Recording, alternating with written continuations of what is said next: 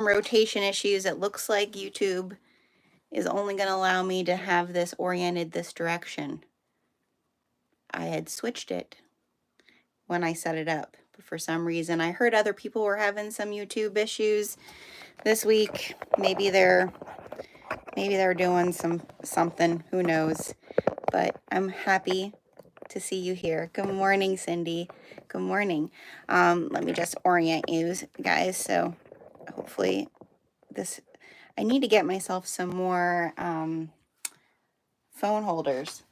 We're at the sewing table first this morning. So welcome. My name is Genevieve. This is my channel, Thunderbird Handcrafted, and we are going to be sewing the Phlox by Sallie Tomato Patterns. I have an affliction for certain bag designers, and I think maybe it's because it's the first ones you do when you first start sewing, maybe, right? Hi, Rhonda. And so Sallie Tomato is one of the first patterns, bag patterns I ever made. I have a video about it actually, and it was the Ochre Roots, the first Ochre Roots box, and it was the first bag, like, I wouldn't say the first bag, but the first big bag I ever did on my fabricator. And so I don't know, ever since then, I've just had an affliction for their patterns. I feel like as far as beginners and to learn some different techniques, their patterns are really great.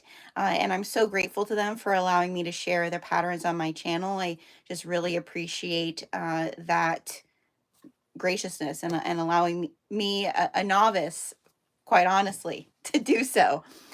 So today we are going to be sewing the Phlox, which is a fairly, it's going to be a very lengthy video. It's a fairly big bag, and it's has a lot of different steps in it, but I've wanted to make this bag since the pattern came out. It has some really cool features, so I'm excited to give it a try. Things that I've never done before, so as per usual, it'll be the real thing. It'll be the real deal. We'll be making mistakes together, and so this is what we're sewing today. So the pattern actually calls for the whole exterior to be cork. My whole exterior is not going to be cork. We're going to have accents of cork, but I'm going to be using some of my Luxe Sateen interfaced for the exterior, and I'm going to be using some of my hand-dyed sailcloth for the interior interfaced. I'm going to show you all of that so that you know what I'm using, but just know that for the pattern, the entire exterior does call for cork, but we're gonna play with it today, and see how we can convert it into some other fabrics. So this is what we're doing, and I'm excited. The whole buckle features of it is really fun. The other thing that I'm kind of changing up is I'm not going to do the exterior zipper. I'm going to do another slip pocket on the opposite side. And then I'm also, for the little attachable clutch, I'm going to be using TPU for that, because I thought that would be fun. And I think I might, after looking at the Sallie Tomato video, which I'll make sure is pinned to my details as well, just in case you want their tutorial, because their tutorials are actually really good. They really break it down in steps, so that's really nice. Since I'm doing TPU and theirs is cork, they don't bind theirs, but when we're done with this, I might say to myself, maybe I want to bind it with some cork or with some of my dyed fabric. I'm not sure. So that's what we're making the little detachable clutch with. So yeah, so that's what we're doing. So I'm over here now at the table because we need to do some foam work, and then we also need to attach our purse feet to the bottom before we get started. So I'm going to show you, I'm using Fabric Therapy self-adhesive foam. It's a lifesaver that you don't have to be stitching. And then also what's really nice about it is we're also not going to have any sew lines on the bottom of our bag by using the self-adhesive foam on the bottom. So that's what we're going to be doing over here. Anybody else try the self-adhesive foam or any of the self-adhesive interfacing from Nancy over at Fabric Therapy?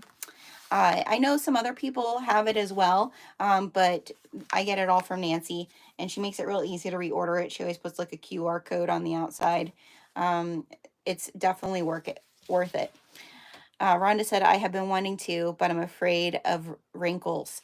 Yes. So I think, that's one of the things, like I've tried it on some different things.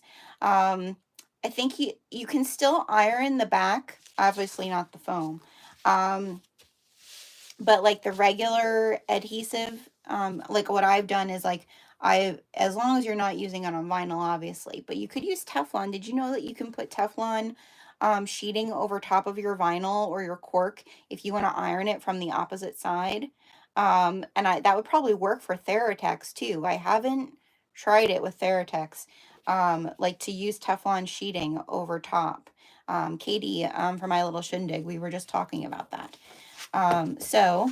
Okay, I need to also, before I forget, let me just, and I'm wondering if this is why, because this is what happened to me the other day. I have to put my phone on Do Not Disturb for you guys. Let me just make sure.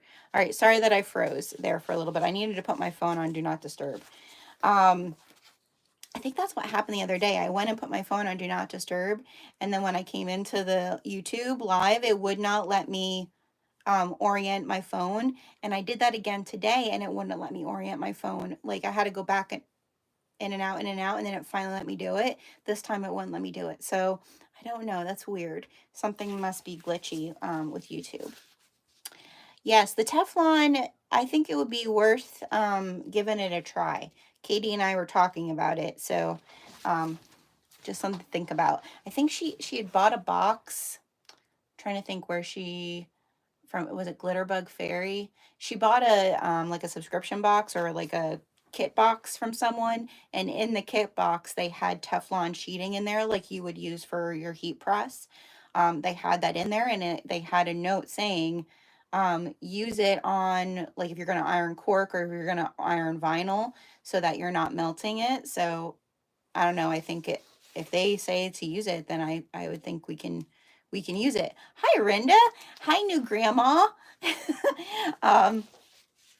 So hey, Kayla. So we're gonna get started. We're gonna start with this. I'm procrastinating now because I'm nervous because this is a big bag, and as per always, I make mistakes. If you are new here, I should say this. If you are new here, you're watching the replay, or if you're not new here and you're not subscribed, please subscribe. Likes help. So give me some likes. Make sure you like the video.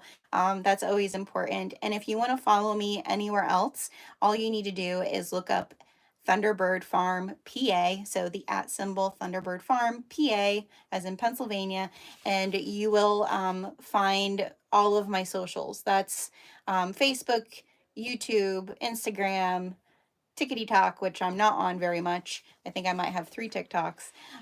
So that's where I am everywhere. That's where you'll find me. And our website is thunderbirdhandcrafted.com. And this is the last week of our print pre-order for the spring. So definitely go check it out. All of you all got some really, I'm starting to make the tallies, and seeing what prints everybody got is so exciting. So that's my plug. All right, so I'm going to tilt you down. I'm so sorry for the orientation. Blame YouTube. I'm going to tilt you down. So here I have my base piece, which is cork. My cork is, I was going to do cork from Sallie Tomato. I have cork, but it's a brown color and it didn't really match that great. So this cork is actually from Katie over at My Little Shindig. It's like a jade color cork, which I felt really pulled out. Like the brown was almost, it wasn't, like the brown wasn't the right color brown. There was only like little pieces of brown, but the background of this is like the same dark teal. So I got this from Katie over at My Little Shindig. And so what we're going to do first is we have to mark our position for our purse feet. And I'm going to go grab those, grab my instruccionos, because Lord knows I need instructions. Actually, I could bring over my iPad, and then I could see if you guys have questions and stuff. How has everybody been doing? How's your first official week of February? Can't believe it. I don't know. Did anybody see that on, I think it was Jimmy Kimmel. He had a whole thing where like the news anchors and everything were like, I can't believe it's February. I can't believe it. I can't believe it. I think because January, like, we're just like, oh, new year, new year. All right. Oh, thank you, Rinda. I know, we got this. Hey, if I could sew this sweatshirt with never sewing a sweatshirt yesterday, we can sew this bag because I've sewn bags, right? All right, so I'm going to use pen on the back of this. I know that this isn't something everybody does. And then I'm going to do, I'm going to sign it. What's today's date? Today's the 6th. Like Amber tells me to sign my art. All right, so we need to do 1.5 inches from the top. And I don't know, these purse feet might actually be from Sallie Tomato.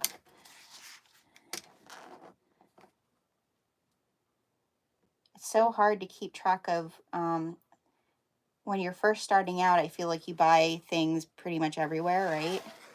And then you start finding the places that you buy your stuff, right? And so I know that, oh, this is going to be hard. This ruler that I bought at So Magical, I feel like I need more markings on it than what is actually on it for my brain. Like the 1/4 inch line does not go all the way. So 2 1/4.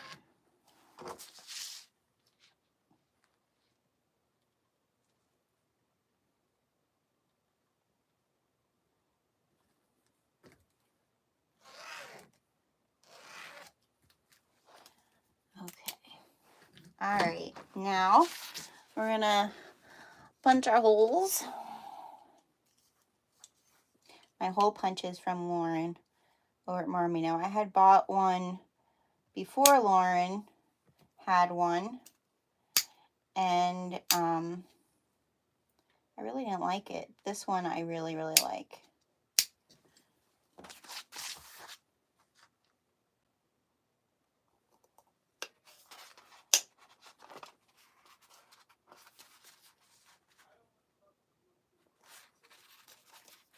And you definitely need a hole punch for this one because we're hole punching here, and then we're hole punching when we do the handles. Cam snap purse feet. See, that's the next thing I need to invest in, you guys. So I have my cam snap, and actually yesterday when I was doing this, I was like, oh, I need to get one of those bases from Becky Hanna. So that's one thing. I saw she had some, and I'm sure I didn't get over there in time. I need to get one of those so I can lay out all my pieces of my cam press, and then I need to see what like attachments I don't have for it, because I know I don't have that, and those are nice. The same way with like the magnetic snap thing too. Those are nice as well. All right, so now this is what I need to decide. Do I put them through now? Yeah, I'm going to put them through now and try to, no. I'm going to do the foam first, and then I'm going to push them through the foam. I leave them in the bag, or I forget what they are. Yeah, I know, that's what I did too. I had them in, well, I left them in the bag, and then I don't know what I did, if I dumped them all out, and then I was like, oh, now I don't know which one goes where. So I need to make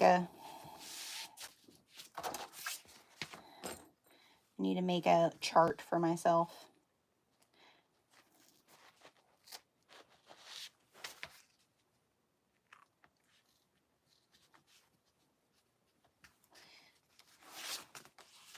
Ooh, that's going to look so nice.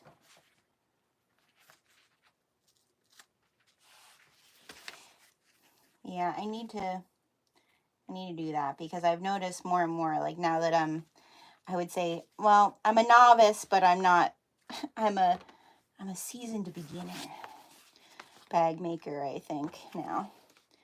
I need to get my tool belt a little bit more finished. I feel like Katie, when I was talking to Katie yesterday, she just like reorganized her pegboards and everything, and I was like, oh, I should do that because I feel like mine is so unorganized. All right. So now that I have my purse feet on there, I'm just going to go and grab somewhere in my popcorn can of goodies. I have, I think, some of Nancy's self-adhesive. I should have a scrap or two somewhere. There we go. To put over top of these.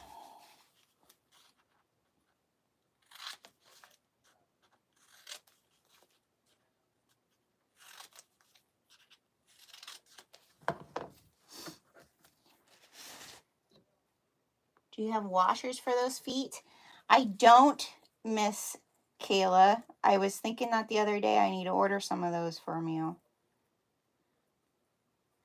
I have your buttons, but I don't have any washers. I think that that's such a great idea. Because I know, like Amber was saying the other day, I had bags that I had sold with rivets. And rivets pull out, you know. So, definitely need to grab some of those from you.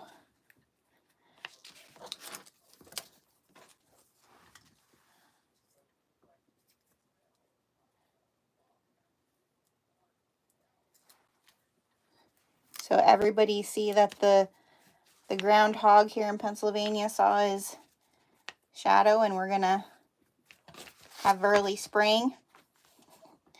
My daughter was telling me, so those of you who don't know, my daughter's in college, and her boyfriend, he lives in upstate New York where they go to school, and they were talking about the groundhog, and he thought,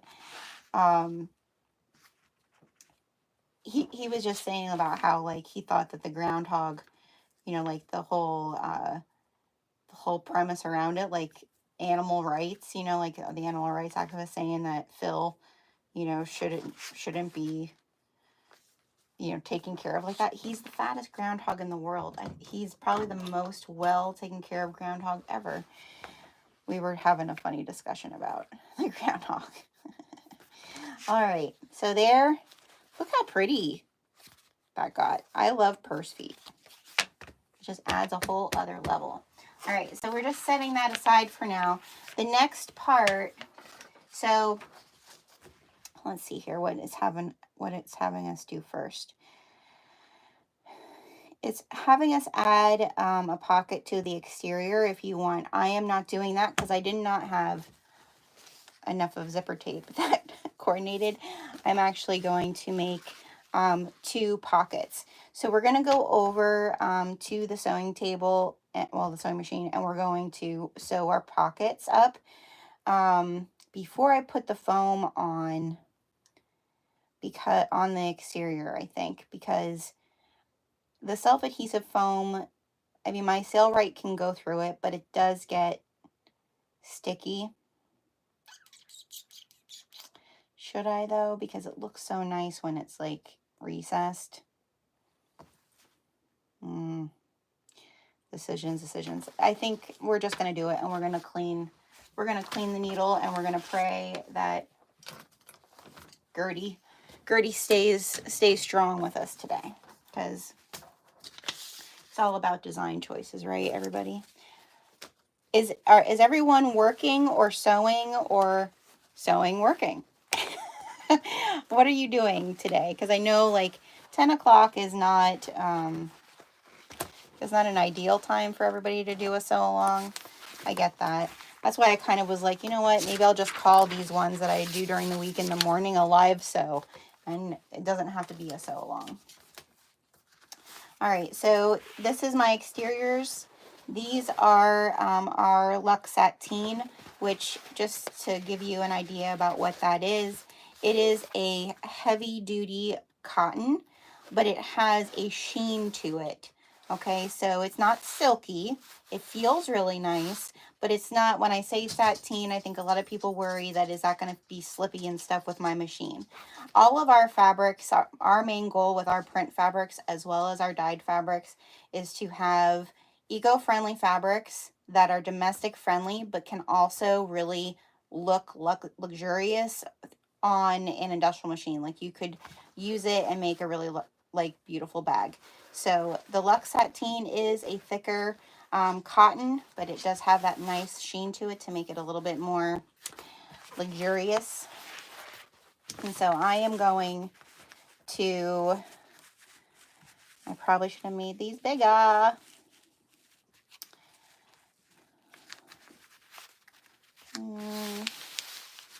I want to recut these because my buckles, that's what I have to remember. My buckles are at the top there. I think I'm going to recut them. Oh, Kayla just pulled up to the shop. So you went and did the drop off.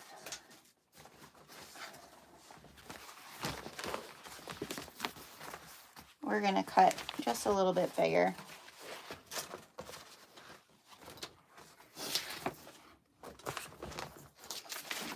Dun, dun, dun.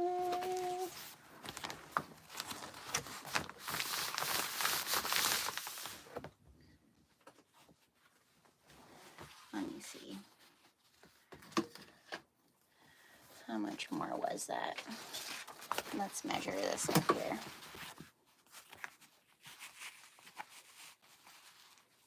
That's good.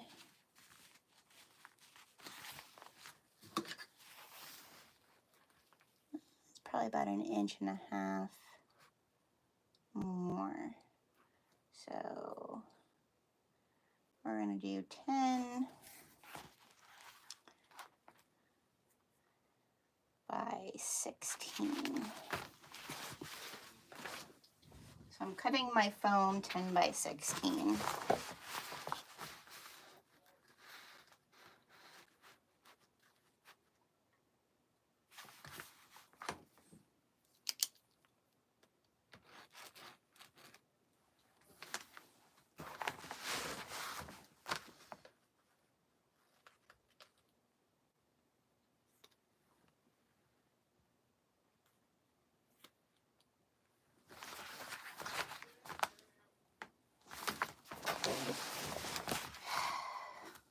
All right, 9, 10.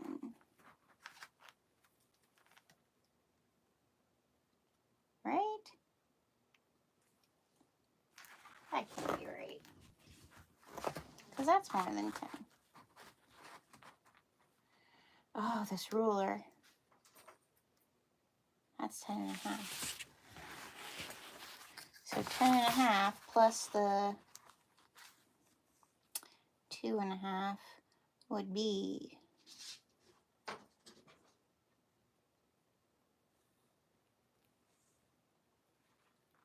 Oh no, this is 8.5. Oh, by 10.5. It's one of those. I didn't have any coffee this morning, you guys. I'm trying to cut out caffeine. I know, it's sacrilegious. I was just drinking too much of it. I think that's why I was sick the other week.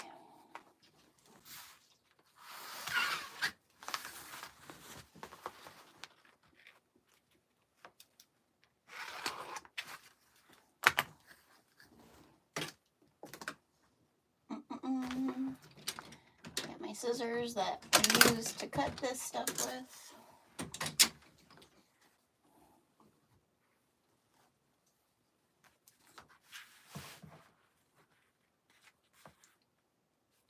Oh yes, Rinda made her diaper bag. It's so pretty. Did your daughter see it yet? 8 sets of baby perp. Oh, good God. Yeah, that's a lot of sewing. But so good.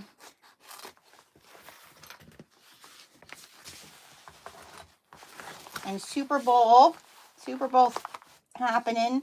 The football Super Bowl and the sewing Super Bowl.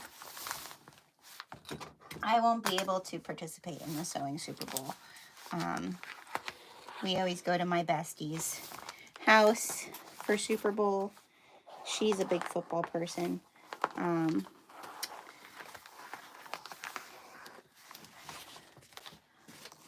am not, but I appreciate the food. So.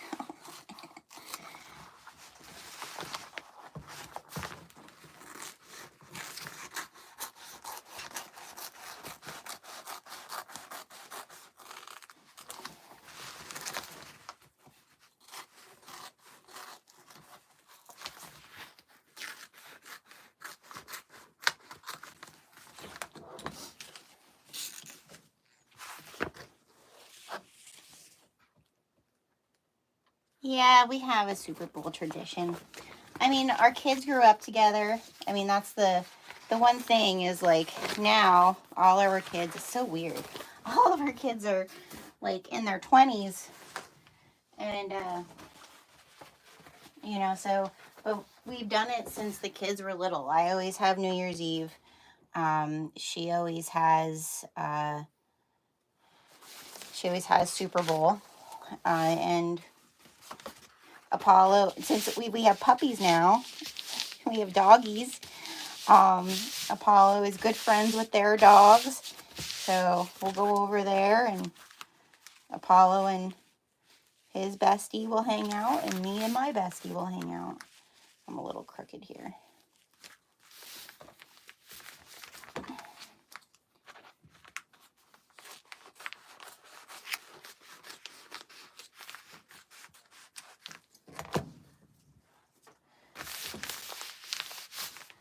Oh, we're getting the scammers. Wonderful. Report them if you want, you guys.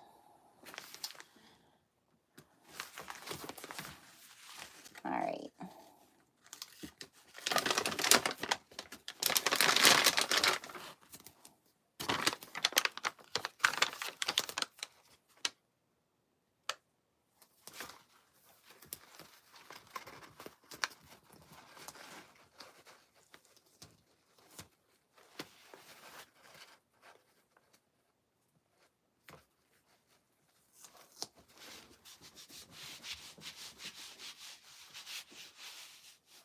I am old enough. She'll be 21, actually, Rhonda. My son just turned 18. And, I'm sorry, I covered the screen with it. Yeah, my son just turned 18, and my daughter will be 21. I can't believe it.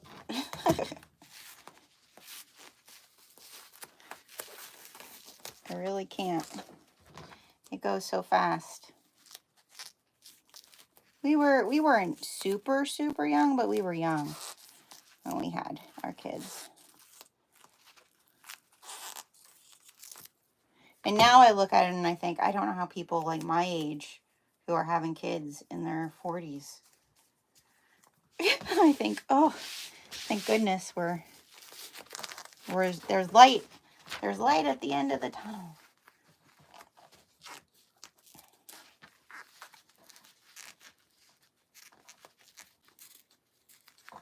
I'm just butchering it now. Good enough. Let's see how it looks.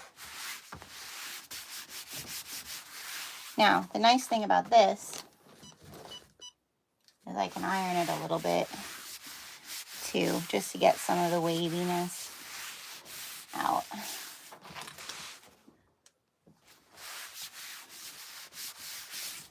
All right, let's do the next one.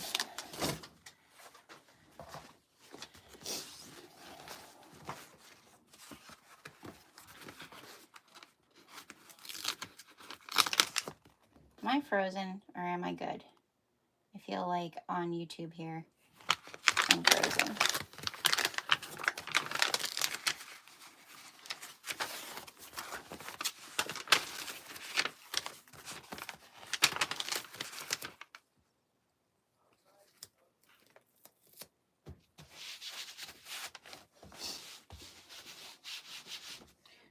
What in the world?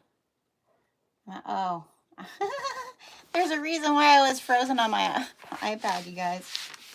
I had it on pause. Oh, yeah.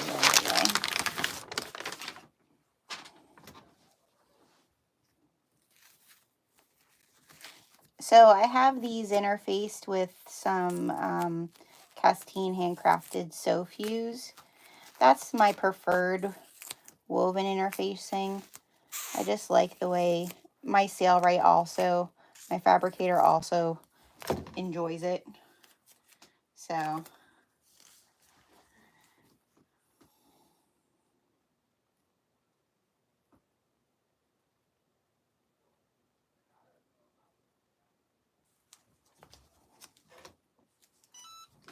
right. And I'm just gonna take my little iron over it real quick.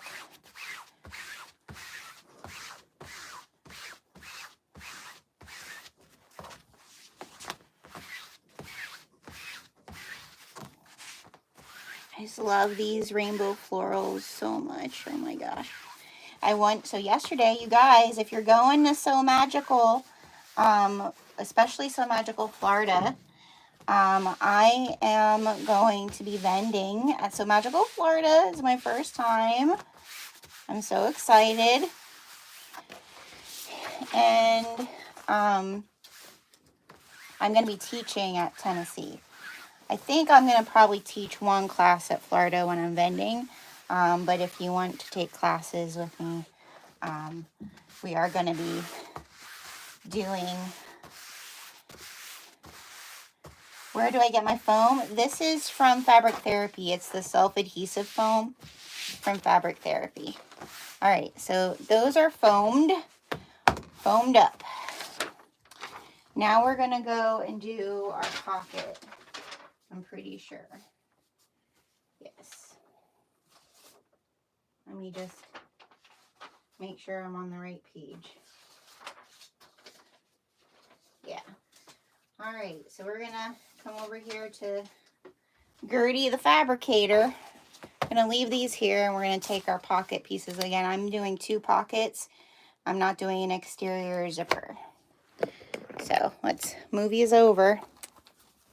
All right, and I have to fix my orientation over here.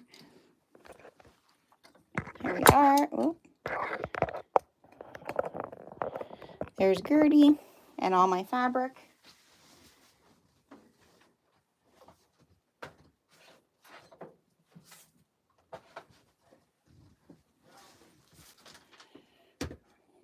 Get my iPad.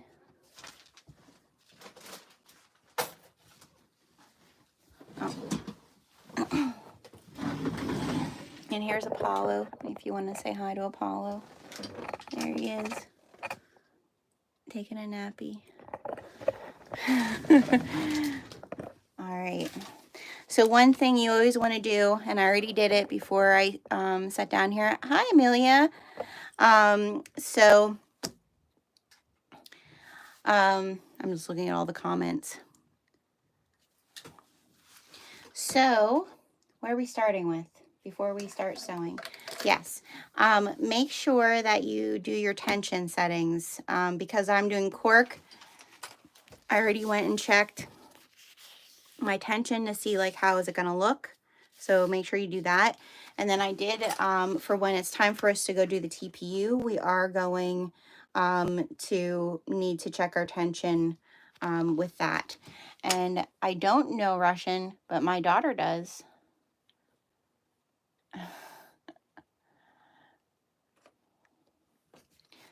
Oh, I need to plug in my iPad. Oh, because this is going to be a fairly long sew. So we want to, oh my God, goodness. We're just making a mess, y'all. All right. Take a drink. Relax. I'm good. I'm doing real good. All right. So I have my front pockets and I have my pocket lining. Sallie Tomato does provide you little pattern pieces to do your corners. However, guess who has a template for that? Kayla has a template for that to do corner rounding, don't you, Kayla? And I don't know if that's a template I have either. I have a lot of Kayla templates, and I actually am going to use one today, but I don't know if I have that one, Kayla. Do I? I don't think I have that one either. Looks like I need to go shop. All right, so we're going to just put right sides together with these. Again, I just interface them with some of the casting handcrafted Sew Fuse.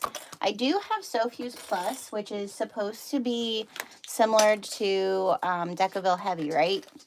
I have not used a lot of that because when I first started sewing, I did buy Decaville Heavy. And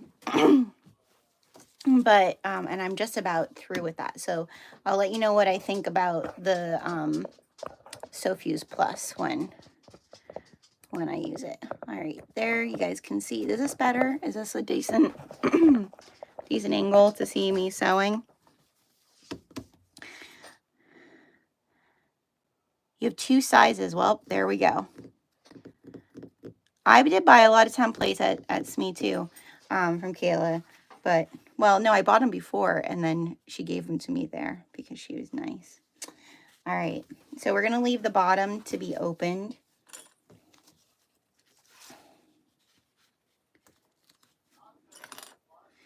And I'm going to see what my seam allowance is on this, because I might do it a little bit. I mean, they do turn theirs, even with the cork. Sallie Tomato does turn this. It's not just raw edged. So let me see what the seam allowance is, what they say to use. And just so you know, you guys, I'm just taking my time with this today. So this might be a really long sew, but so they do it with a 3/8 seam allowance. But I feel like I kind of want to do a 1/4 seam allowance because I want my clear TPU. I think I'm going to do a 1/4 inch seam allowance.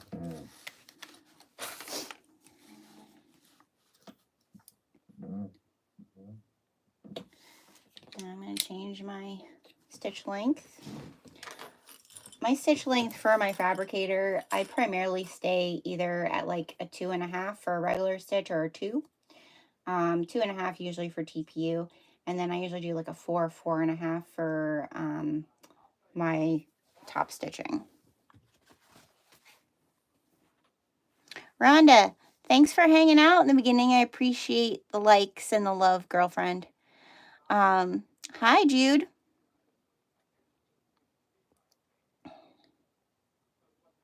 Oh, on the new pattern's really, I got a sneak peek of the new pattern, I think. If it's the new pattern that I think you're talking about.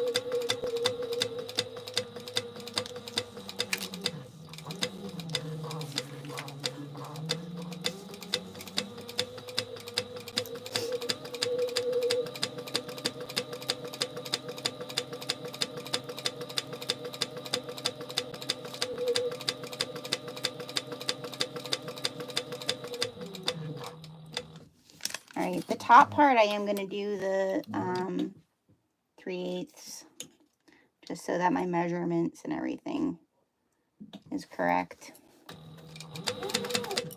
Come on.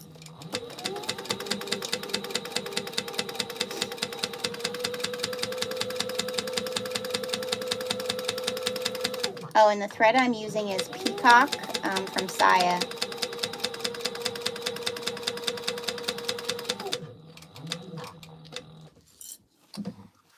And the hand-dyed color is Mint Julep, and we still have some on the site. It's so pretty, and actually, we still have some of January's retail on there, which is Desert Rose, and the Mint Julep and Desert Rose together. Oh my goodness, it's so pretty. I had orders that we packed over the weekend, and people bought both, and just the two of them together. Like, I didn't think of it, but oh, it's so pretty. All right, so before I turn this one, I'm just going to do the second one. Oh, but before I do that, one of them gets my bag tag, which will be this one.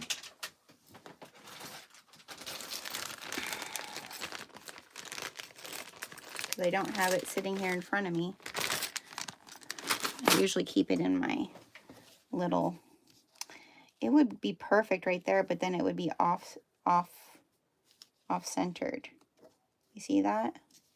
It wouldn't cover up any of the flowers, but probably centered, it'll be just as nice. Thank you. My husband says I have expensive taste.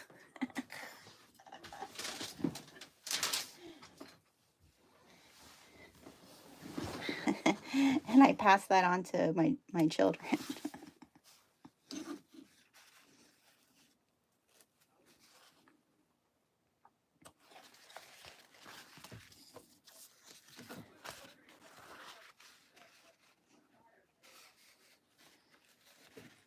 I don't know if the color, does the color come through? Nope, it changes. iPhones, I swear. They say they have the best cameras, but I'm telling you what, they change the color of things. For sure. Because this is definitely like, see how dark that got on the screen? It's not that dark in person. It is definitely more of like a minty color.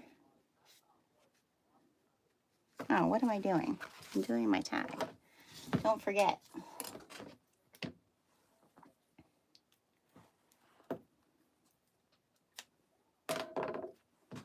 Yeah, yesterday when I was doing this sweatshirt, I feel like today I just want this to be a relaxing sew, because learning to sew something new, even though like you're enjoying it, it is stressful, right? And it was definitely, it had its stressful moments, especially when my serger wasn't, because I don't know my tension settings on my serger, so something I need to learn. I think there will be good. Yeah.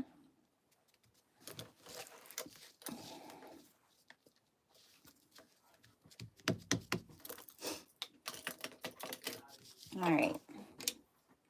We're going to stitch this puppy on here.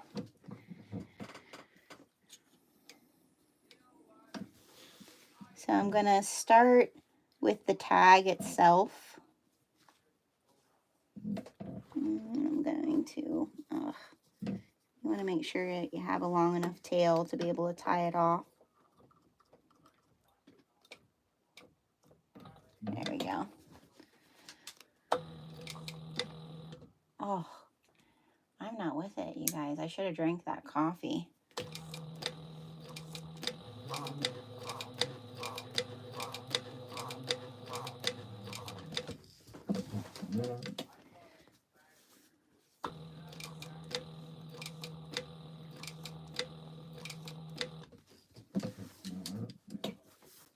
This peacock thread is so pretty with this. Good choices, good choices.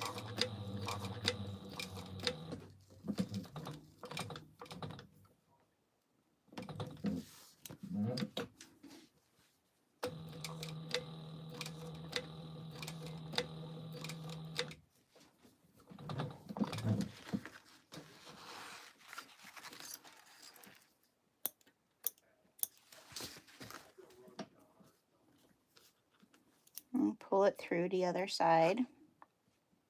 And we're gonna knot this off.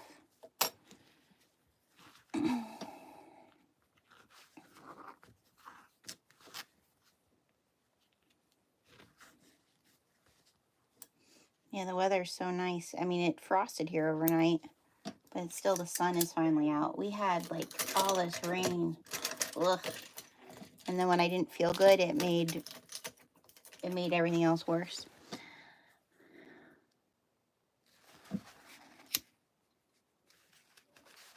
Okay, so now we're going to do the same to the outside frame of the cork.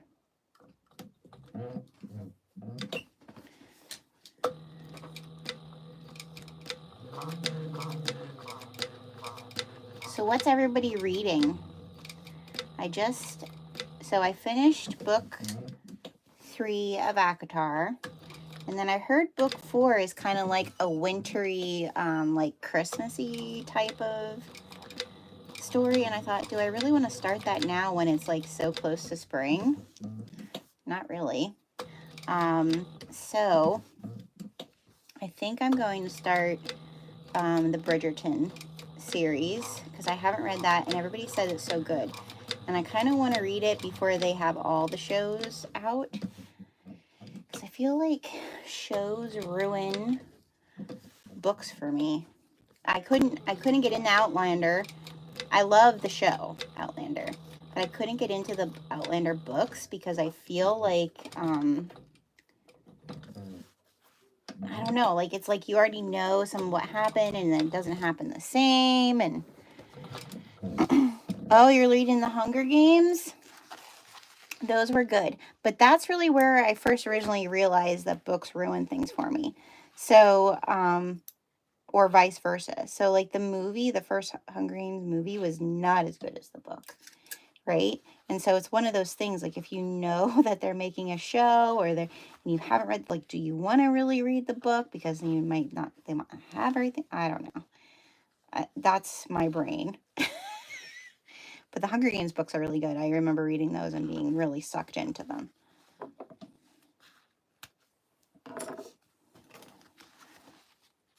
I'd like to do a Hunger Games series of fabrics, like I did with the ACOTAR inspired and the Potter inspired ones. But I'm trying to think like what could be on the fabrics. Like my first initial thought was like coal and bread, which really wouldn't make like like very good bookish fabric. I mean, the Mockingjay, obviously. I don't know, help me with some ideas, because I've thought about designing a Hunger Games series of fabrics, but I just couldn't I couldn't think about what else could be on them. I have designed a Divergent series of fabrics. So if you like Divergent was also one of my like favorite books, and then I feel like the movies didn't go far enough, nor did the book. Like the book, I felt the ending of that book was not really what I wanted it to be, but I still really liked it.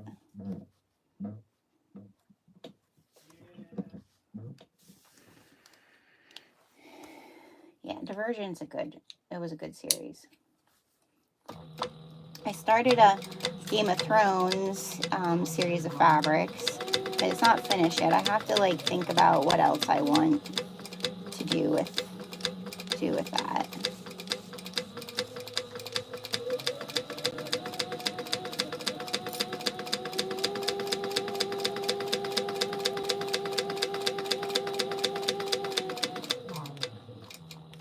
I feel like bookish sewing goes really well with our whole like theme of self-care here.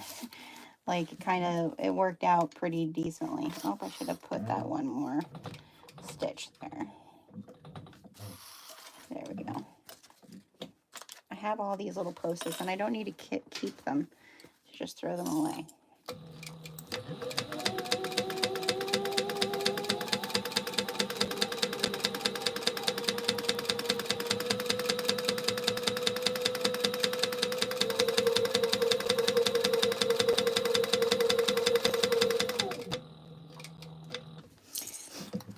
The other thing that, oh, goodness gracious, people. Come on. Be decent, can you?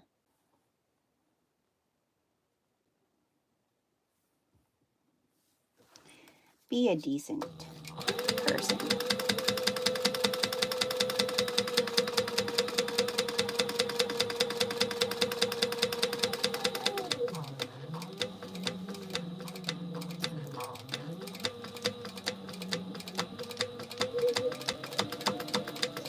We were talking about So Magical there for a second. So who's going?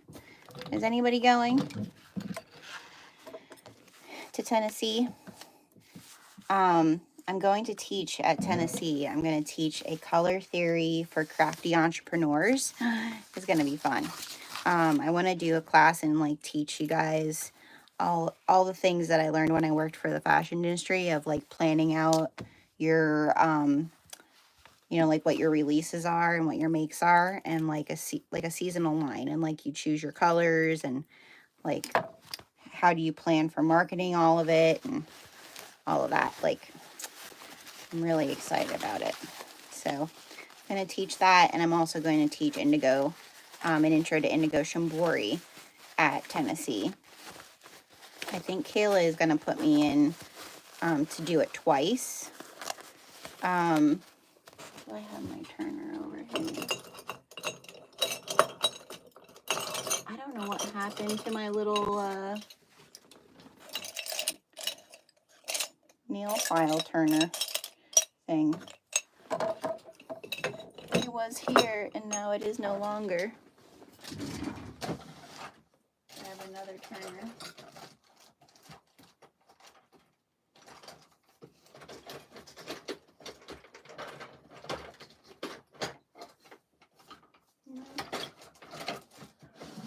Guess I need a turner too, Kayla. Maybe it's in here. Sometimes I throw it in here and then it gets lost in the... Nope. Who knows where my stuff goes? Anybody else do that? What am I making? I am making a purse. I'm making a bag. It's called the Phlox by Sallie Tomato Patterns. We're gonna use this to push this out. I'll show you a picture in a second. So we're making the outside pockets.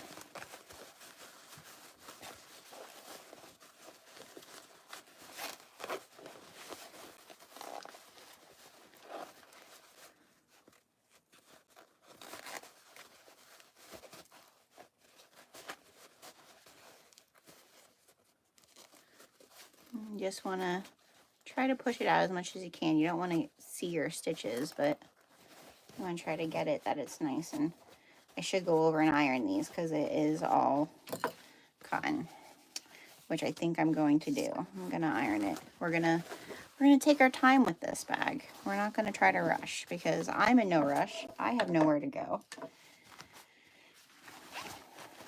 And if you want to stay or go, you could watch on the go if you wanted to. I don't encourage that. I don't encourage watching YouTube and driving at the same time.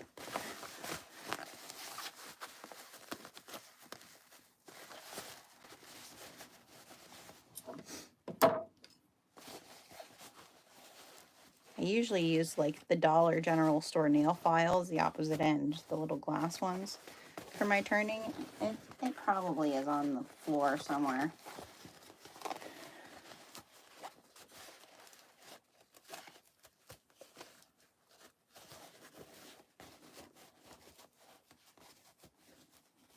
Okay, very nice. Oh, it's gonna look so pretty. All right, I'm gonna go over. I'm just gonna tilt you guys over this direction instead of like lifting you back and forth. Don't mind my messy creativity corner, but I'm just going to go over and iron these. Okay. So, grab my iron mat. My little iron did shut off, so I have to wait for it to, but I'm just going to turn these in and kind of finger press them to where I want them to be. That's the one nice thing, that both the Luxe Sateen and the sailcloth that I'm using, they finger press pretty nice.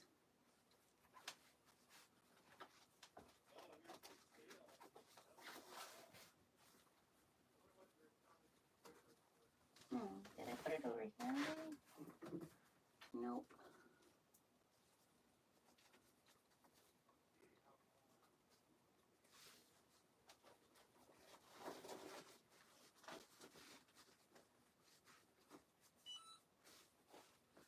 There we go.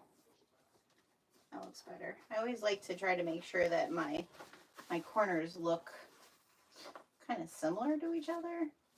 I guess that makes sense. I don't want them to look awkward.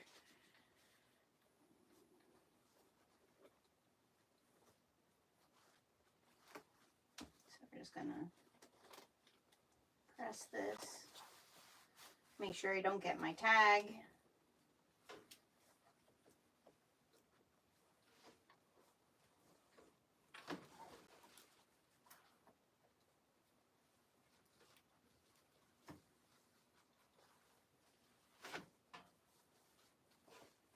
Oh, this Luxe Sateen is so pretty. And it sews really nice. All right, so there's that one. Now we want to make sure we do this one. Actually, I'm glad I put my tag on that other one because this one has just like a really nice big flower right in the center of it. I'm like pointing at it and I'm like, I didn't even check if you guys can see. Oh, okay.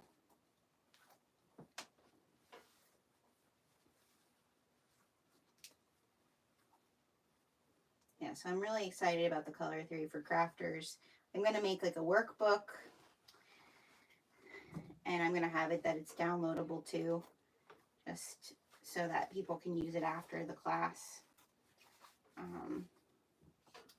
But we'll go through the whole workbook, and we'll design a line of products for your shop and get all the planning and color theory work done. I'll show you how to look up trends so you can know, like, if you want to design something that's along the trend lines of what's going to be, all the designer secrets.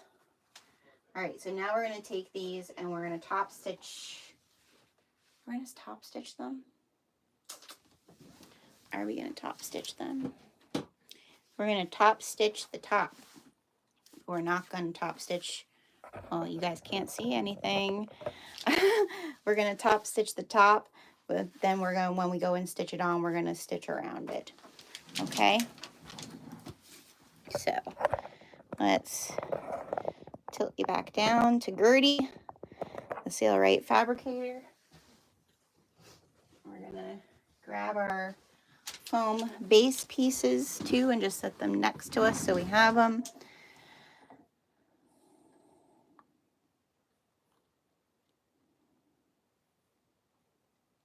I don't have a moderator, so I'm sorry to those of you who are here.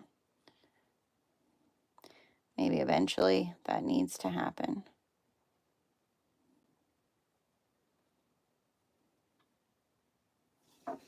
Okay.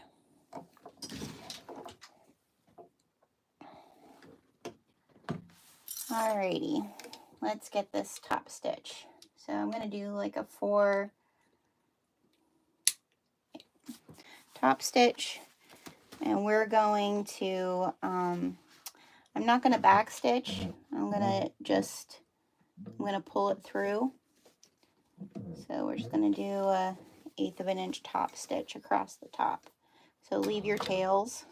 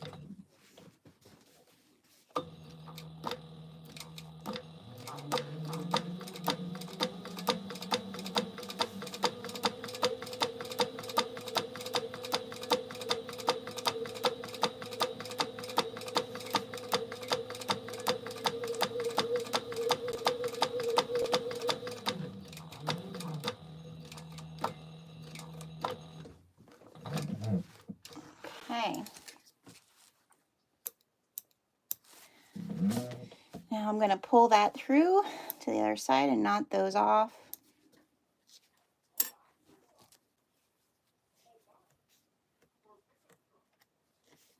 You can hear my father-in-law.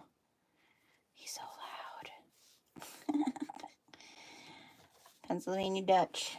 They don't have a volume control. It's all one volume.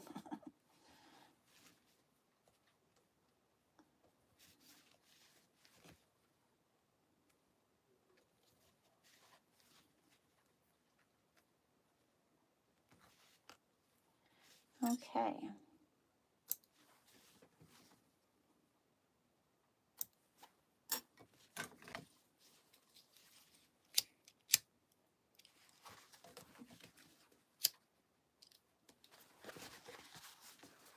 Look how nice that got. Really pretty. All right. Oh, now the other side.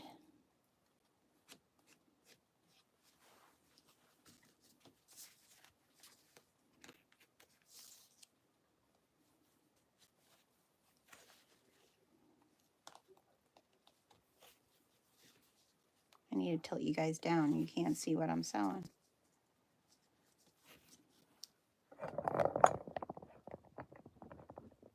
There you go. A little bit better.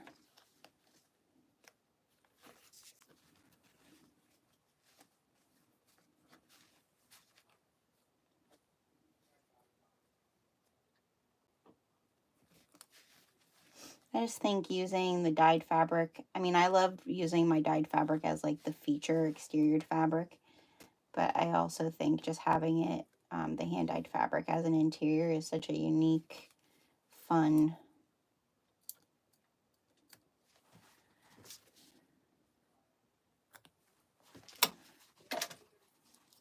So much work goes into it though. Sometimes I'm like, oh, it should be always be the front, but okay. So now we have our pockets made. Now we're going to get our exteriors, and I need to decide which one is going to be my front and which one's going to be my back. So I just kind of want to look and see, like, how does it cover it up, I think. Because it's obviously going to cover.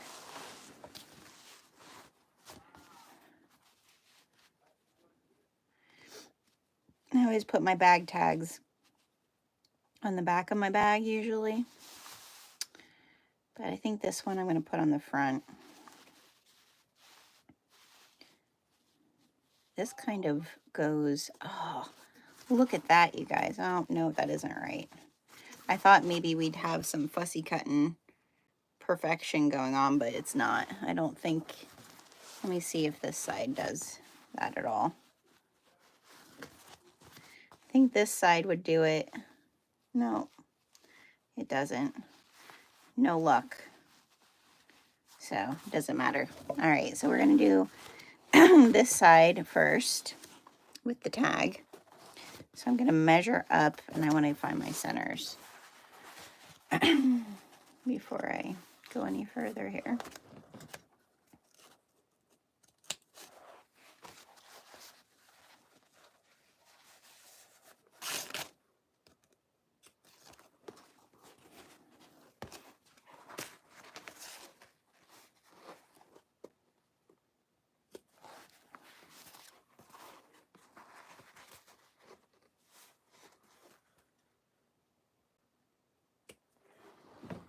Okay, so now I'm going to measure up 1 inch.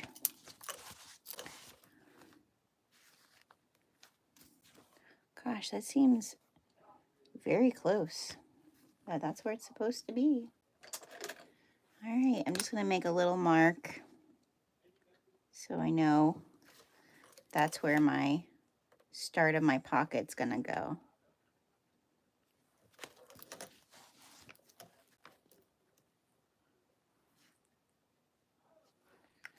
Okay. And then what I'm going to do here, just to kind of hold this where I want it to be, I'm going to take some double sticky sided tape. double sticky, double-sided, whatever you want to call it.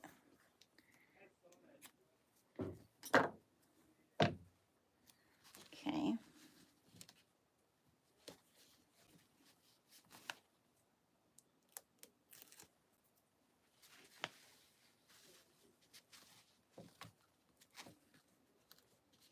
There's a little thread there we're going to cut off.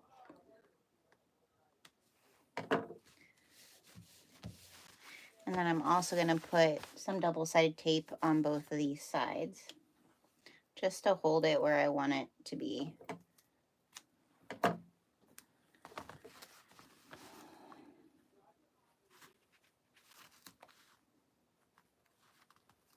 close as I can get it to the edge. I should have like 1 step thinner double-sided tape. I should have an 1/8 inch one. I did not. I don't think I bought any. So we're just using our 1/4 inch.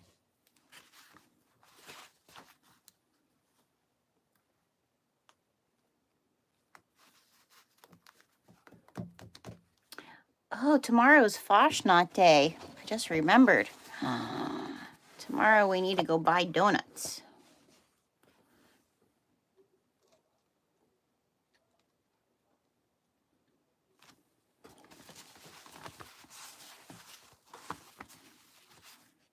This one I marked, yep.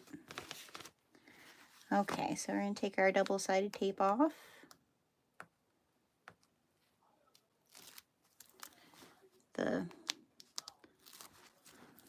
And line us up.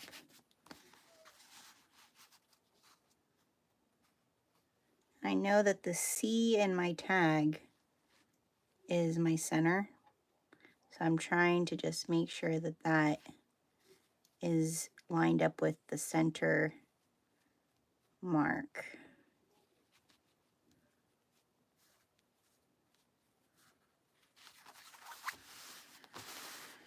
Okay. Now we're going to stitch this on with a top stitch. And we're going to pull our tails of our threads.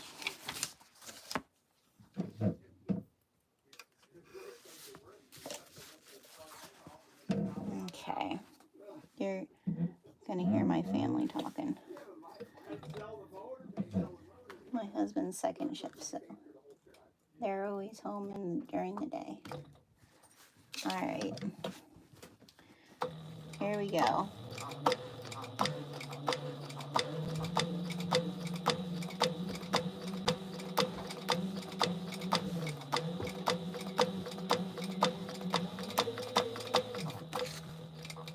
Just take your time around the curves.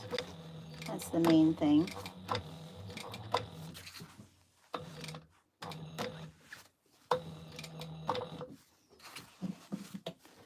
You can crank if you need to.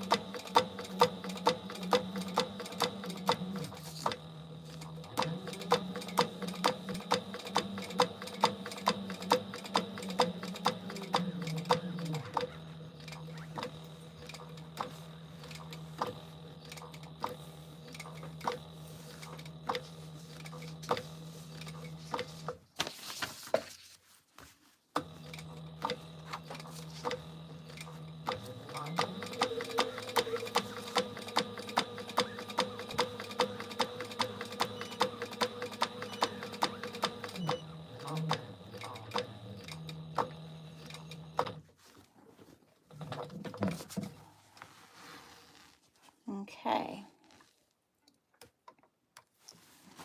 I'm going to pull our tails through.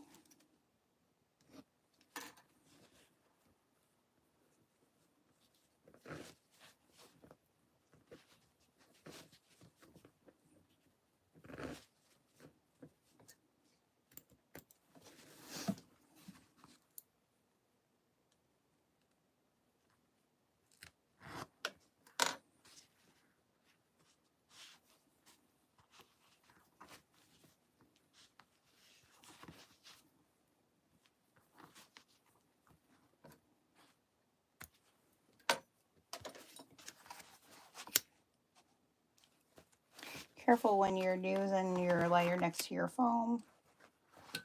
Well melted. Okay. There's where we are so far. With this one, I am going to put rivets on either side here. Okay, but we'll do that after we have it all in place.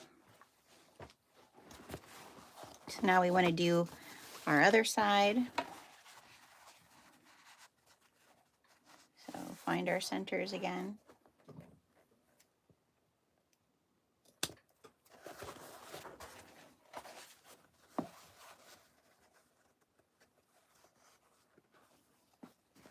You might hear my dog bark if he sees the jogger outside.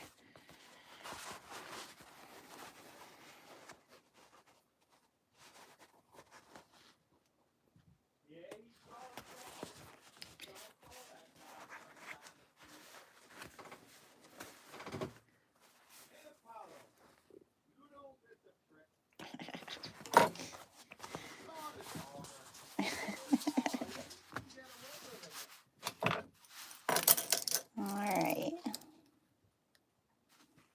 Now we need to make our marks.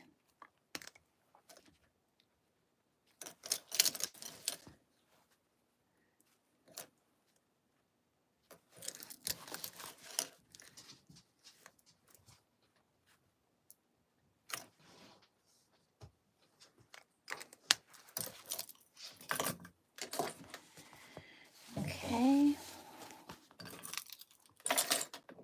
Another double-sided tape. Just repeating the process.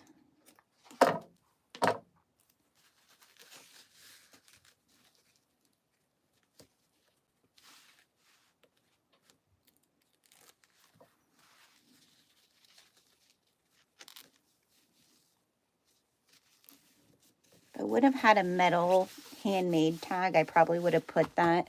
I don't think I have one. I could check real quick just in case I do. Let's see. Sometimes stuff is hidden in my boxes.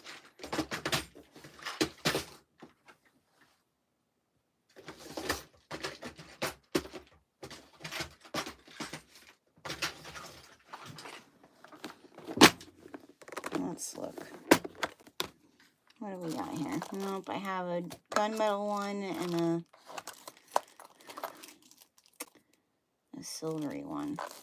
I don't think I have. Nope. Okay.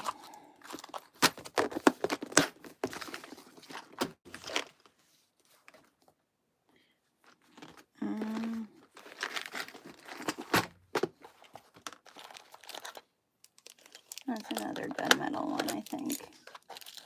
Yep. Or a matte black one. No gunmetals. That's what I want. Nope. Okay.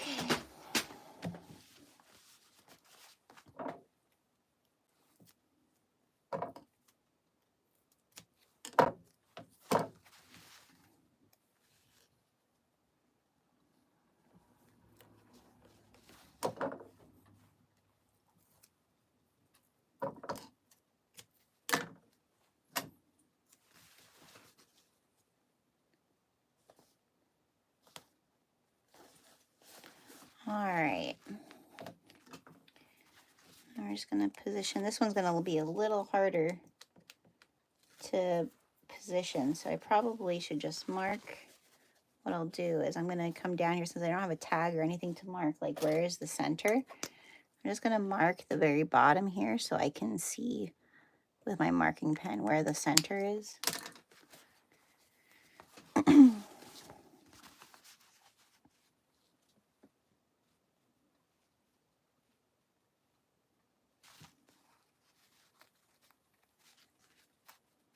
There we go.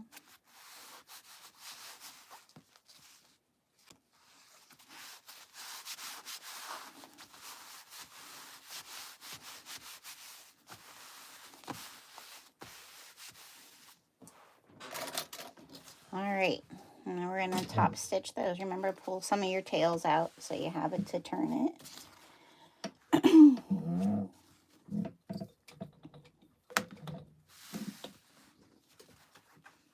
you clip this little thread here.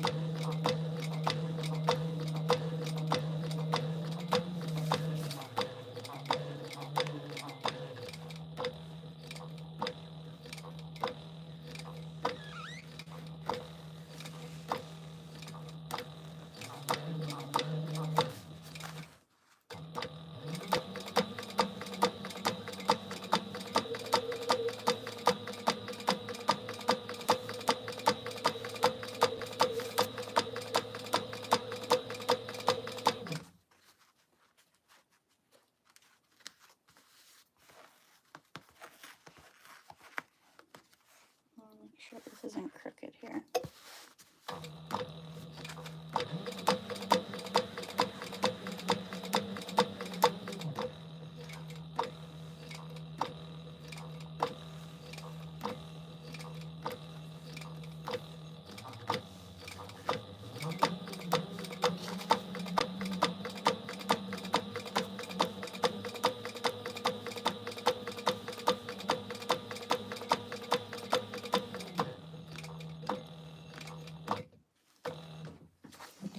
Okay.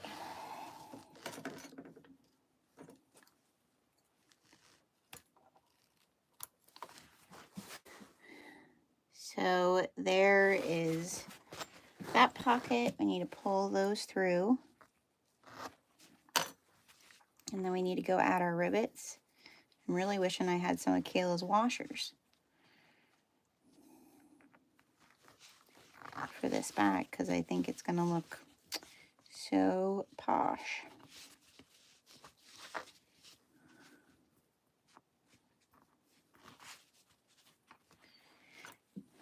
It is not for an edit. It's just to make. It's actually, I'm going to try to make a bag with my hand-dyed fabric and the rainbow floral fabric, print fabric. One of every color to have displayed at my booth at So Magical, because I think that would be really cool. So I made my purple one. I'll show that to you when we take a little break. And now this one is the white mint one, white teal one. All right, so I'm going to go over, we're going to put those rivets in so that we don't forget about them. And we're going to turn you around again this direction so you can see me do it. All right. I'm going to get my rivet press out. And we're going to get our rivets. And I feel like I should probably use, since we have foam on here, yeah, we need a decent size rivet.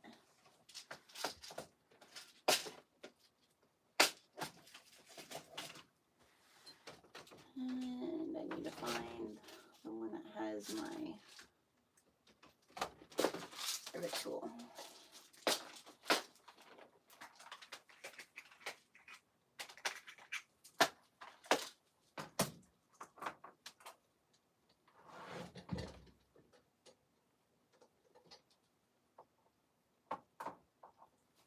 I am going to mark where I want my rivets. I usually don't. I usually just eyeball them, but since this is, I want this bag to look really nice, we're going to be a little fussy. So,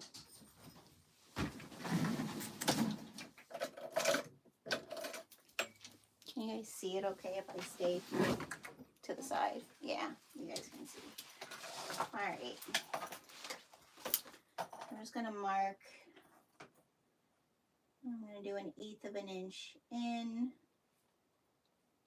I think well, 1/4 inch in and a quarter, like a 1/4 inch from the corners. That's where I'm gonna put it, just right in between my stitches there.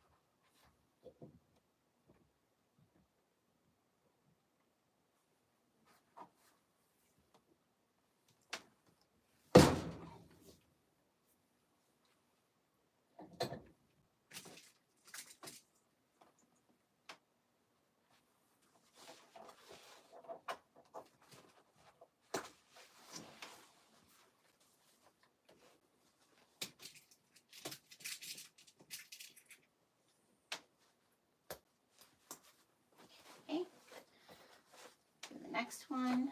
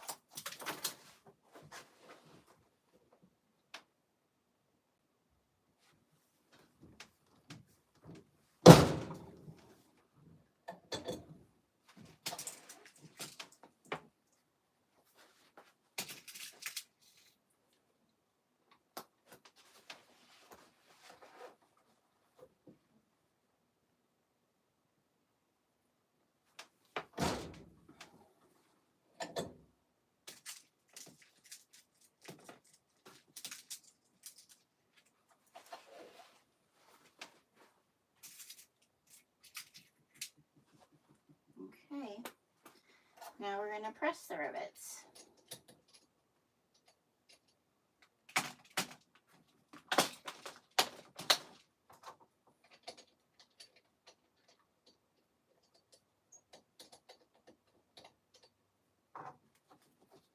These rivets are from More Me Now.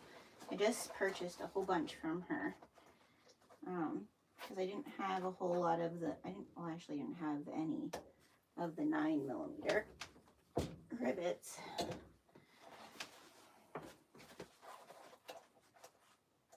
And I needed some thicker ones.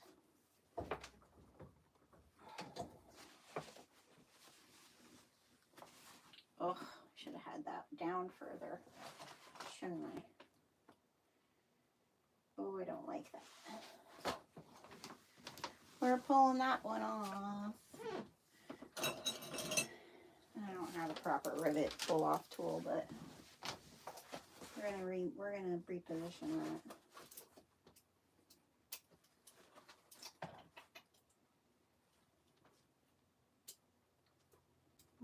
Without ripping our bag. That's the goal, at least. And not hurting ourselves.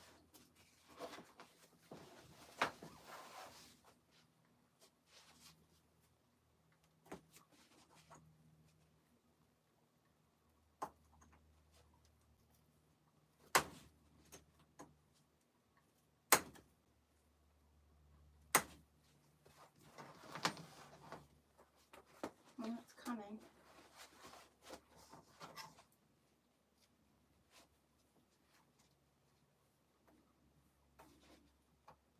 I should have checked it before I pressed it.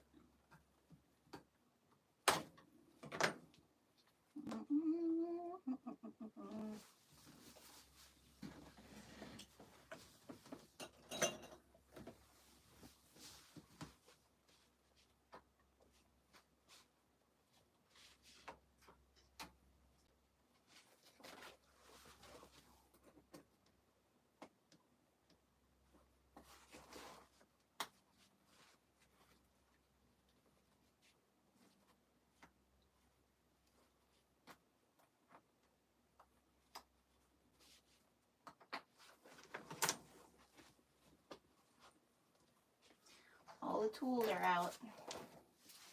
Let's see here.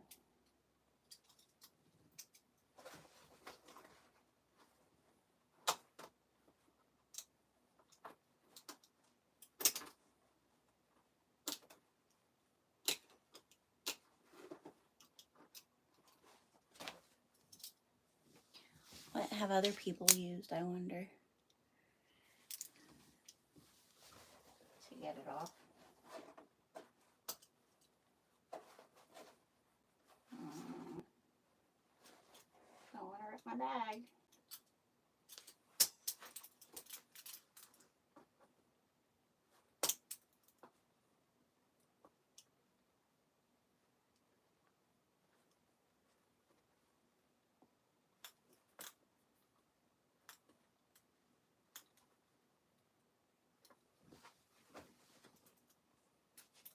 I'm getting there.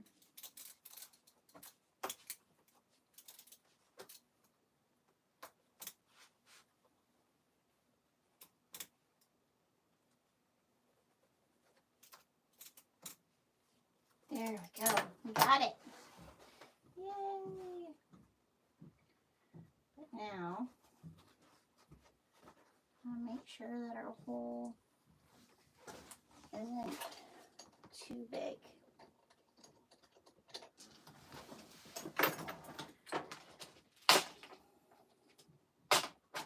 I really should have one of those pushers. Sorry about the puppers. See somebody. Lots of runners lately.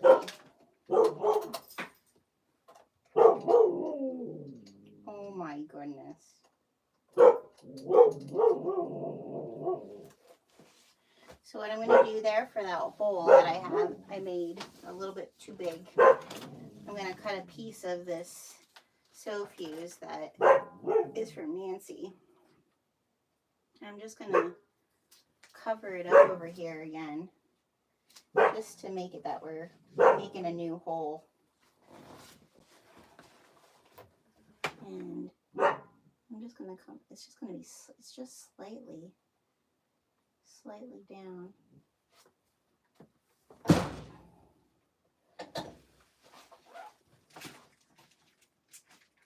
But the cap of my rivet will still cover that, so that's good.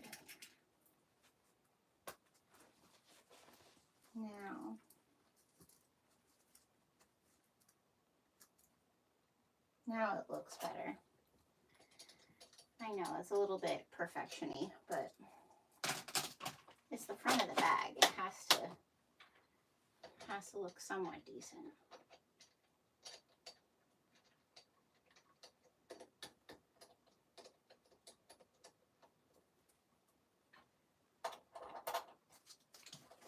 All right.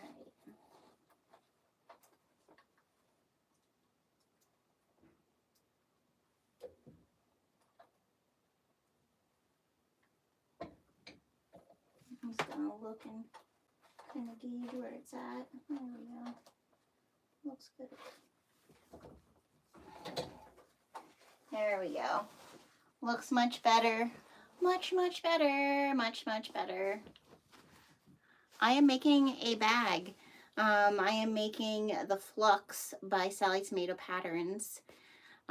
So I just had my rivet was off, which is always a pain, even though I measured them.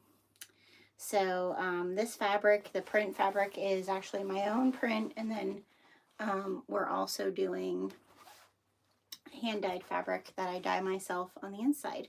I see that you are a crochet lover. My daughter is a crochet lover. She loves to crochet. We got her, we got her one of those, I don't know the proper name of it, you probably do. It's like a cake roller thing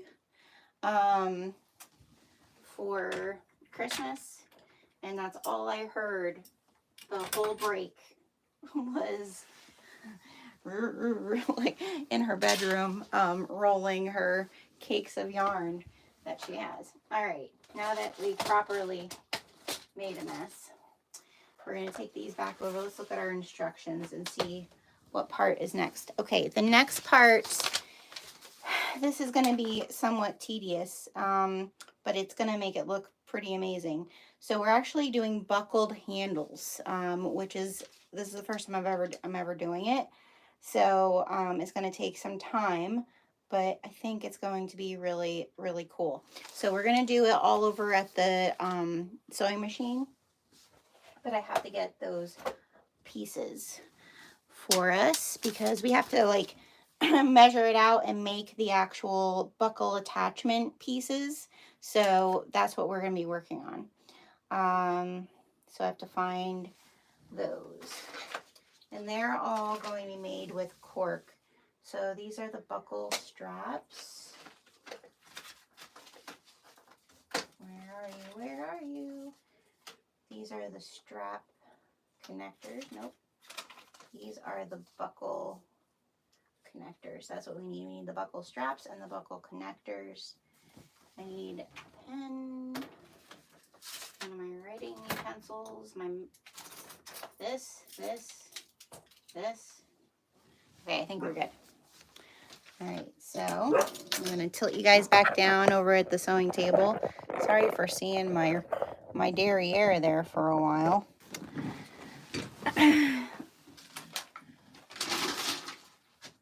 Okay. It's a small creativity corner. It's not we live in an old farmhouse, so it's not a big place. So I'm going to try to tilt you down. Let's see. Make sure you guys can see what I'm doing.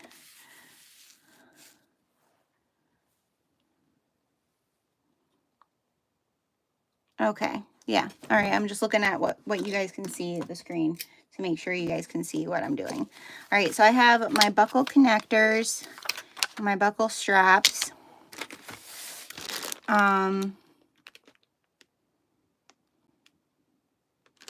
And then I'm going to get my buckles out here.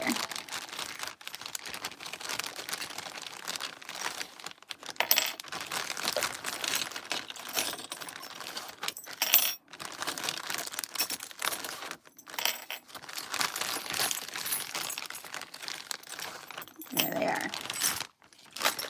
All right. So we're going to prepare the buckle straps first, it says. So what we're doing with those is they're just real tiny. And like I said, this isn't easy. If it was easy, everyone would do it, right? So we're folding this in half this way, and we're going to top stitch 2 top stitch lines. All right. And cork is pretty nice to work with. If you've never worked with cork, don't be afraid of it. I feel like for a long time I was kind of afraid of cork. And then I got a kit from Sallie Tomato, and it was actually really like working with it. Even sometimes more than vinyl, because it's not as thick as vinyl, so it's still really domestic friendly. I'm going to check and see if I do have 1/4 inch. I think I do. I do have 1/4 inch. Double-sided tape. Just to kind of help. And this is Geek Fuse from Wizardry Stitchery. I usually, oh, that's 1/4 inch. I want 1/8 inch.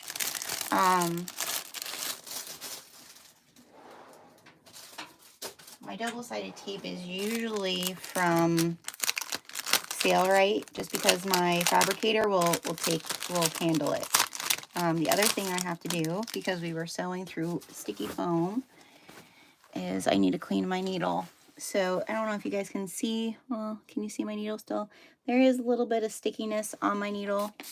I just use some glass cleaner and just kind of go in there and try to get most of it off, just to kind of,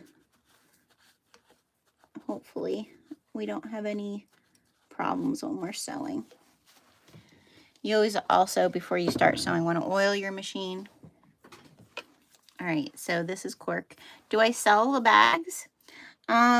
I do have bags on my site that I've made in the past. I'm not selling this bag in particular, but I do have bags on my website. I can pop it in for you guys if you want to see. Just go, when you go to the menu, it'll say Handmade by Genevieve. I primarily sell my hand-dyed fabric.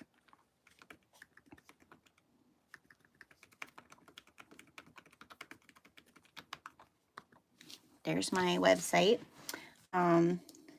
So I am doing a pre-order for fabric right now. And then my hand-dyed fabric. And then I do have some items that I've sewn in the past on there. So this is real thin double-sided tape just to help us keep it together, because clips aren't going to hold this. It's too tiny.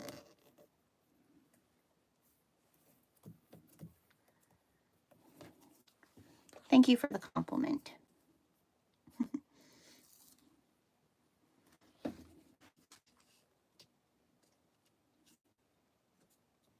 So I'm just going to prep all these first before I sew them.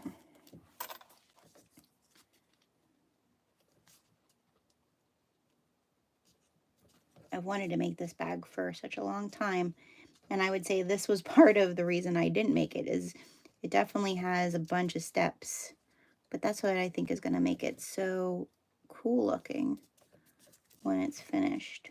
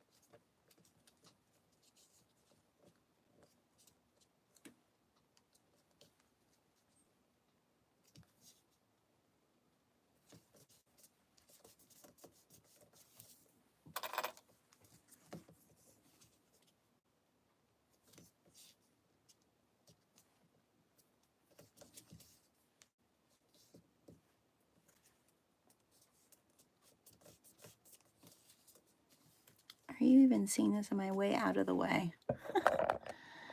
There you go.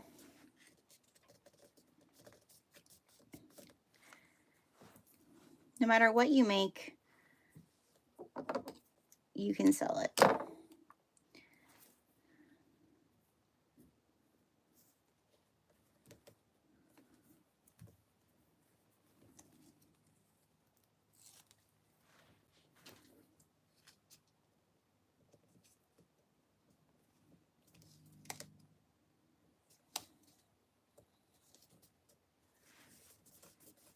Okay.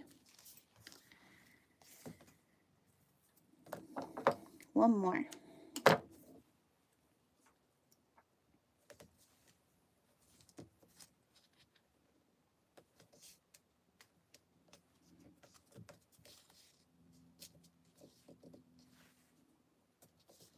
The thing with cork is you want to make sure your cuts are really nice. You feel like sewing now? I've sewn probably about, it's probably going on about 21, 22 years. I started sewing right before I had my daughter. And I love it. All right, so we're gonna top stitch these. Again, you can back stitch on these because you're not gonna see the ends, right? But we're just gonna do 1/8 of an inch top stitch along both edges, right? And I'll probably just do one back stitch,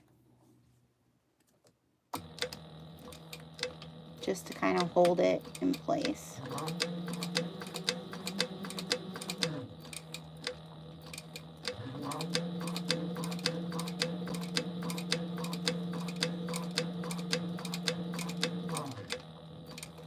When we get to this end, we're just going to flip it and come down the other side. And this is really the reason you want to check your tension before you start, because when you're doing little detailed things like this, your top stitching looking nice, like that's the stuff that gets seen.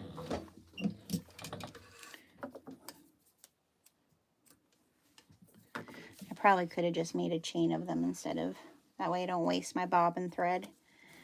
So we're gonna come down the next one.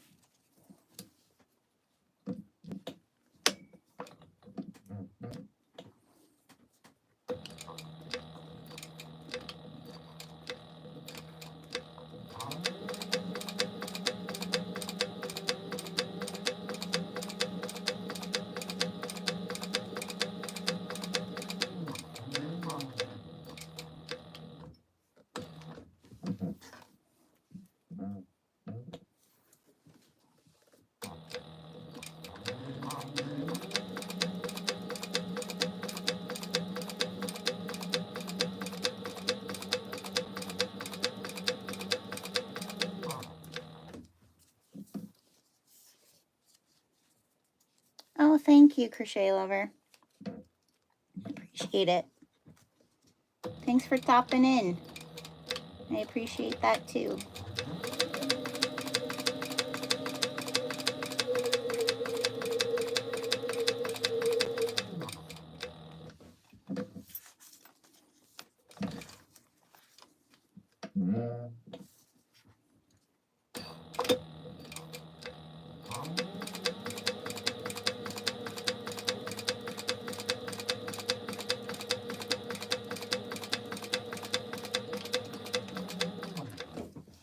All right, so now we have all of our buckle straps made. I'm just gonna clip them off here.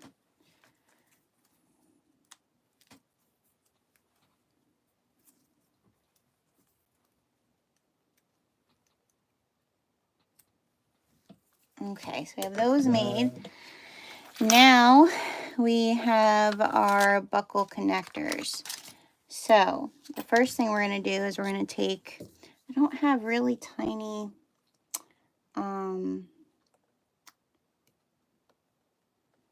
this is the tiniest spool of thread I have. So we're going to round our corners with this.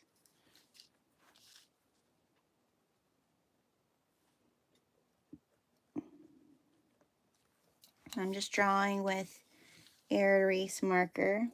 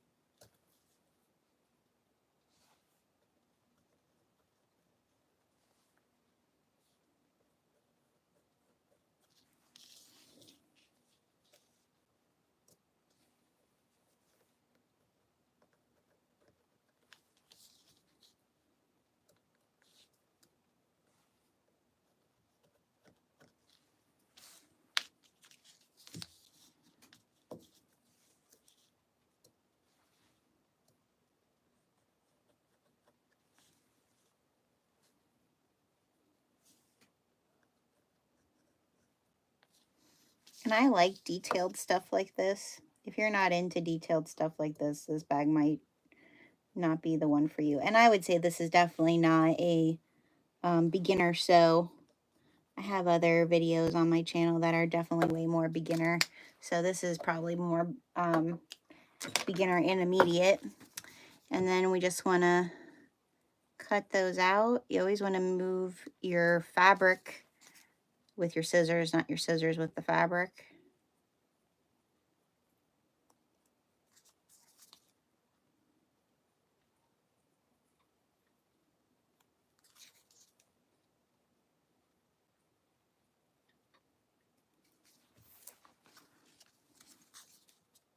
Oh, we didn't do one.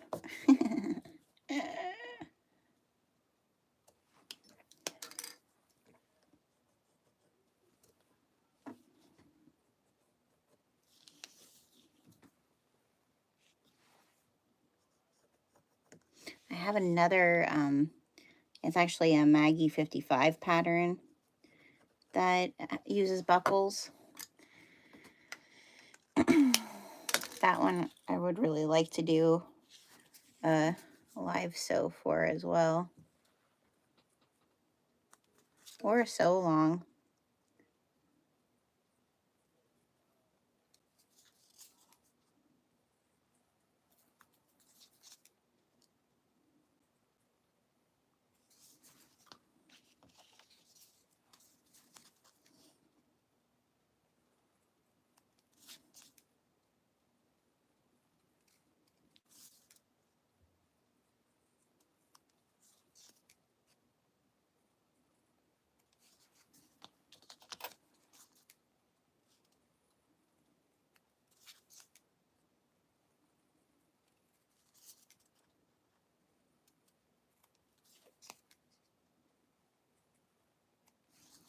I feel there's a lot of very calming moments in this pattern where we're just being quiet.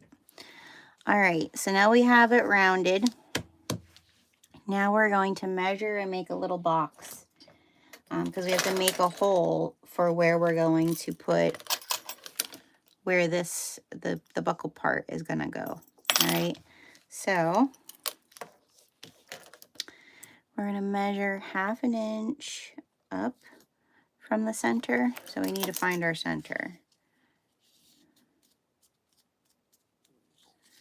Okay, so 1/2 inch up.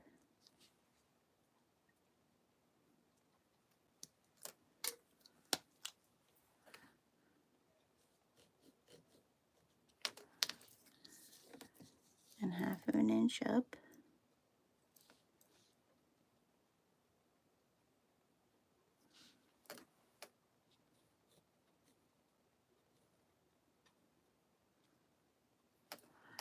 And then 1 3/4.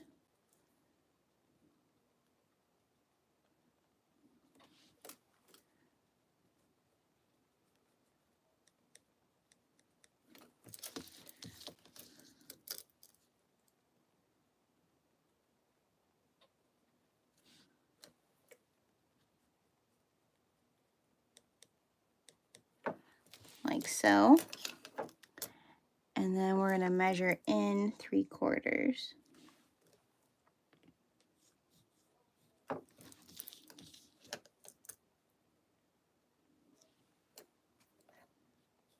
Oh, I guess that has to be on the other side. And we want to do that with chalk. Which maybe we wait for that. I think I'm going to wait for that till after I'm done top stitching. All right, let's just mark these. Find our centers.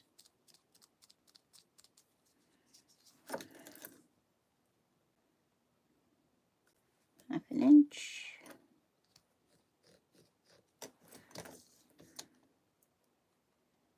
Half an inch.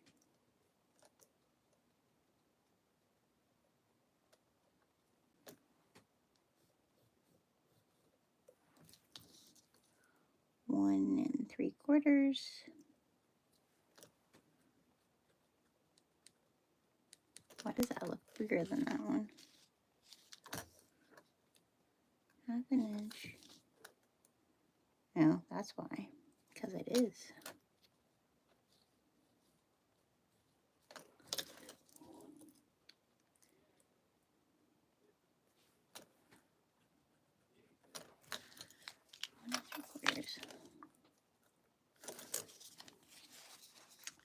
What am I making?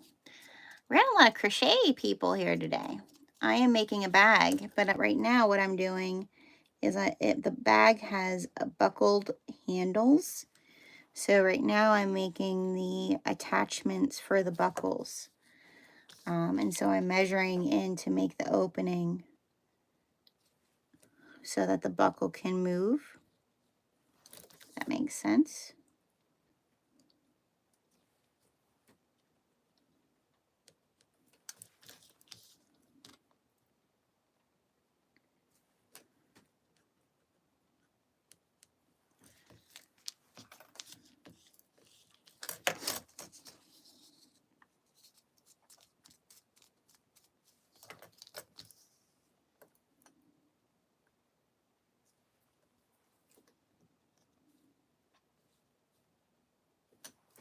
What types of things do you crochet? My daughter made leg warmers this winter for her friends for Christmas.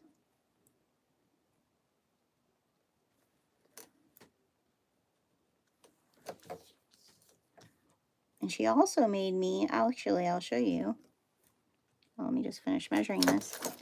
My daughter made me this shawl to keep here at my, see? Isn't it pretty? It's, I don't know what the yarn is, but it's real soft, real pretty. That's what she made me for Christmas, this little shawl. Sometimes if I'm sewing in here in the morning, it gets really, really cold. All right, so now what we're going to do is we're going to cut those holes open. And you could use an X-Acto knife.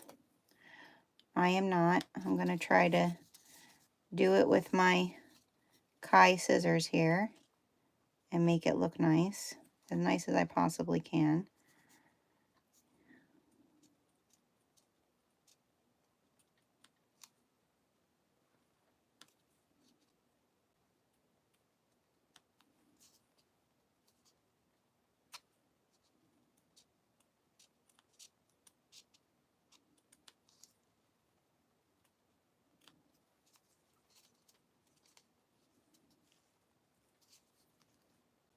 And my daughter taught herself how to crochet during the pandemic. A lot of YouTube videos.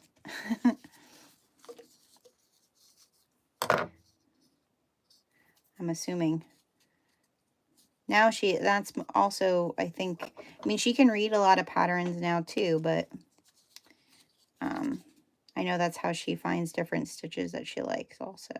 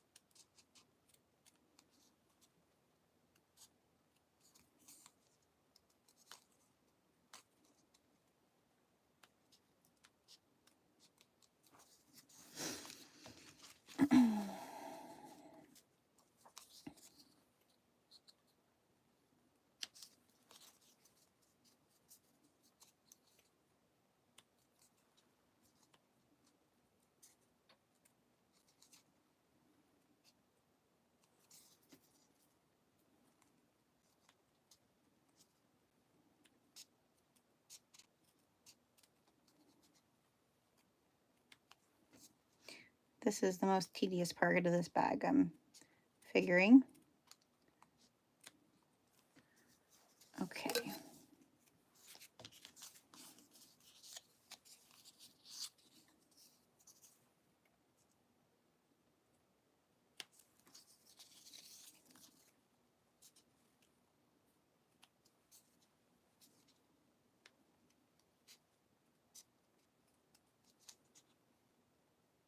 But it's going to make it look so good. That's why we want to do it. It's going to look so professional. That's another reason I like Sallie Tomato patterns. I feel like you can either make them real simple, right? Or you can make them look real fancy. All right, they're not very good cut out by hand, but now what we're going to do is we're going to top stitch. So we're going to top stitch to these marks. Did I get my... there it is. I'm going to get my chalk marker, chalk pen, and I'm going to measure in 3/4 with chalk.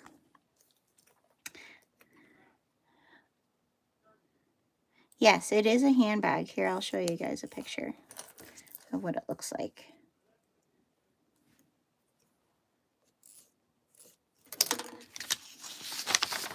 So this is the pattern that I'm making. So right now we're working on these buckle areas here. We did do this part, not the clutch that goes inside. We didn't make that yet. But we did do the exterior and the base. We just haven't pieced it all together just yet. All right, so let me mark these.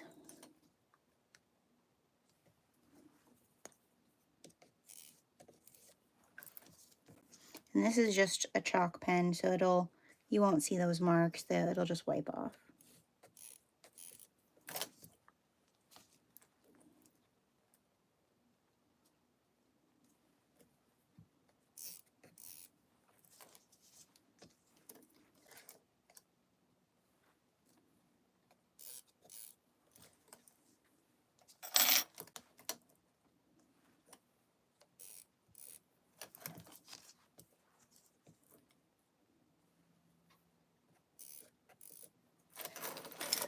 Okay. Now we're going to top stitch 2 lines that go from those 2 marks, and then we're going to top stitch around our little hole areas. Just 1/8 of an inch top stitches, and I'm just going to back stitch once for each of them. Okay.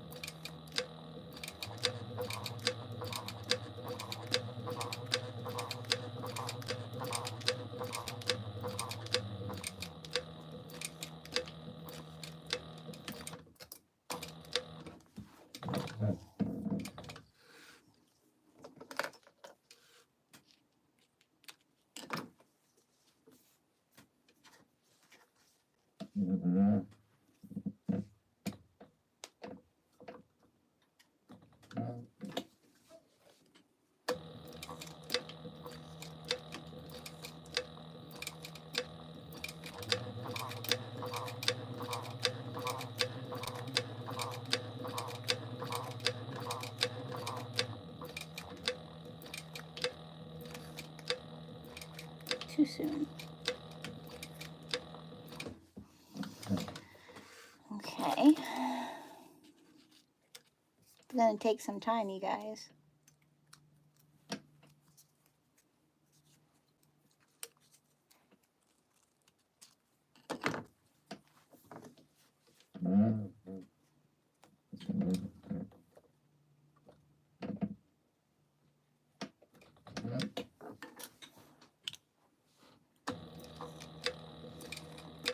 It was rainy in California, and well, it was rainy here, California. It was rainy here all last week.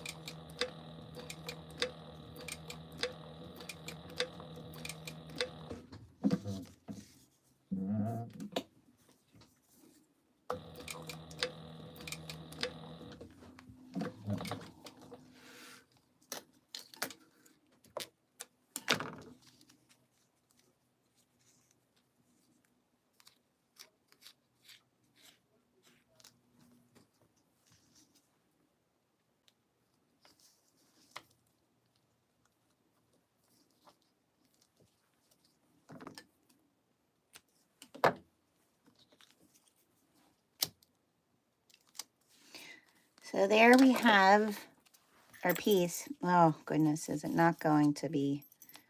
Oh no. Oh no. Well, I think it's going to be all right.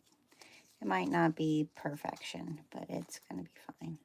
So we're going to put our buckle piece through there. So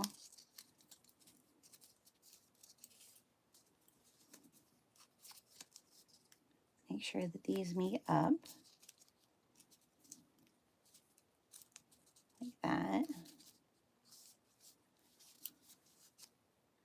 Yeah. Right? Yeah.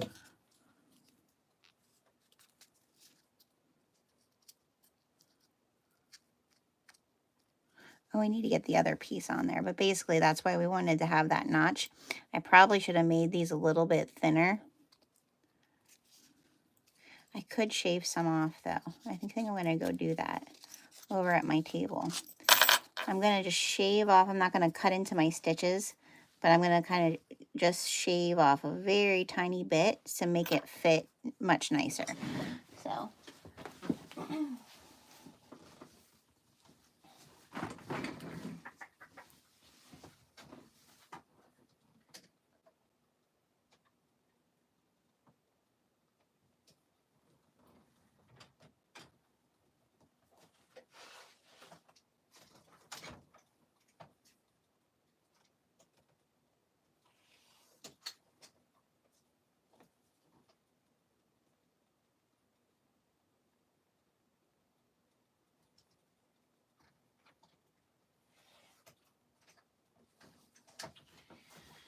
Okay, but I probably should top stitch them all first so that it's the same amount. I know I'm getting really picky now. Let's see, how does that fit? Does that fit better? That fits much nicer. Okay, so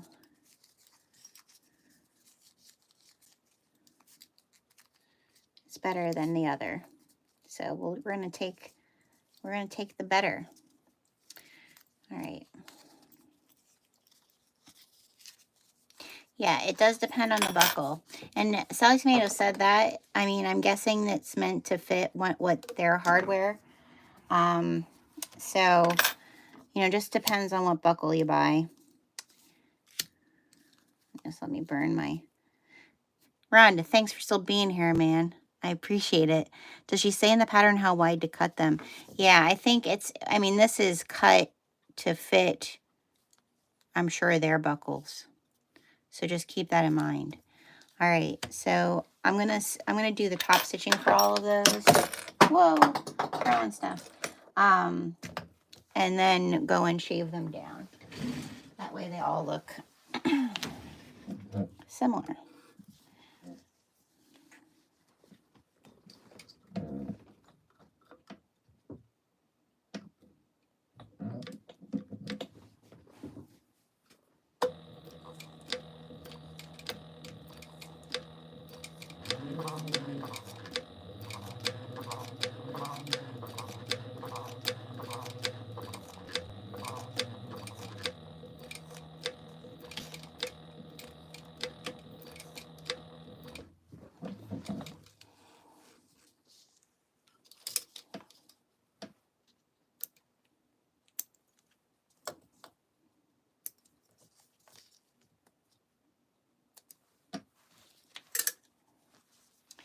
I just think this is going to be such a pretty bag. Like, it feels like a lot right now, but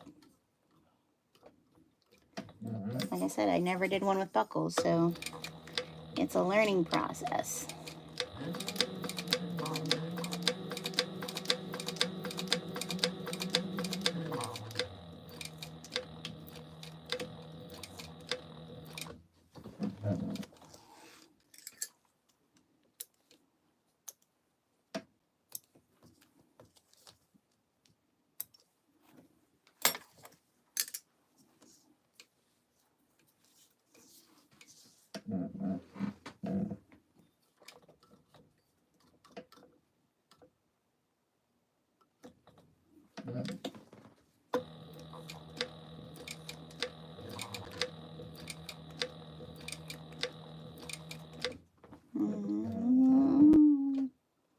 Oh, I already poked the hole. We'll put that in the back. There we go. Hey, buddy. Paolo's coming over. Must be done looking outside for the day. Well, for now.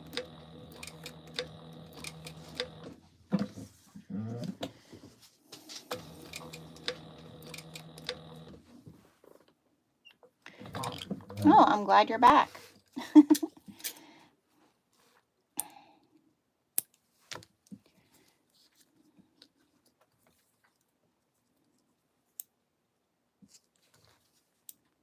We're still working on these buckle connectors.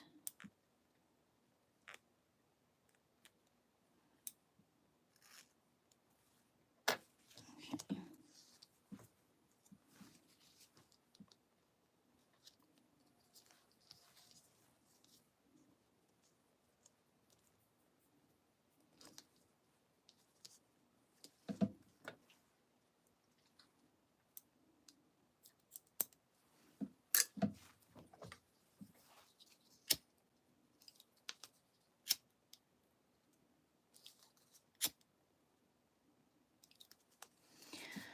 Okay, that's one I need to shave down. Let's do the next one.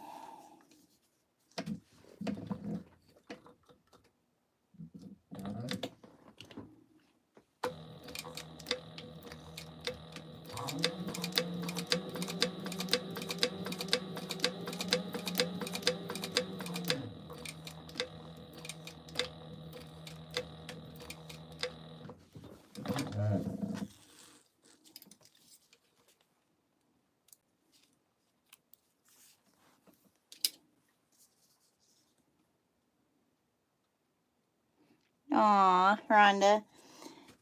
Yeah, Apollo's my buddy. My husband calls him the gatekeeper because he lays like right at the top of the steps. Oh, I forgot to do my back stitch. I'll do 2 in this one. Or my secretary.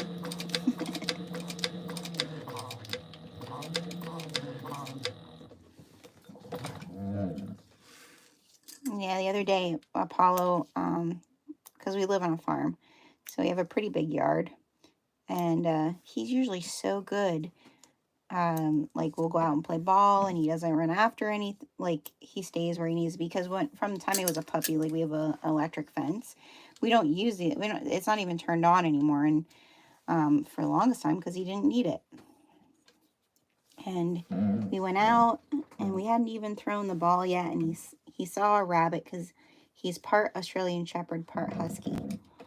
And we have a cemetery that's right across the street from us. And he heard people walk their dogs up there more often. And it was the first nice day. And he heard people talking, and then he saw the dog, and he started running after the dog. Oh my goodness, it scared me so much. And his bark sounds mean because of the shepherd in him, but he's a baby. But the other dog was not feeling it at all. And so those people got in their car, which I was thankful, because it could have got bad. But he ran across the road. Oh. And like you can hear the traffic now. It's not bad, but it was Sunday morning, and so because we have a cemetery, there's also a church. And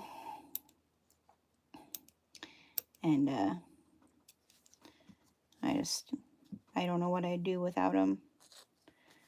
Most days I love him more than most humans, you know. So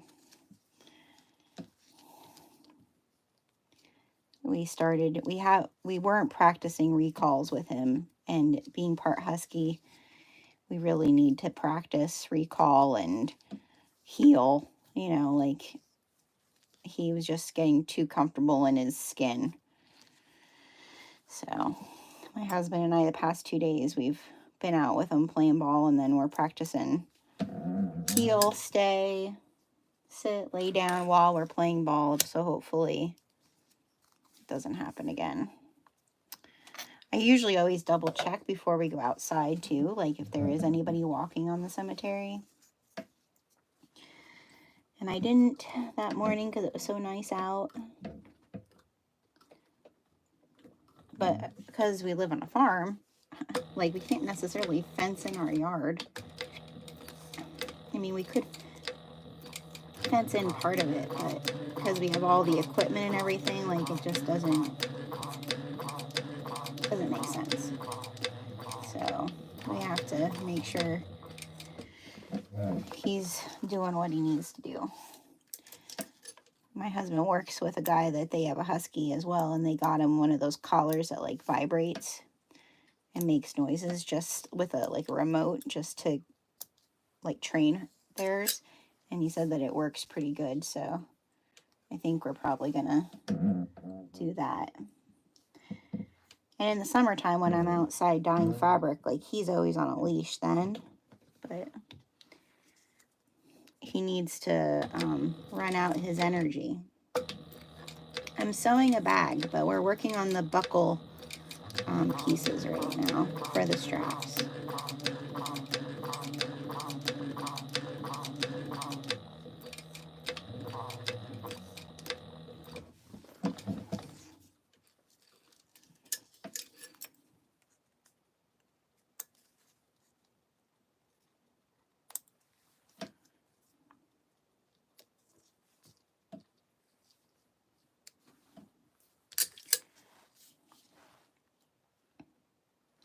Yeah, that's what my husband's friend at work said. So I think we're gonna give it, because he really did when he was a puppy. He responded really well to the fence.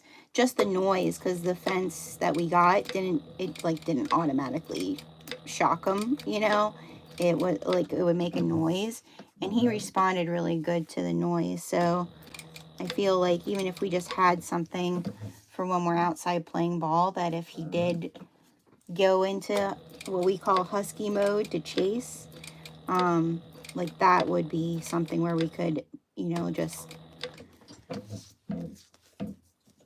vibrate him, and make him hopefully like get out of the mode quick enough that we could do some commands. And because he is so smart, because he is part shepherd, and huskies are super smart too. They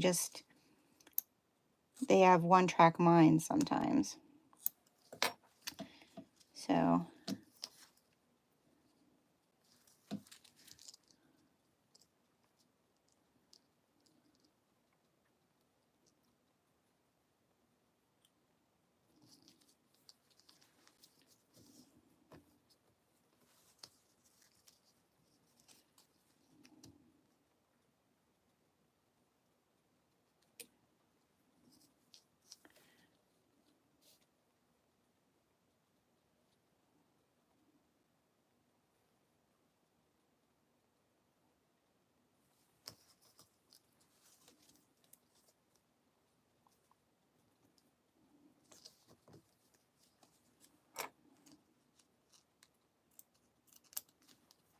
okay.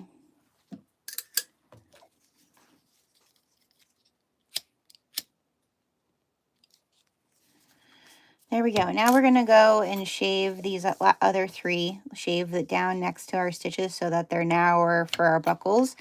And then we're going to get those buckle pieces put together. So I'm just going to go quick do that over at the cutting table.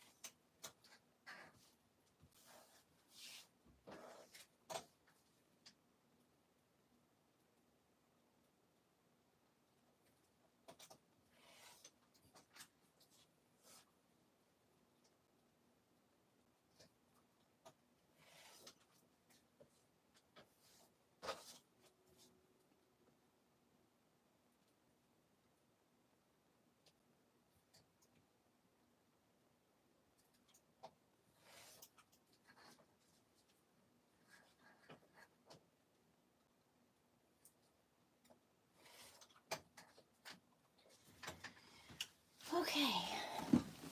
All right. So now we're all, let's try another one. Let's make sure that we're good here. Yeah, that's better. So Rhonda, if you do this, just know it'll depend on your buckles, the width of those. All right, so now it's saying 1 inch on the opposite side. We're going to go in 1 inch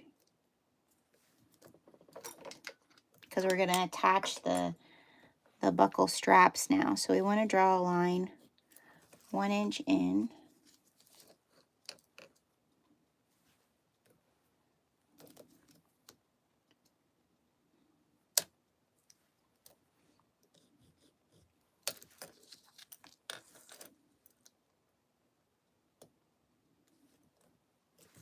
Wrong side.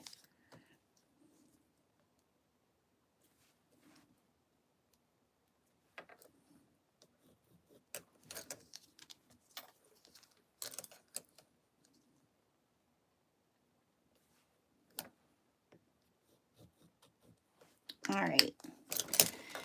So now, So I did watch a little bit of the Sallie Tomato video just to kind of see how this was being done. So our straps,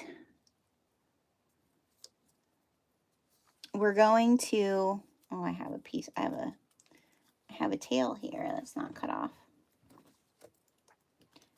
You could do double-sided tape if you wanted, or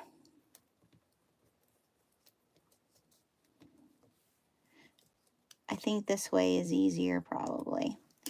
Because what they did, I just want to see them doing the right side. They laid it down on here like this, along the line, okay? Stitched it, then rolled it, and then stitched down this side. If that makes sense. I do think I'm going to put a little piece of sticky tape in there, though. It can't hurt. It can only help, right?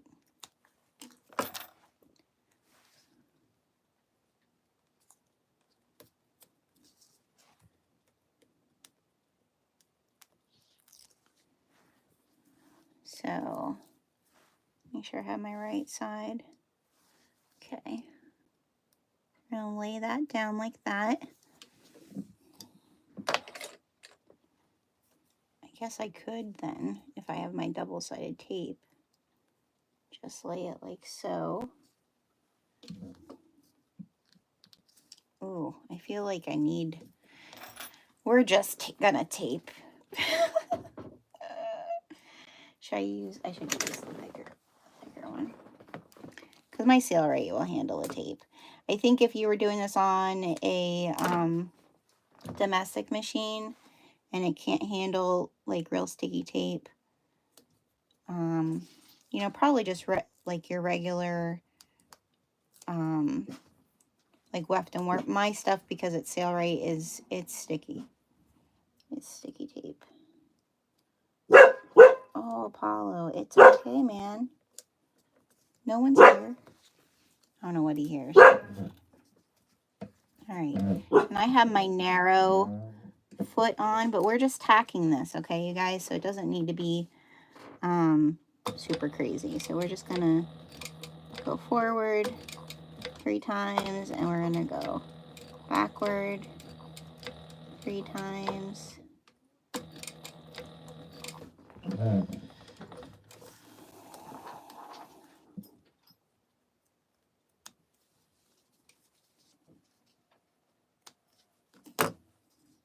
Okay.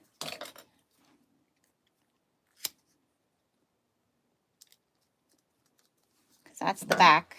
All right. So now, let me give this a whirl. Yeah. So this comes through like so, and like that, and like that.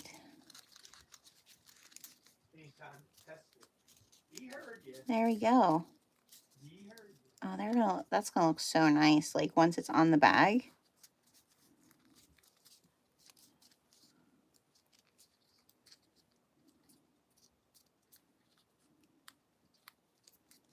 Okay. I'm just gonna put a clip on there for now. But that's what it's gonna look like. So we need to make 4 of those.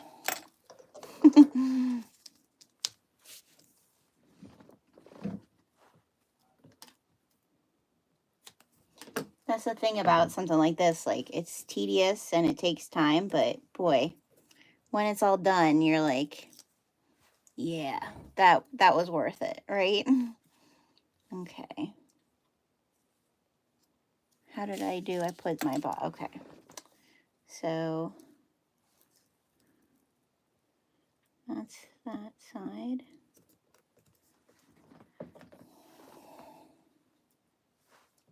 I'm going to prep them all, and then I'm going to sew them all.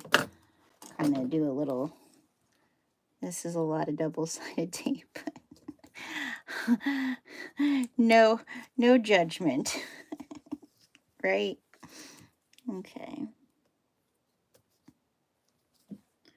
Whatever gets the job done.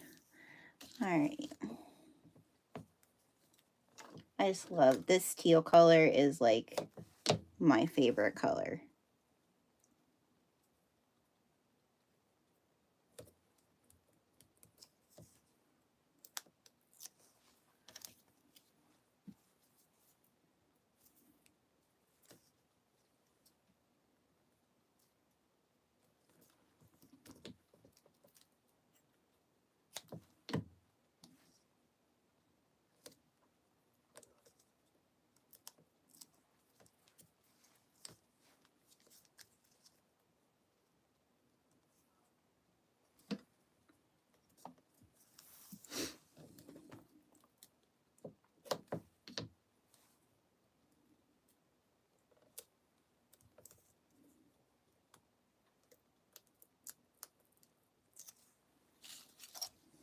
I don't do TikTok.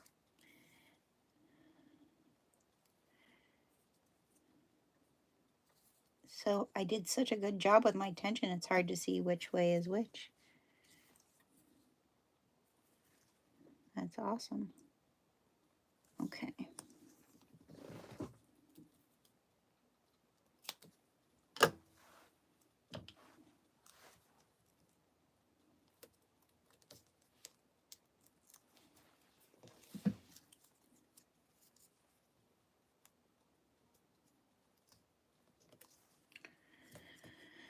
All right, now we just tack these down.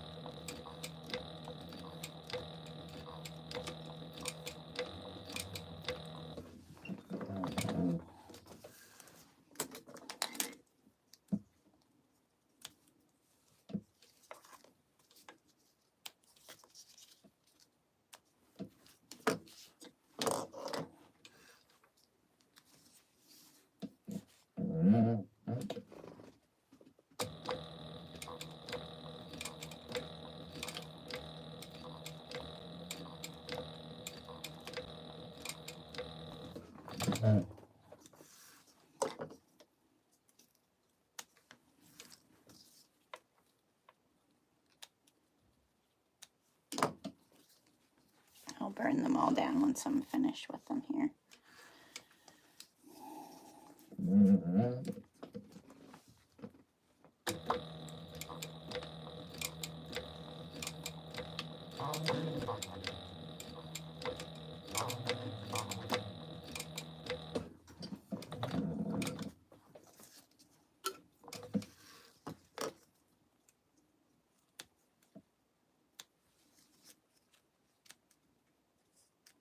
Okay. Looking good.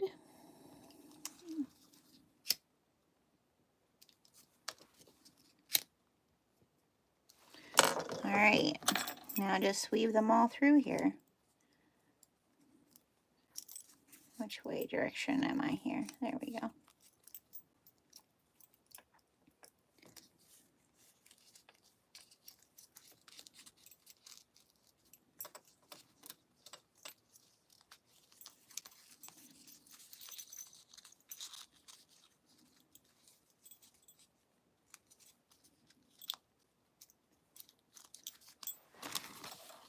It look the same. Yeah, I guess it does look the same. All right.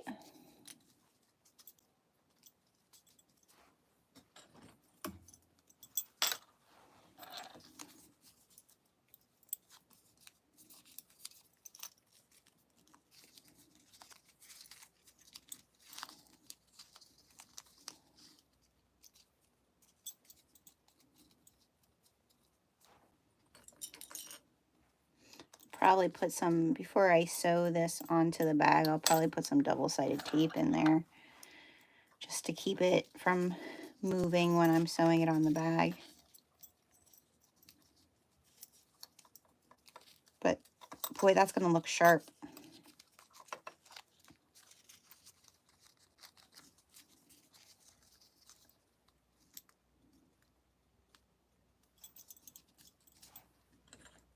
Okay, so there's our 4 buckles and the buckle connectors.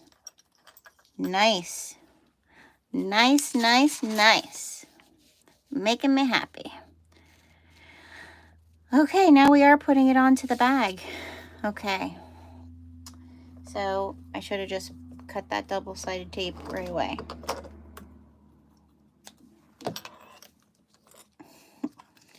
But we're going to put a piece of double-sided tape in the center there and line up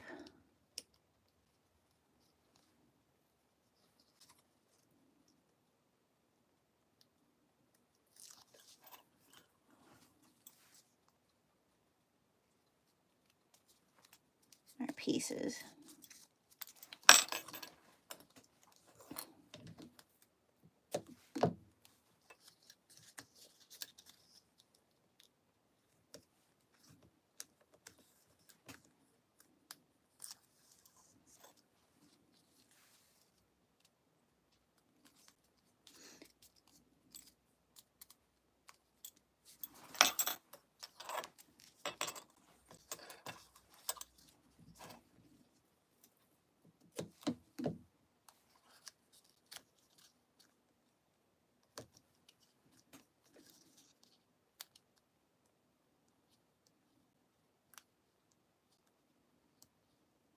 Come on.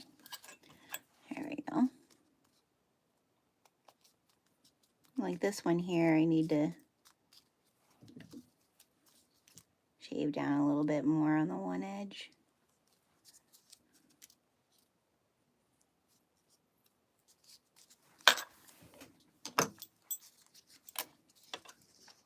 Oh, sounds like the puppers needs to go out.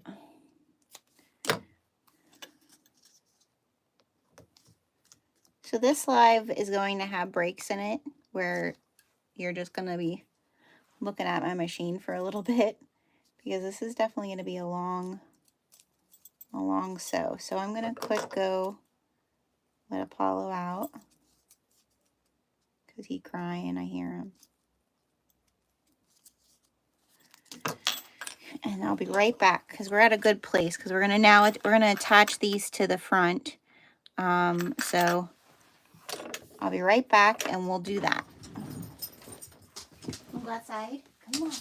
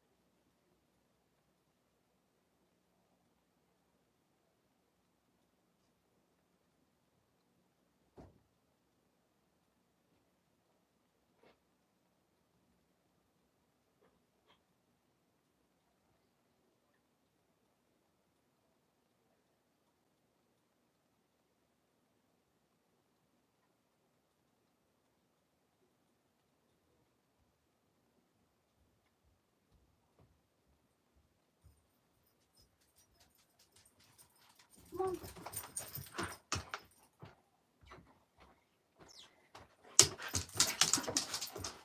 I know you're excited. I know. Okay. Apollo and I grabbed ourselves a snack because it's lunchtime here. So we'll take a little break and we'll chatty chat and say hello. And I'll show you let's see here.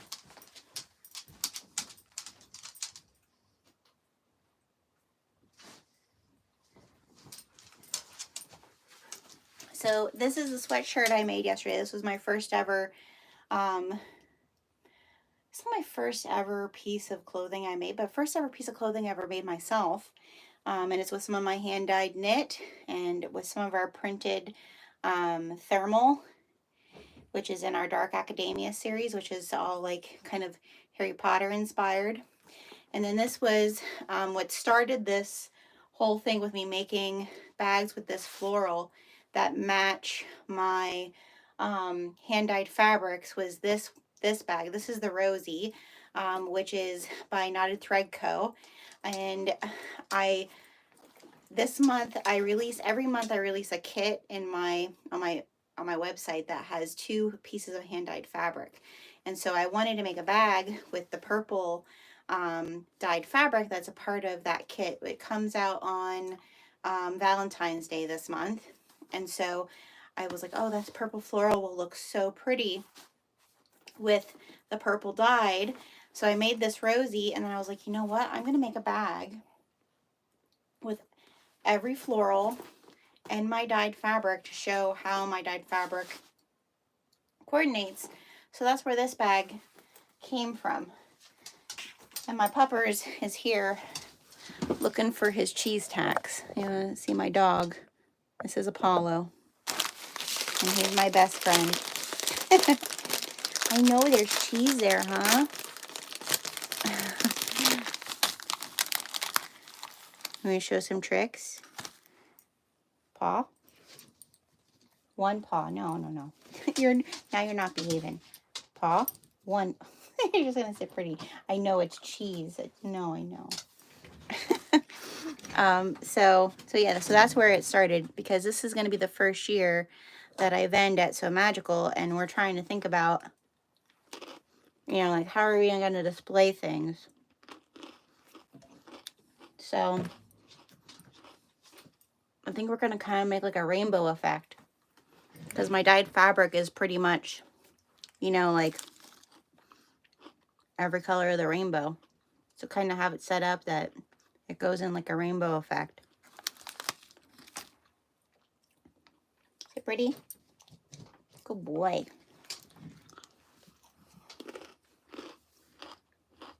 He's small for a husky, but that's because his mom was part Pomeranian. And he's 4 years old. He just turned 4.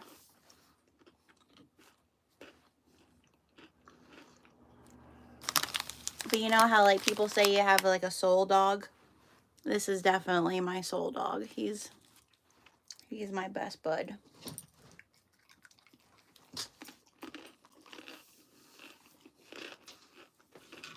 He cries for me. That's so cute.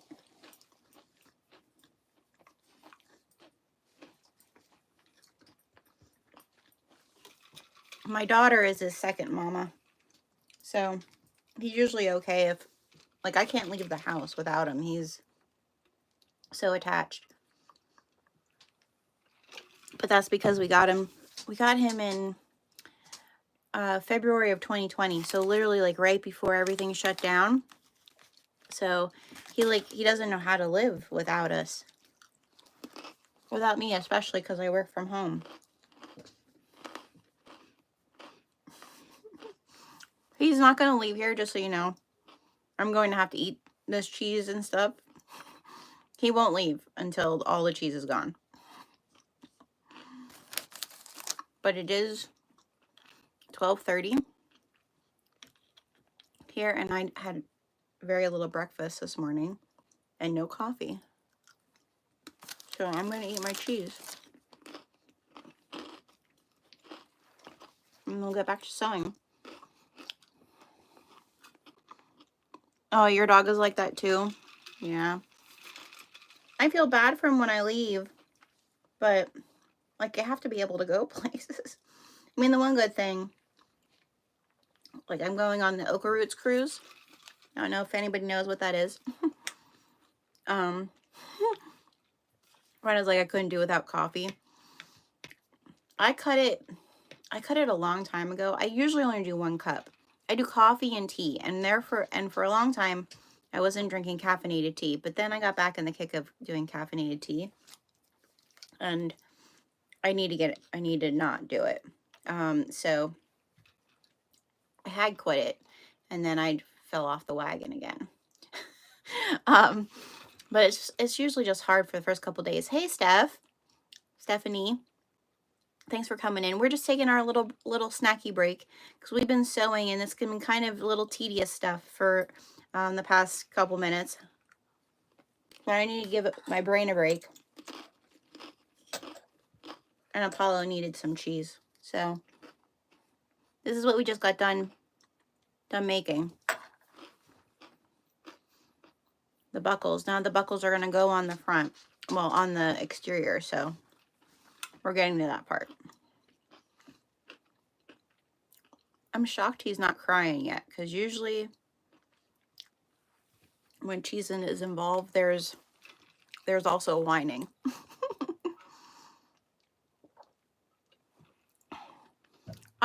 Sherry, do you like Sallie tomato? I feel like, I don't know if it's that. So I started sewing bags. I'm a baby bag sewer. Is it going on 2? How long have I had this? My sale rate, I'm thinking. Yeah. 3 years? It's going on 3 years, I think. 2.5 years? 2.5 years? Somewhere in there.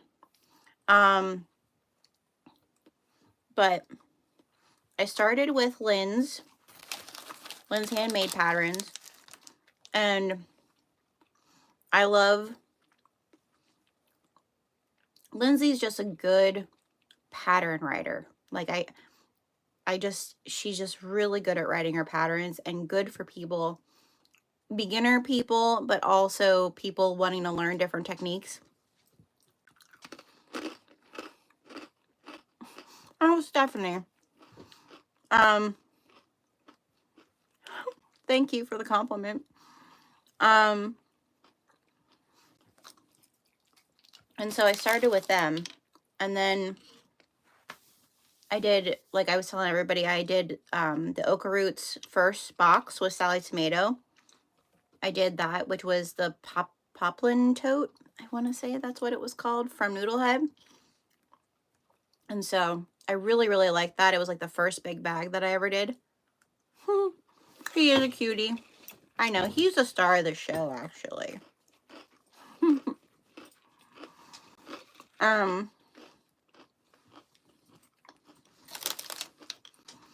And I just really loved, I loved Noodlehead's patterns, but I also loved working with the faux leather and cork from Sallie tomato. Hi. And so that's when I kind of got on a Sallie tomato kick, and I made a bunch of their patterns. And what I was saying to everybody, I feel like Sallie tomato's patterns, you can make them super simple, like you can make it like beginner, right? Or you can really dress them up, and you know, so Sherry, everybody has made the Mav but me. I own it. I was originally going to do it, if you follow Amber, the crafty reporter. Amber, we have a fascination, her and I, with the movie Up, the Pixar movie Up, with the balloon and the house. And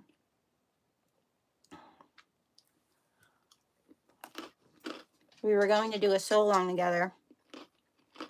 And then she had to do court. Just didn't work out. And then I just never did it. but all of them I see are gorgeous. Okay, does Apollo get the last piece of cheese or do I? These are the questions. He's saying with his baby blue eyes that he gets the last piece of cheese. Let's see. Can you sit? Can you dance? Up, up, up. Nope, up.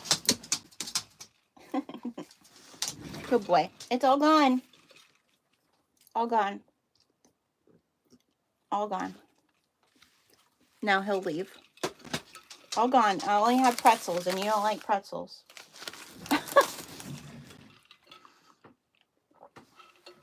Okay, staying hydrated, having our snacky. All right, now we're going to get these buckles on our bag. So, it says to measure down. Okay, we're going to do one at a time here, right? We're going to turn so you guys can see. And let's see, which are the two, it's the front of the bag. So which are the two nicest ones that we have? Okay. So there's our front. And we're going to measure in 5.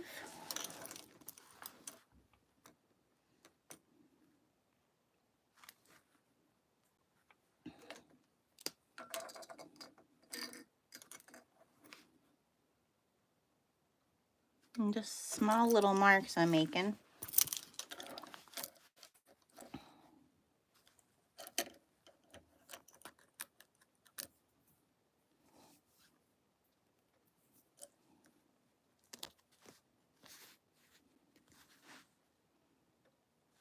Okay.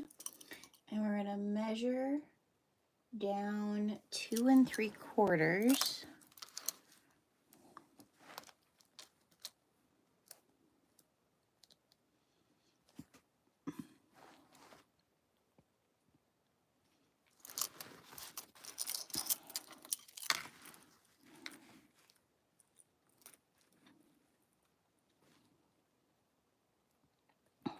Wow, that was like almost perfect where I decided to line up my thing.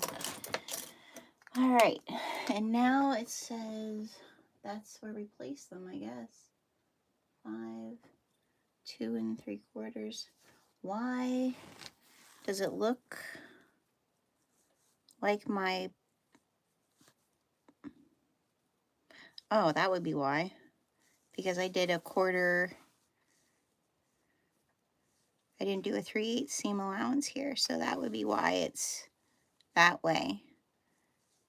And we're putting them on the opposite side of our mark there, right? Maybe I should just read and not look at pictures.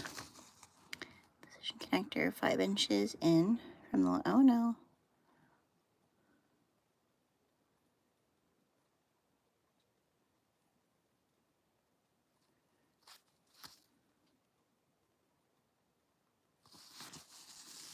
Let me just double check my measurements to make sure I'm right. Anybody else do that? Where you're like, am I correct? Because I feel like the pocket wouldn't be that. I think they are telling you to put it on position is in from the left side. Okay, yeah, that makes sense. All right, now I know what we're doing. All right, so we're going to position it there. Yeah, that looks about right.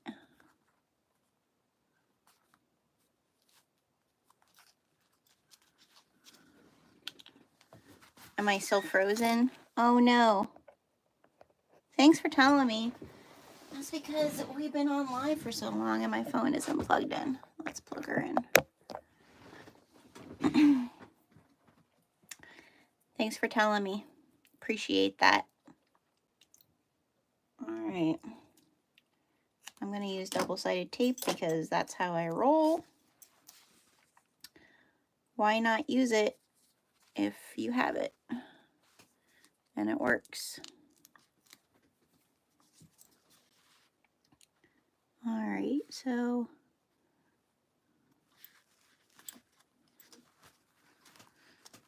that one goes there. Oh my goodness, you guys, like just look how pretty that's gonna look when it's done. Oh my gosh.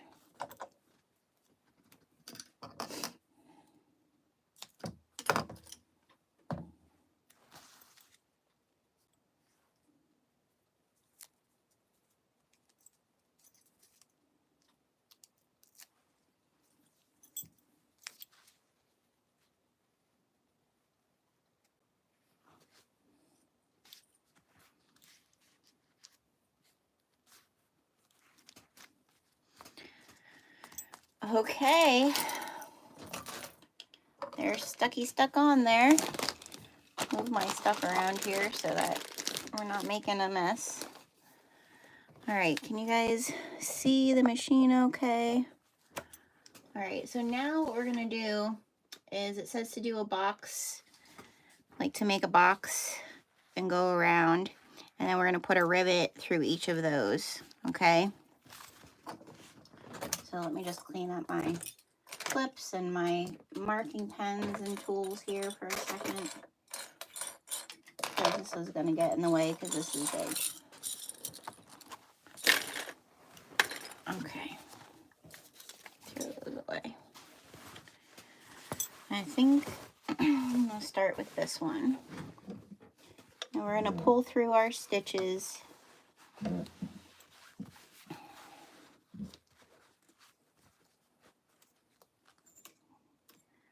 My Nana eyes, oh my goodness.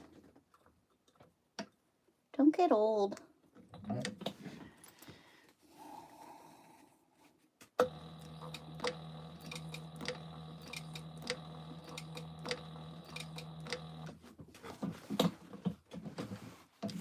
Come on, come on, come on.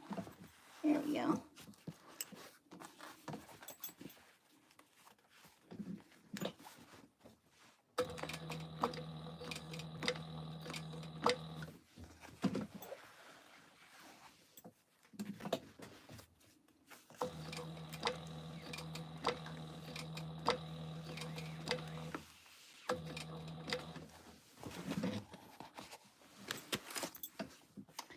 I know, it's looking so nice.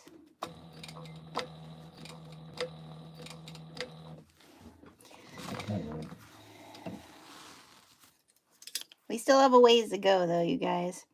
This is gonna be a long live sew, but whatever.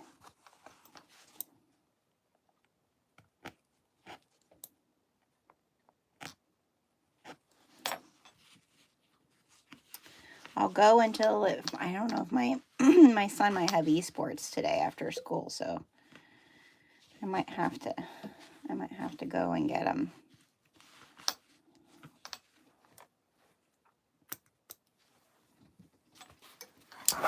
Oop, sorry I bumped yours.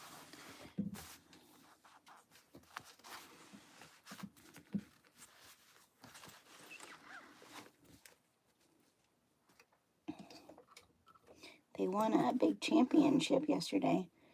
My son, esports team.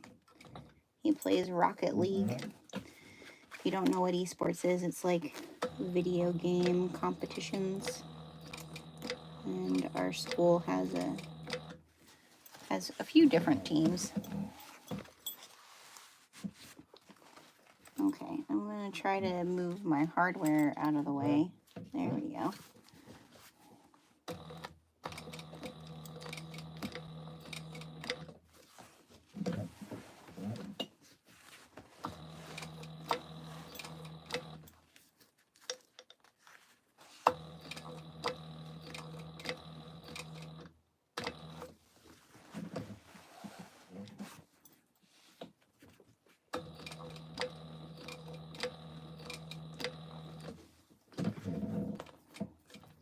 I'm making a bag, Denise. I'm I'm making, it's called the Phlox, the pattern by Sallie Tomato Patterns.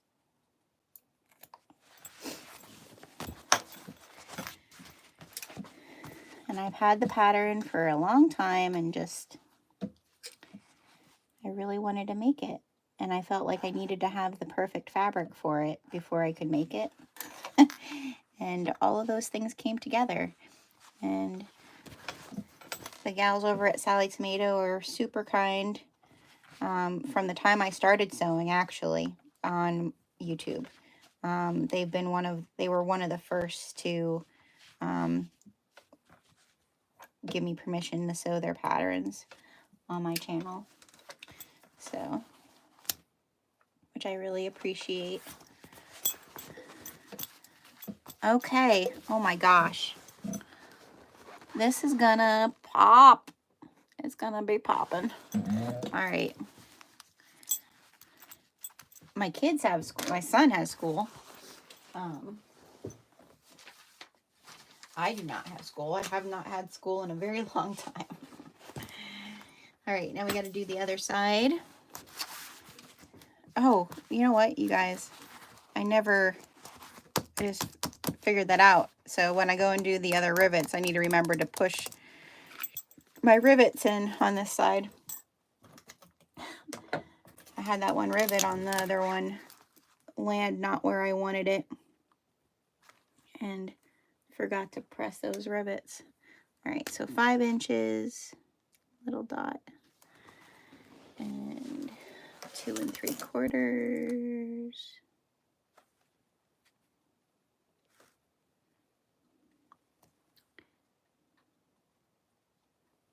Dot.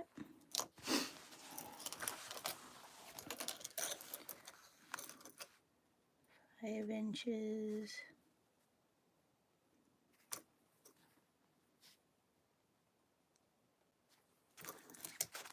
And 2 3/4.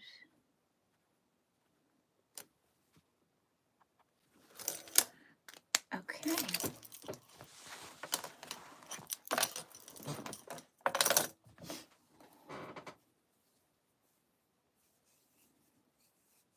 Find the end of the double-sided tape. There it is.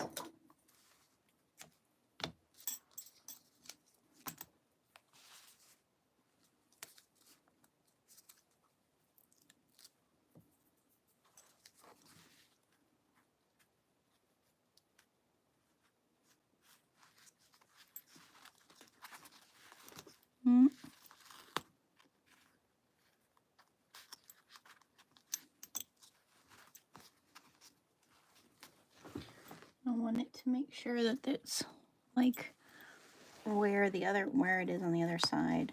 I feel like I need to, yeah, there we go.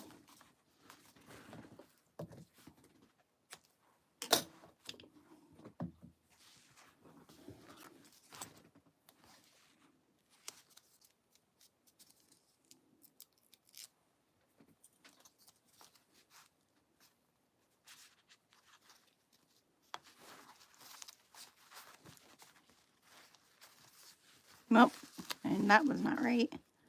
It's over here. Yeah.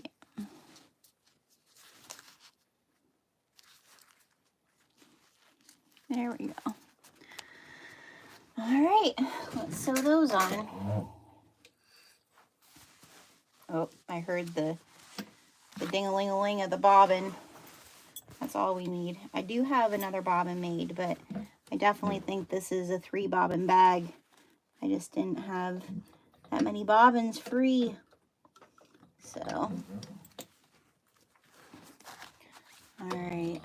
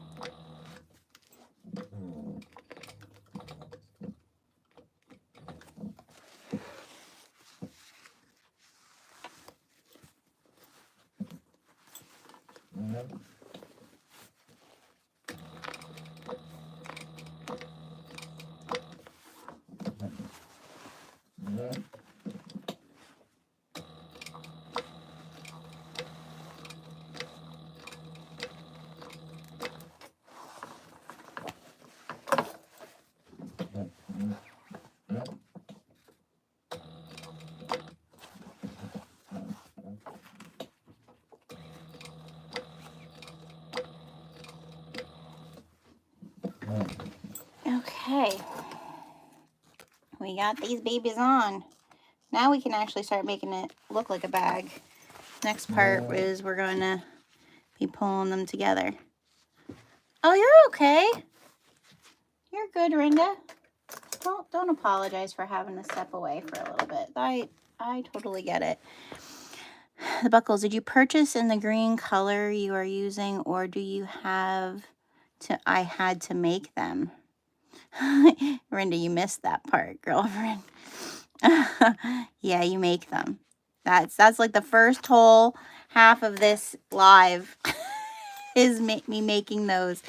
Yeah, I mean, I think that was one of, like I said, that was one of the reasons I didn't do this bag for a while, because I was like, ooh, that looks intense. But at the same time, I mean, just look at how nice it looks, you know, like very, very posh. It definitely gives it a whole other finishing to this bag, right? So I don't know. I think it's pretty awesome. I don't know if I'll do this exact bag again, but I won't be afraid to do buckles on other bags now. All right. So I think what I'm going to do, since I did bigger rivets on the pocket area, I am going to rivet these just because, you know, it's only stitched on there. So I'm going to use smaller rivets here. I'm going to take it over to the table and I'm going to do that. I'm going to measure that out real quick. I'll turn us around so you guys can watch me. Not that there's a whole lot you can see, but I hate moving the camera all the time. And I'm so sorry that this is the orientation that it is. It's always nicer if for sewing videos if it's landscape. But we're going to come back over here. My table's a little a mess from shaving all those things down. But let me see if I have, I do have some smaller rivets. All right, so before I go any further, I'm going to press these rivets that I didn't press originally.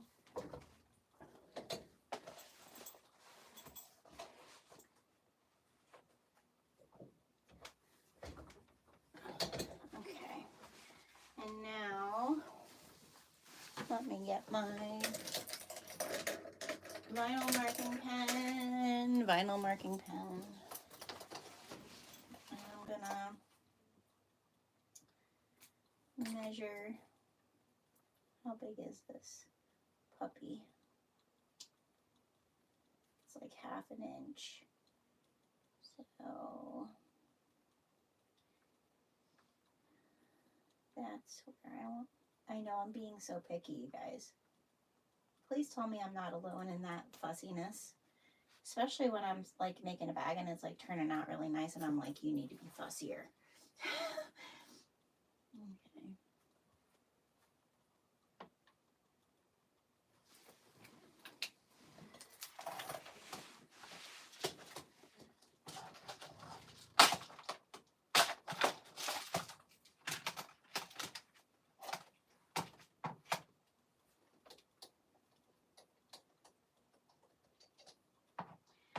I know, I think when I go and update my rivet stuff, I'm going to get a second rivet press just to not have to change everything out all the time.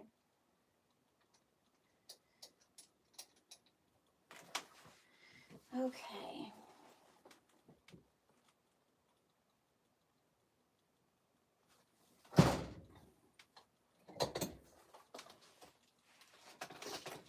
Here's my smaller ones.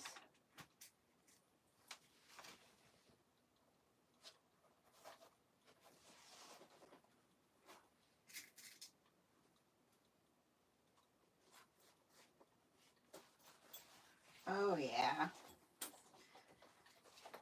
Yeah, it looks pretty good.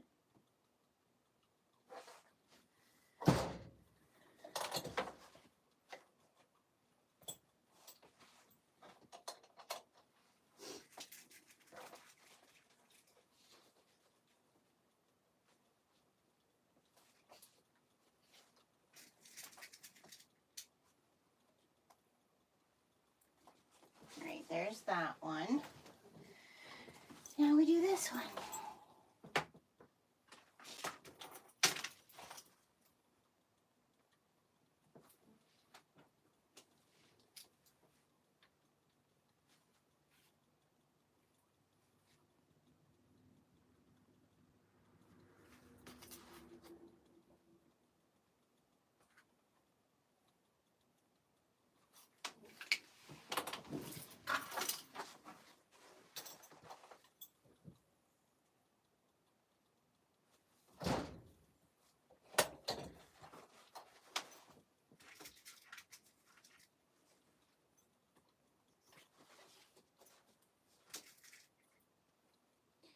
I do have two other live sews that I'm doing this month. The next one will be on the 19th of February, which we're doing the Polywog ID holder, which is from Needle and Anchor. And I love their patterns too. All the ones I've done of theirs always turn out so nice. And I thought that I think the Polywog was designed during the pandemic because a lot of the pictures have a vaccine card in the front, but the window pocket in the front is actually really nice. And I thought for anybody who's going on cruises this year, which I am going on cruises this year, I'm excited. I thought it might be a really good project for people going on cruises. So me and Diana Vera are gonna sew that together live, and then I think it's the last Tuesday, the 27th, I think, we're going to do the noodle head making backpack, but the big version. I've only ever done the mini version, so I figured, well, let's do the big version. And I love their patterns too. But we're definitely gonna do more Sallie tomatoes because they just turn out so nice.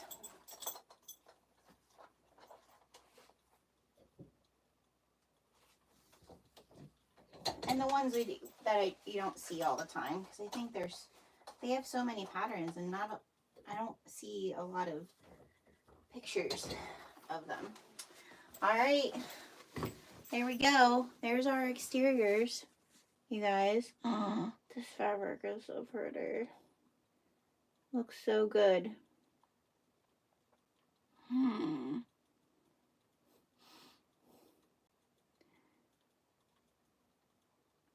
Rinda, we'll take care of you. So there you go. Actually, Rinda, I'll send you a PM then, with a code to combine, so that you can not worry about extra shipping. Okay, so we have these now. Let me just make sure I know what's next. Oh, we need to make our handle attachments. This fabric, so if you go onto my website, which is Thunderbird Handcrafted, there's some in every color of the rainbow. So this is the white. This is the rainbow floral white. And then, like I said, this is the rainbow floral purple. This is in basket weave. I don't know if the camera is showing it, but you can kind of see the textured of it. All right, so that's the basket weave. So that's a thicker canvas. Okay, it still is domestic friendly, so even if you don't have an industrial machine, you'll still be able to use it. All right, it's just that's the thickest weaved fabric that we carry. Okay, this is the Luxe Sateen. So the Luxe Sateen, like I said, is a very heavy duty cotton woven. All right, so it's probably the heaviest cotton woven that you'll find. But then it has like a sheen to it. It's not silky. It feels real nice, but it has like a sheen to it to just make it look, a little bit more high end. Okay. All of our print fabric is eco-friendly printed. So I work really closely. My background is in ethical fashion. So when I decided to do this, I really did not want to use a supplier that was using chemicals or lots of water, just because I've seen that world. And so that's the only reason that we have print fabric, is that I was able to find someplace that I was able to go and see it and make sure that it fit all the values that we had here on the farm. So this is the white. I do have, let me see, I have some of the other colors up here. If you go to my website right now is our print pre-order, and our turnaround time is 7 weeks, which is really quick. Okay, so you'll have your fabrics probably by like the first or second week of spring. So you'll still have them in plenty of time. This is the green, which I'm a green lover, you guys. But this is the green. Okay, and I did get printed on the green just because I thought it would look really good on it. The linen cotton canvas, so there is some of that in stock if you order it. Yeah, there is some of that in stock. So the linen canvas actually it looks antique-y. I'm a big historical romance reader. I love history as well. Anything vintagey looking is my jive.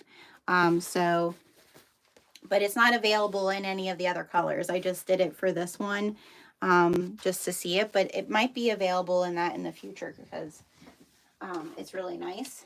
And then the making pack we're gonna do in the pink. So this is Luxe Sateen too. Oh, did I just lose a tag? This is Luxe Sateen too. So this is the pink. It's so pretty. And I have the red up here too. I don't think I have the blue or.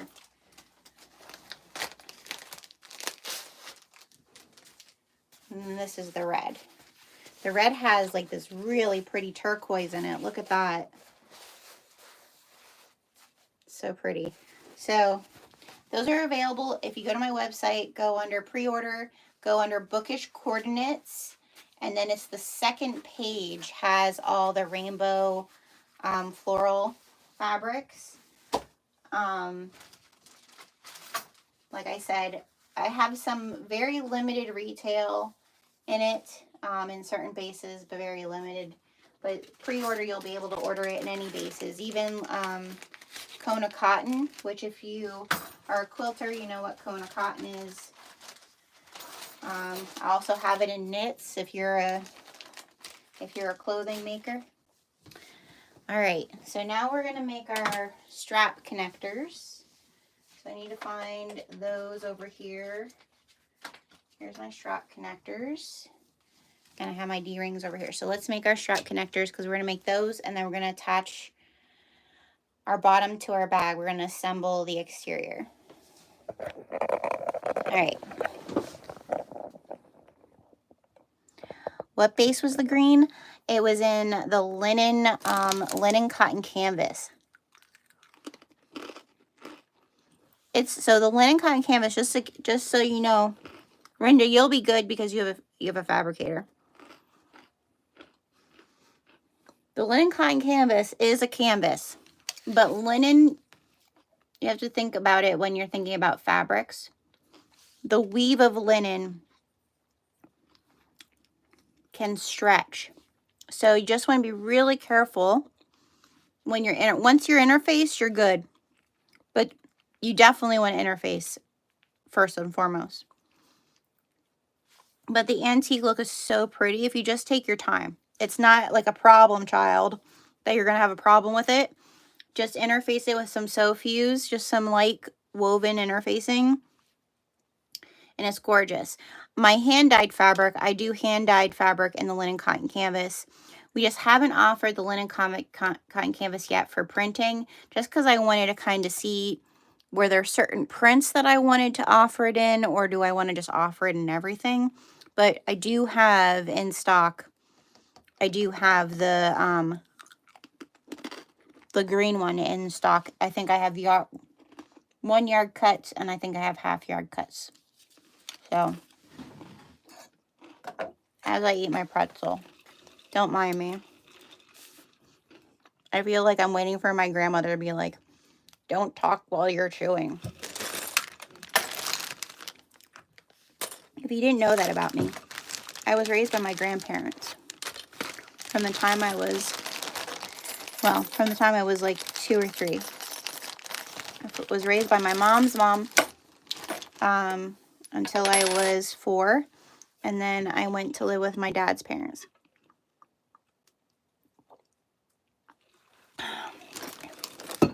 And my dad's parents were much older.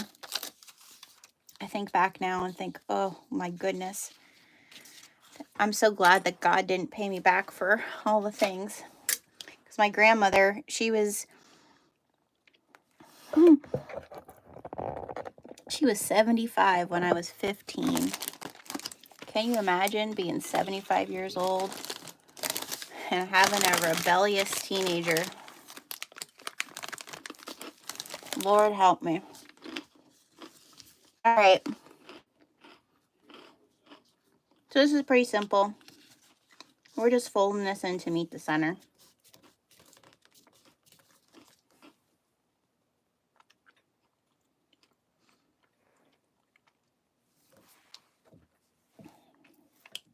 So we're going to use tape for sure. I love the antique look too. It's my fave. I bought this pattern. I need to message them. I bought this pattern. So since you guys are here, and it's how many hours in are we at? We're at, yeah, over 2 hours in. If somebody gets to this part and hears it, this is your little added bonus.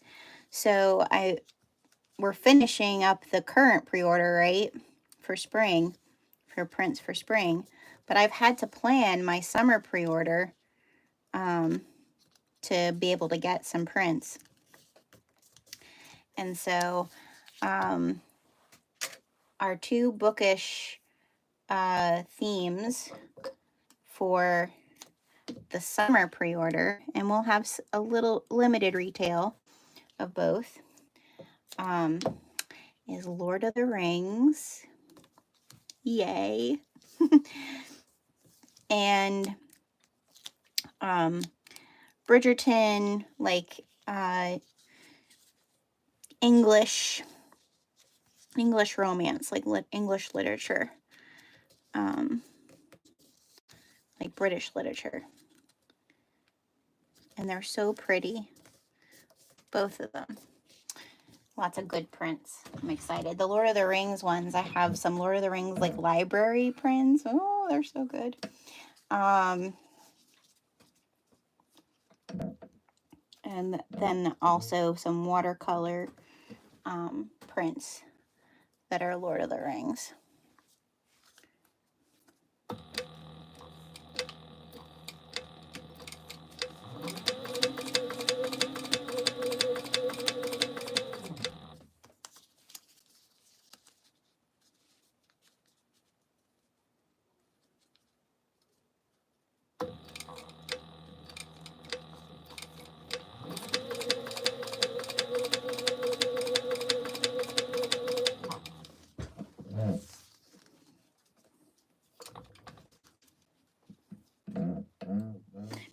But the rainbow florals, I'm gonna bring those back every pre-order, just because they're so good. They're so pretty with my dyed fabric. I'm looking to see, can I find other prints that are similar that are, you know, like they have such good color. So, but yes.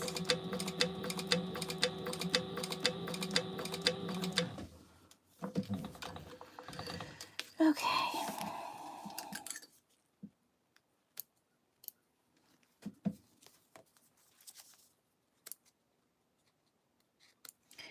Now, wave these through. We're just gonna clip them for now.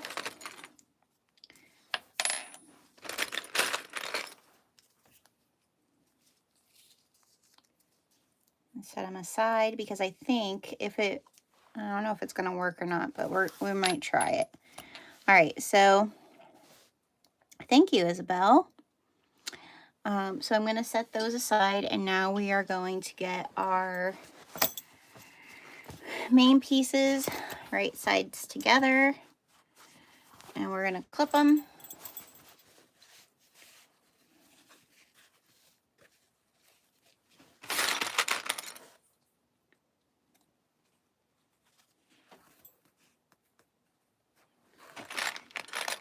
I am making a bag.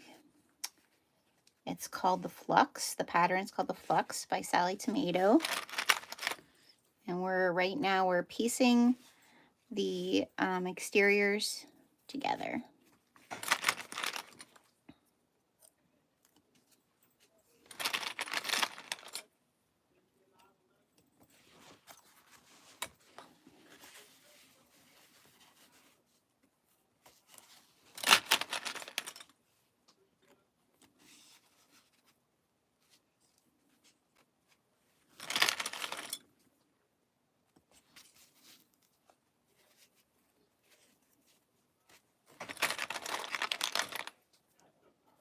The one thing about foam is it always feels like big and bulky. I always feel like I don't have enough of like space. I'm like cluttered. I like have too much stuff. All right, this little guy, my little Happy Meal guy, is gonna have to vamoose. All right. And we're doing 3/8 seam allowance. All righty. So I'm gonna get my little guide. All right. And gotta remember that we're changing our stitch length back down to a 2. And we're gonna back stitch at the beginning and the end. Yep, everything is ready to go. I feel like I work so hard on these exteriors. I'm like, oh, no mistakes, right?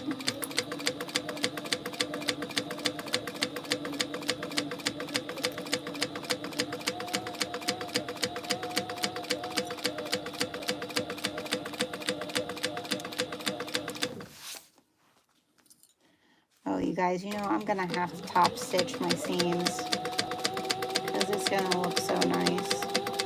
So we're gonna double check our bobbin before we do that.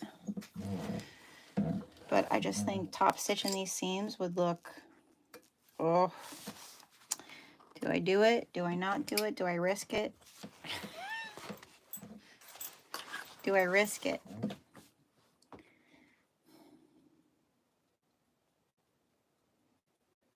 This is why I say to myself, oh, I should get a cylinder arm. But I really don't have the space for a cylinder arm. Let me look at it. Do I risk it?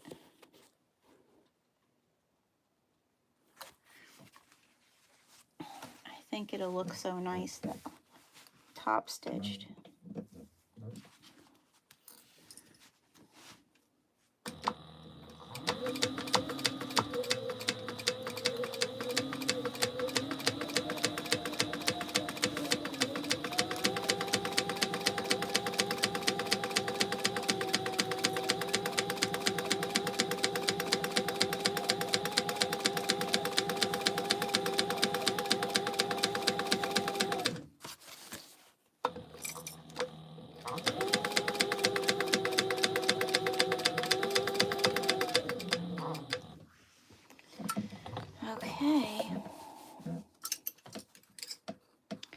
Just go very slow. Yeah.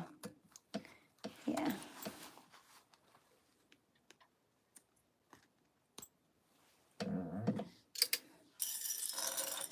Yeah, I think we're gonna do it because it is gonna look so nice. All right, we're gonna make it work, even though she's bulky. We're gonna move that. We're gonna move the drink.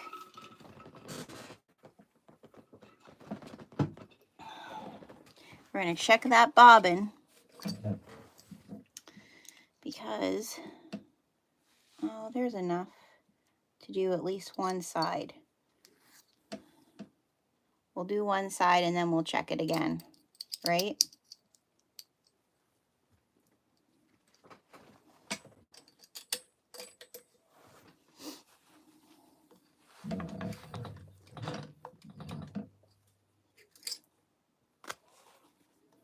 Okay.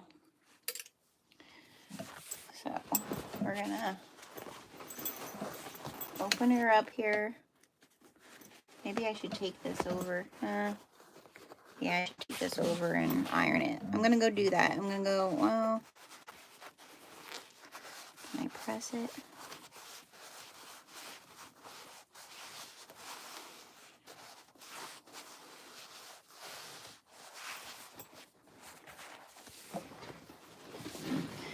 We're gonna have to stand for this. All right.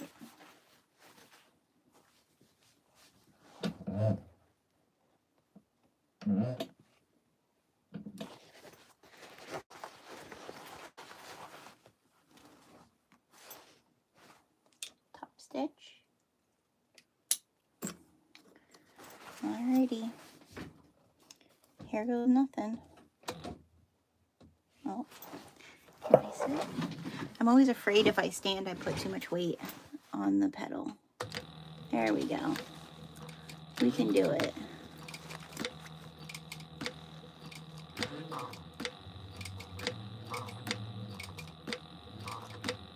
It's gonna look so good. That's why we're doing it.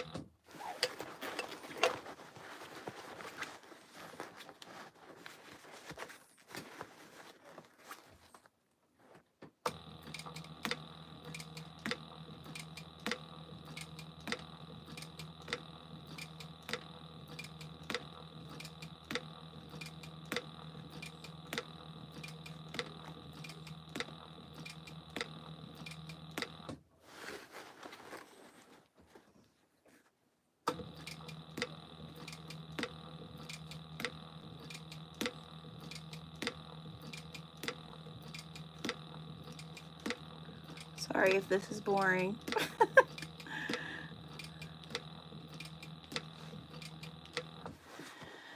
Okay.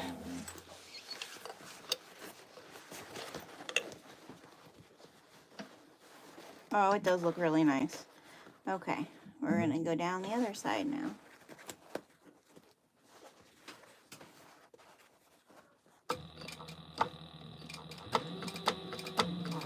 Go a little bit faster here.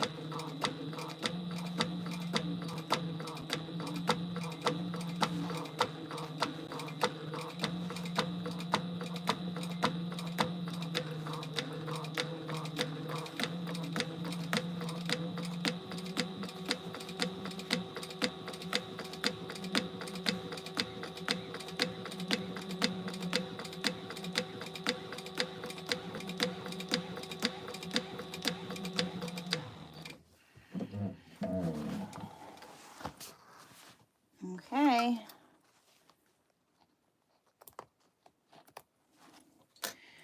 Now the other side. Let me flatten that seam a little bit.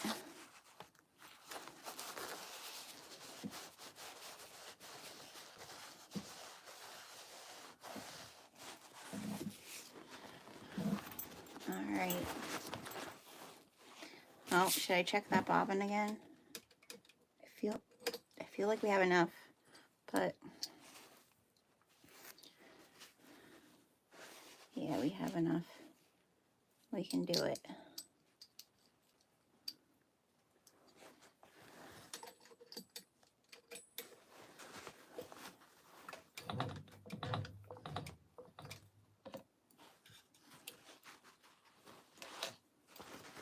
All right.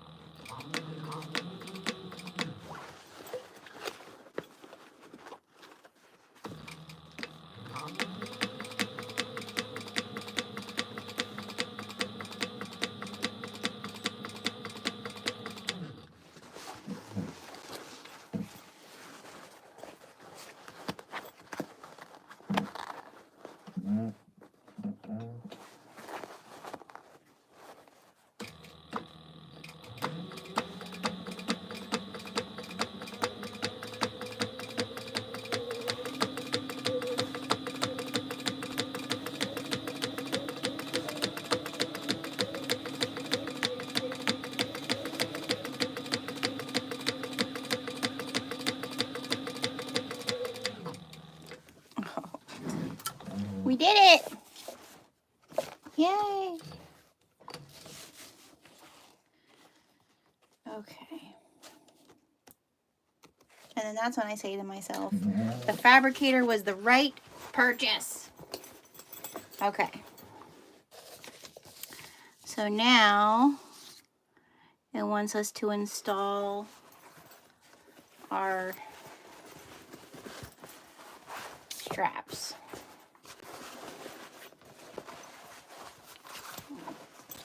Turn it right side out.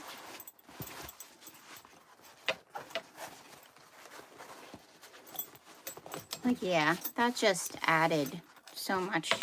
I feel like sometimes it just elevates it. Okay. Now, this is where I probably can't do it because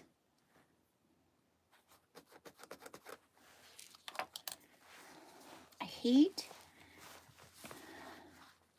you know what I'm gonna do, because I hate raw edge strap things like that. Hate is a heavy word, but I don't like them. So do I have, I do. I have 2 strap ends. Oh yeah, you guys. That's what we're doing. That's what we're doing. Now I need to find the screws that go with them.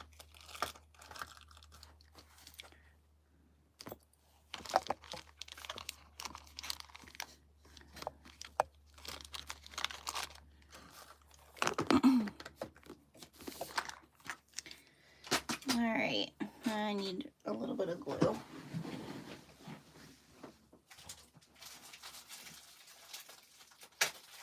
This bag is fancy. Fancy, fancy. All right.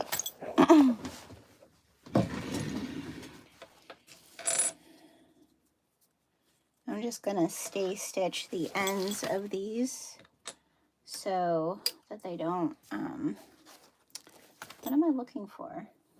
A clip. And because I moved my little guy out of the way,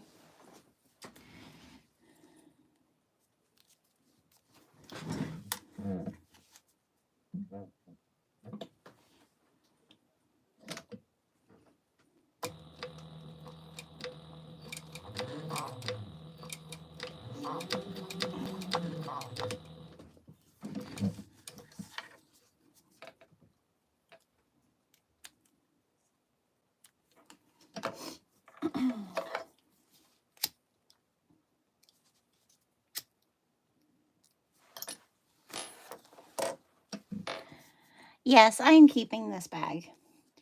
I don't think I'm going to sell my bags anymore, actually. Very little, I think. Just 'cause I don't have time to, like, when I sold bags, I did collections, because that's really, you know, if you're sewing to sell, I would highly recommend, like, you think about, like, how you release what you sew. I know that a lot of people sew just whatever they like and whatever pattern they're going to make. But I think when you're selling to sew, batching and having multiple, you know, like I'm going to post this bag and I'll get messages like the purple one, like, ooh, could you make me one? And so I would recommend, if you are sewing to sell things, to make multiples. And I just don't have, like, if that's your business, I just don't have time to do that anymore. So I barely have time to do this, but I make time to do this because I like doing this. So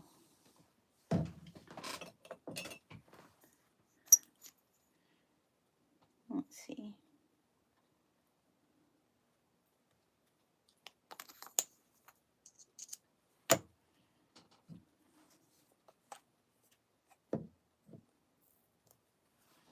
These come with a hole in them already. You might want to take the lid off of it. You guys can't see anything that I'm doing. I'm playing with glue right now. I'm getting ready. Ooh, I don't want my phone to drop. Hold on.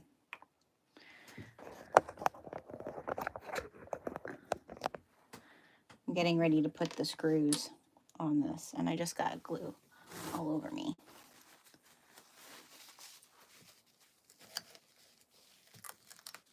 So I just got a new 3-in-1 glue. Alrighty.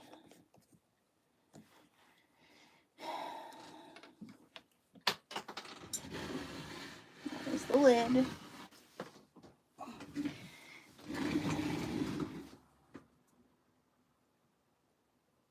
Just need a little dot in there.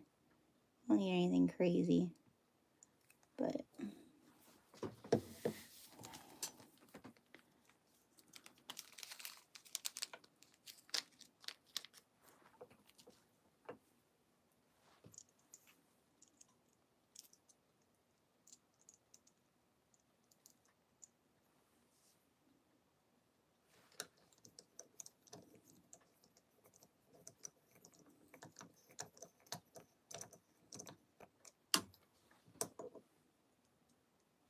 if you were doing this bag with cork on the outside, like they're recommending, I wouldn't be as fussy. I actually, if I would have been doing the exterior in cork or vinyl, I would have used, and I'll show you, to do my tag connectors. Oh, where did it go? Here it is. This is from Kayla. This is the strap, what she call it? 1-inch convert strap tool. So you'd be able to hide, you know, like make a slit and then hide your strap. If I was doing this in vinyl cork, that's what I would have done. But since my exterior is the Luxe Sateen, I want to make it look nice. All right, so there's one. Where's the second one? Where'd you go? There you went. Oh, was that just a clip though? Here's, there it is. All right. And now what? Now I need this. Wow. I'm telling you, that coffee in the morning, it does mean something. I maybe need to just say, I'm just going to do my 1 cup. And I'm not going to drink any caffeinated tea. Because I blend my own tea, you guys. And that was one of the reasons, but I got in a bad habit again.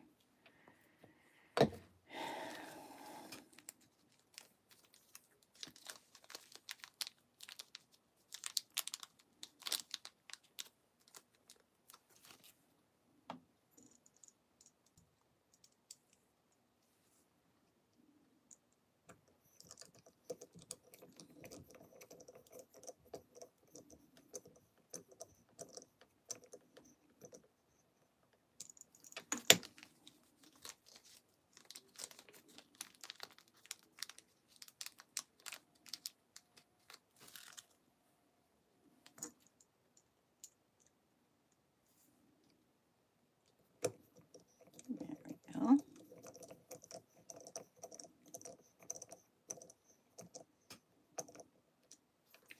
All right. There's our strap connectors.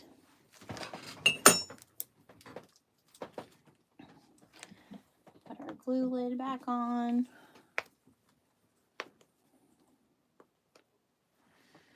Okay.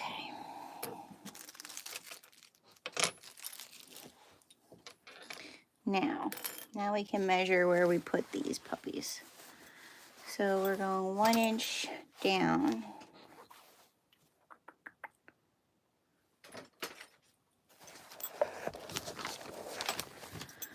Oh my. Well, that's what fell, my little ruler, which is an important piece of the puzzle. And I don't see it. You have it when you lose things.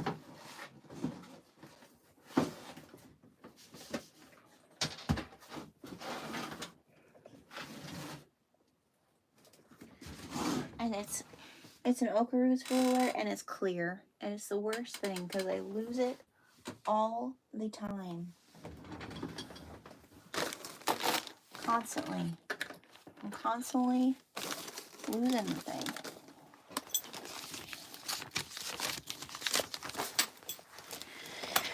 Okay. Well, we'll use a different. Oh. It wasn't what fell. I don't know what fell back there. Probably a clip. All right. But I am constantly losing this. I should have got it in like a brighter color, right? All right, 1 inch down on the top. We're gonna make a little mark. And is that where the top of it goes? Yeah. All right, so 1 inch. And then I'm just gonna use some double-sided tape for now to keep it there until I position the other side.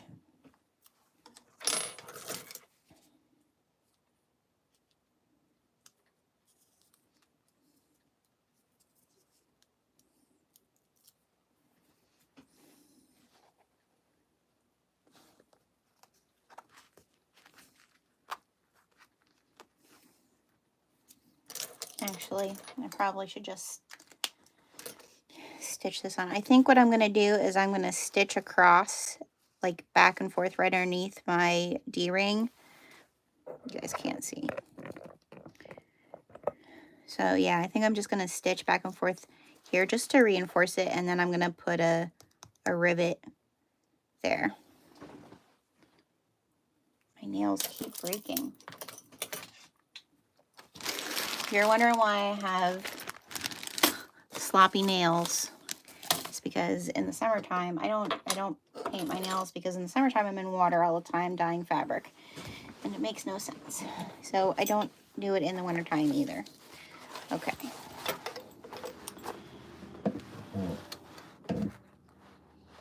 Let's see. Right there.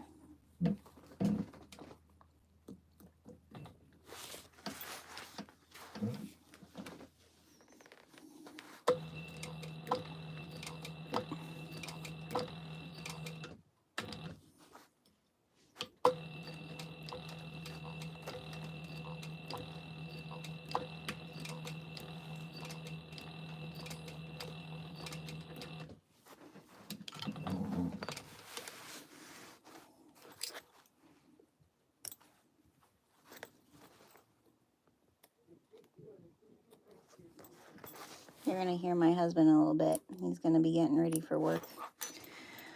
Okay. Yeah, that looks nice, huh? And then put a rivet there. Look good. It'll look good. All right, let's do the other side.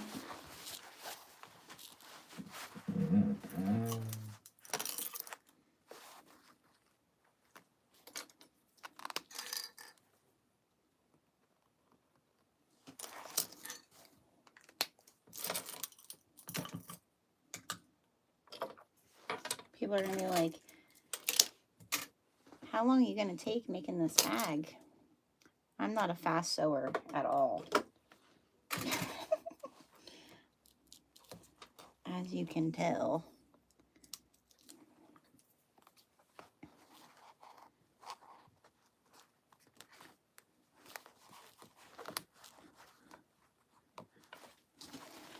Okay.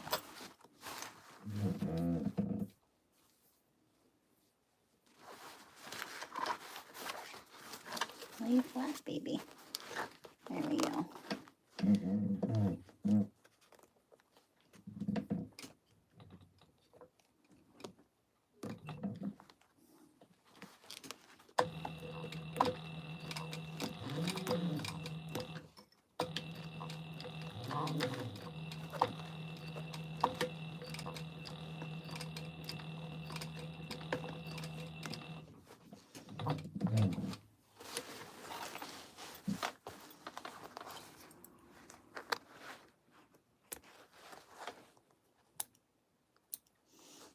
Yeah, my mother-in-law, she's retiring, and she's going to come work for us. Retiring and coming to work. But she's really excited. I have a really cool mother-in-law. All right. I guess I should put the rivets on there quick before we put the base on, right?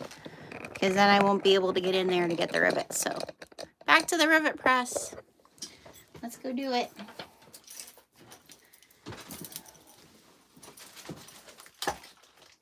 Okay. And I want to measure where I'm putting my rivet.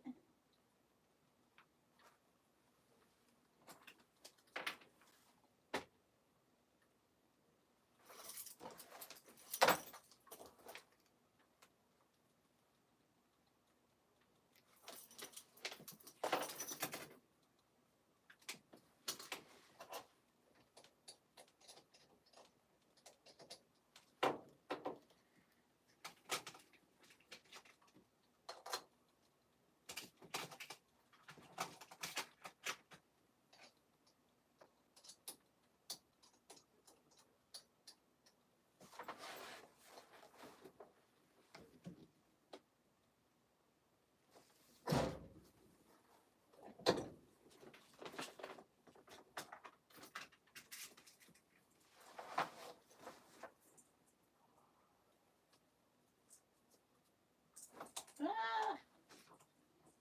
It's running away on me.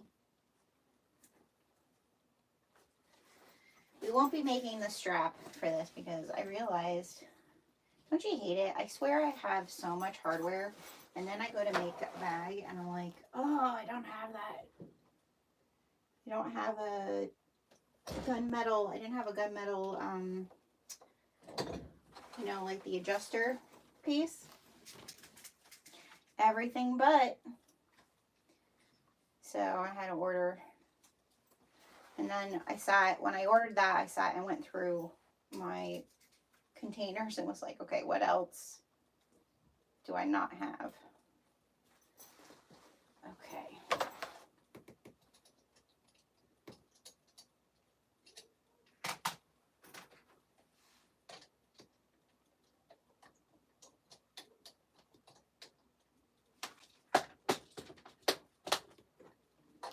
So rivets don't go flying.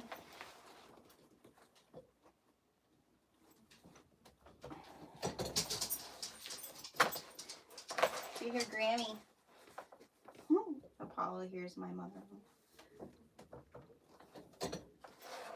All right, so there we have it. We have our strap connectors. We're getting there, you guys. All right, now it's time to put the base on. So let me grab the base. Where do we stick it? Here's our base. All right. We have to pin these, and we're gonna change our bobbin.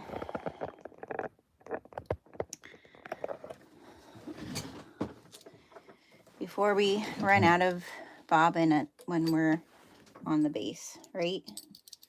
Oh, I don't know. Like I feel like I'm over nervous about it, you guys, because I really don't want it to ruin. I want this bag to be perfect.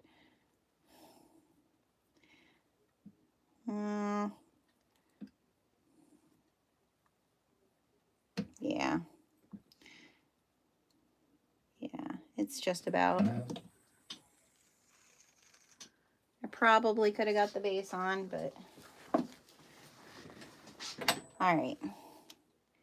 We'll put a new bobbin on, and we'll see how far that gets us.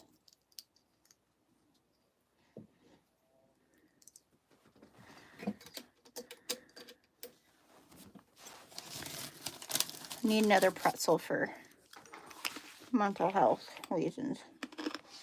Let me mark the center of this so that I know.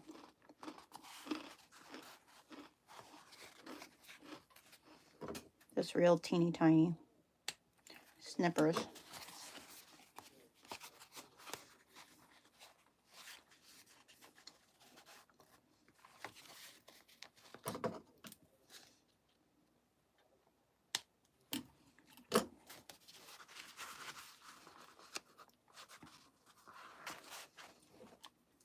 The other nice thing, which I did not do with this bag, so if you want to make your Luxe Sateen kind of like stain protectant and stuff, because I know, you know, like none of my stuff is water resistant or anything like that.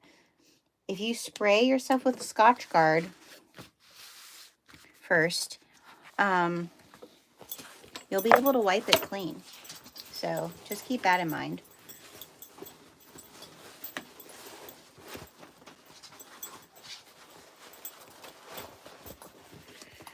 Okay, we're turning it back inside out again. Alrighty. And now we're gonna clip it. We have those turns on the base to think about, so that should be fun.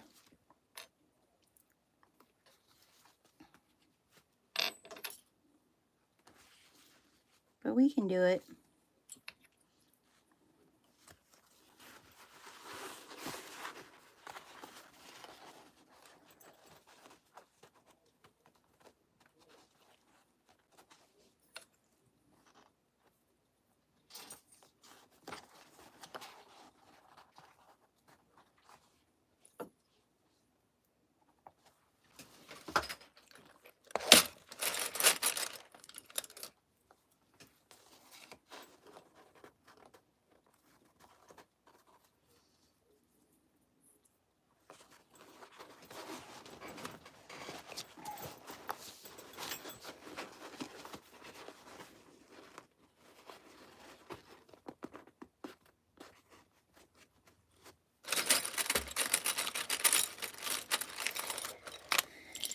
I think it's going to be beautiful too, Isabel. I think it's going to be, I feel like now that I've done this for about 2 years, or pretty much 2 years, I feel like I know what I'm doing, finally.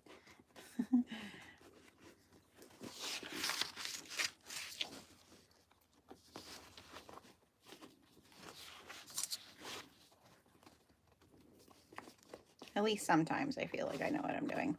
Sometimes I feel like I have no clue. So around the corners here, I'm just gonna, just some little notches, just so that the fabric can spread nice around the corner for me.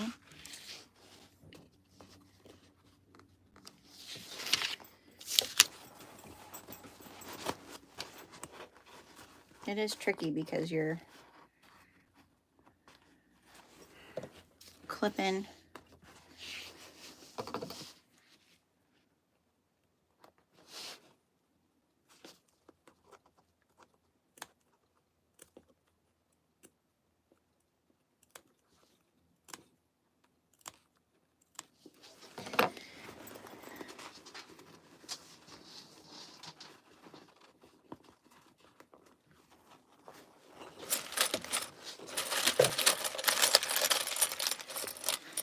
So I do have some bags on my website that I've made.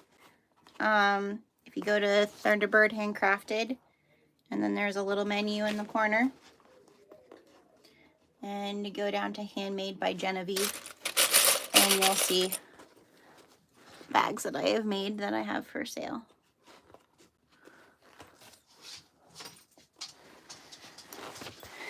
But I mostly sell fabric now for other people who want to make bags.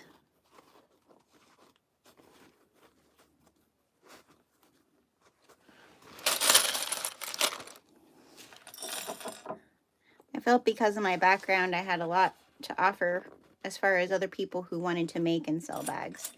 So I'll try to bring some different things into the bag making community.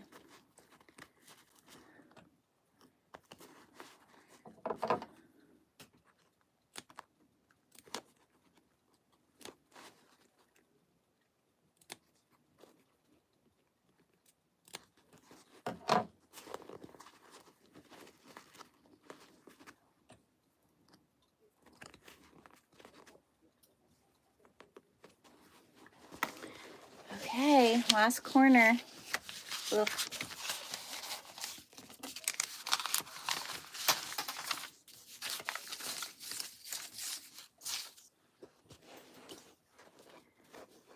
Oh, that's cool. They have a family member who makes bags. That's cool. Yeah, I make a lot for my daughter and stuff, and friends. I'm gonna clip down this interfacing here is longer than what it needs to be. Okay.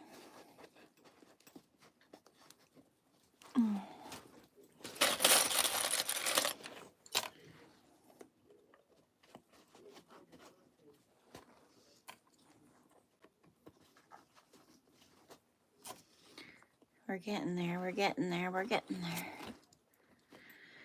All right. Now, this is how I usually do this type of bag.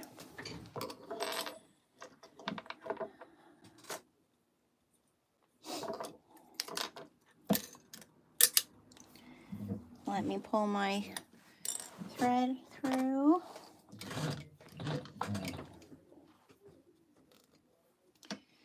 Let me move this out of the way. Let me see what our seam allowance is.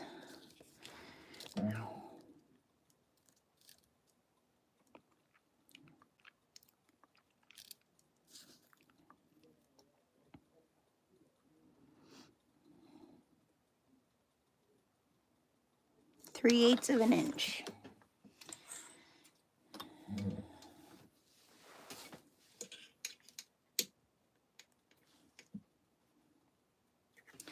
Alrighty. I think I'm gonna get since I'm using foam, I'm also gonna get my stiletto out for when we go around those corners, right?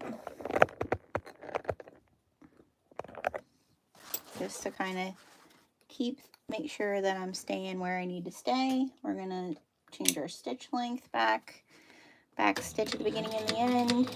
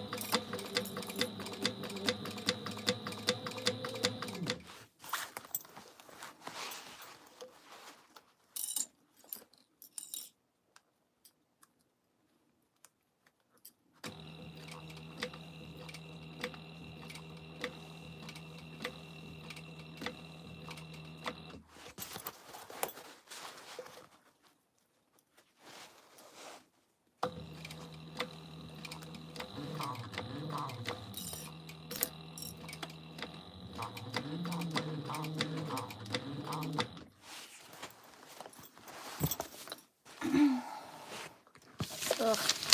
My papers are gonna fly all over the place right now, you guys. Let me fix it. All right.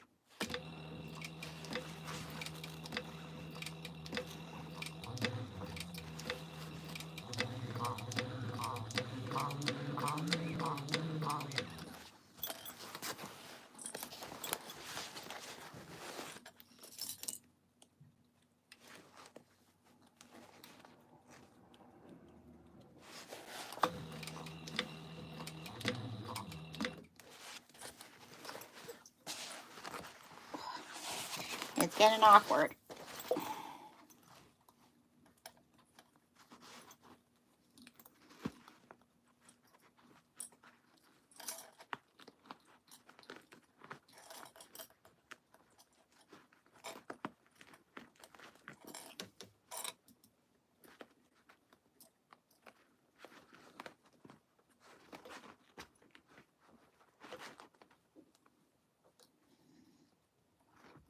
Come on, Mama.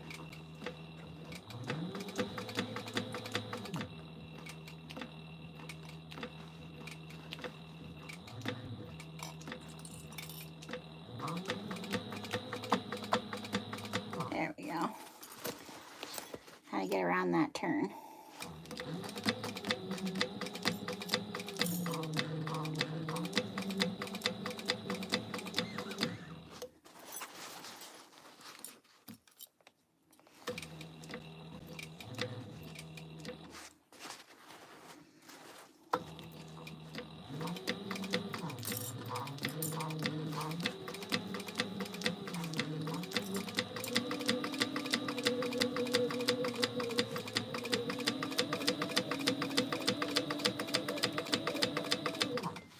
Home stretch. Lots of practice. Anybody can do it, Isabel. Really. It's just lots of practice.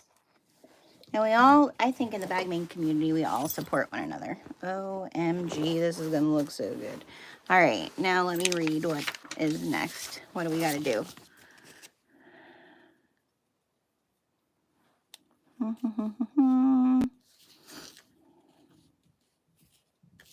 All right, we're going to turn it around. I don't know what that was. Something fell. Everybody okay?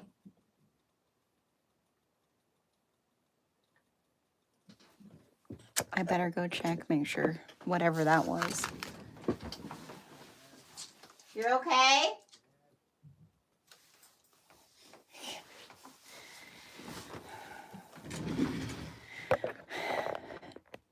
Basement stairs. I bet you my husband. In the old farmhouse, basement stairs are not fun. I think he was going down the laundry room. All right. I mean, it depends on the bag, Isabel. This bag is taking a long time because it's a big bag. All right, and I'm being fussy. So let's turn this. Oh my goodness, you guys. Look how pretty this bottom looks. Oh my gosh. And I knew that was gonna happen. There go all my papers.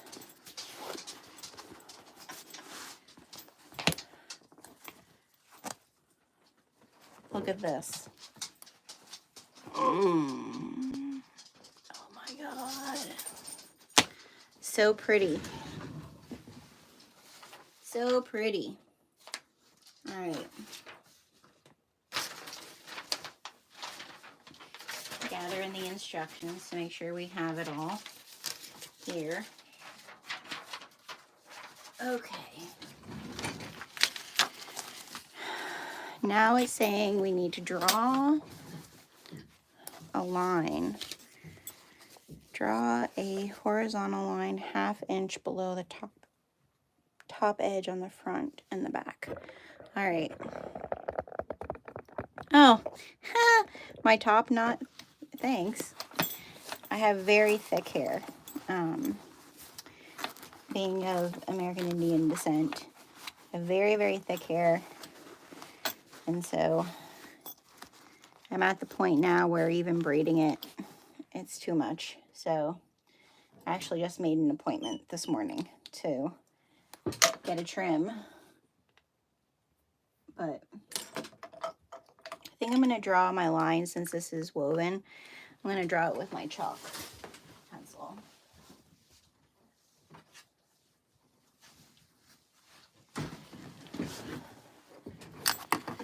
So 1/2 inch.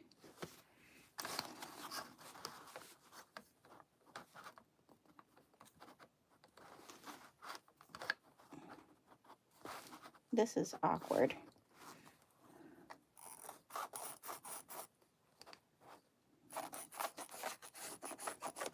I think this is just to line up.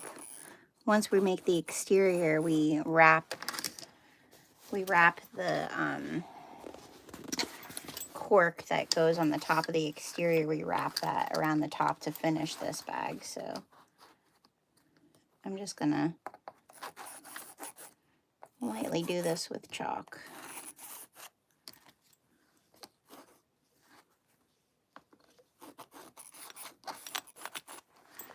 Okay, and we're gonna set that aside because we're done with the exterior for now.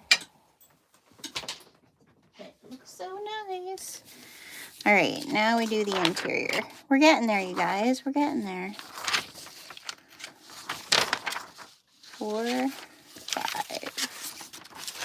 Okay, now we're going to get one of our interior pieces and we're going to do our interior zipper.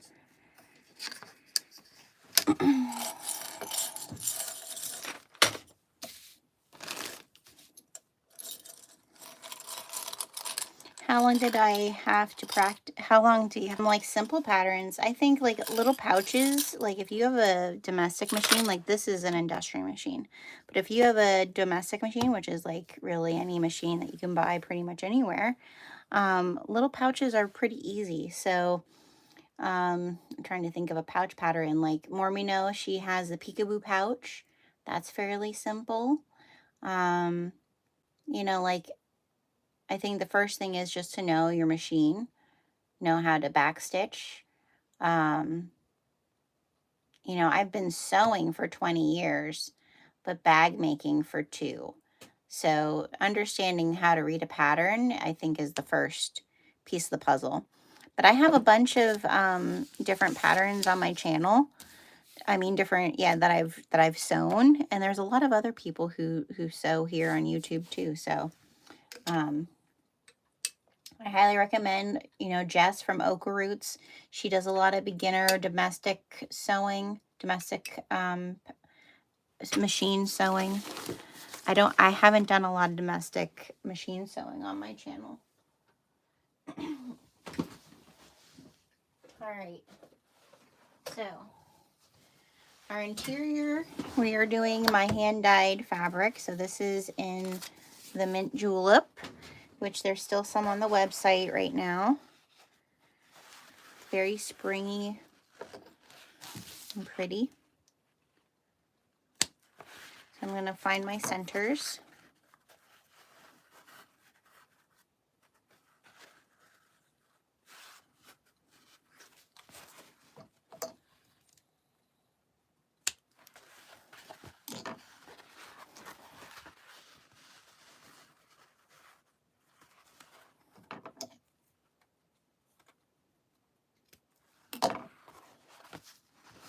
Yeah, Jess from Oak Roots, she does a lot of beginner stuff as far as bag making is concerned. You know, she has some easy starter patterns. going to cut off this leftover interfacing.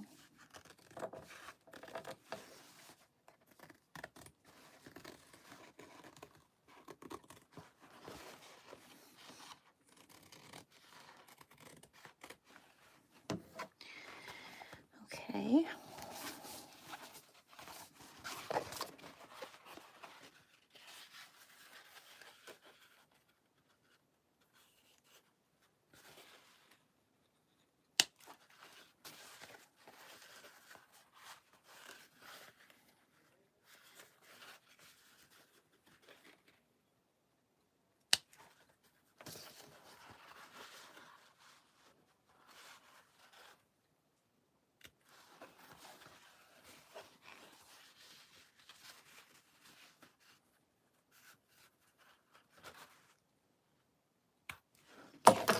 All right, got all my centers notched there. Now what we're going to do is we're going to measure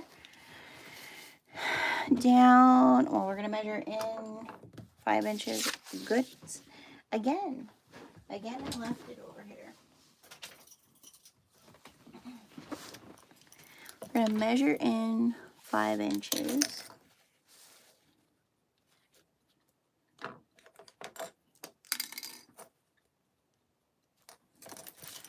Both sides.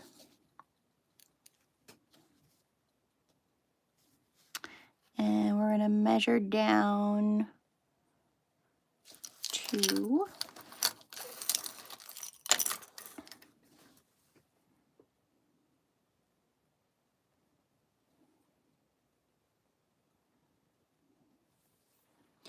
oh, my kids did loom bracelets. They did. My kids are a lot older now, but my daughter was very into loom bracelets when they first came out.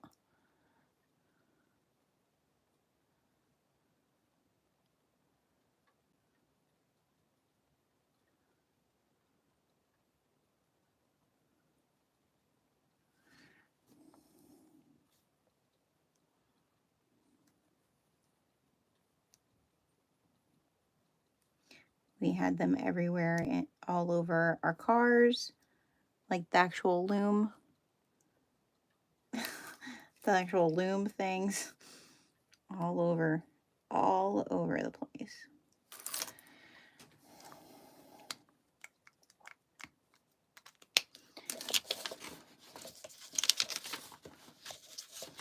All right, so since I didn't do, I'm going to look at how they're doing their zipper pocket here because not everybody does it the same.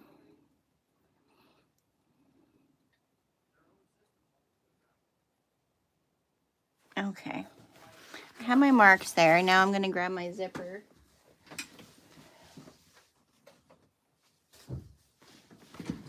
And my zipper pull. Yeah, this was the other thing I realized that I didn't have was zipper tape. And this was that's why I didn't do the exterior zipper, because I had just enough to do what I wanted to do. So I figured the green zipper, this goes with it, even though it's not gunmetal. Are you sure you're okay? Yeah.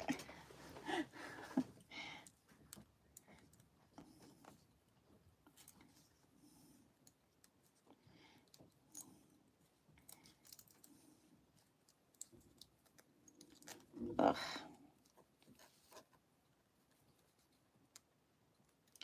You might hear Apollo bark because I think Amazon guy's here.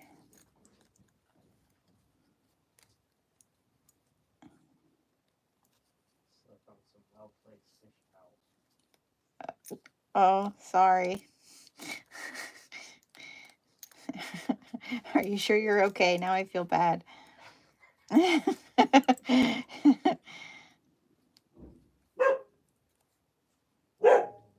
Oh, Apollo.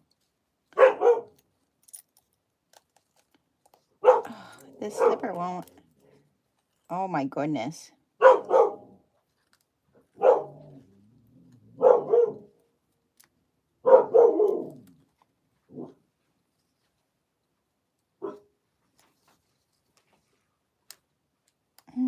just doesn't want to go.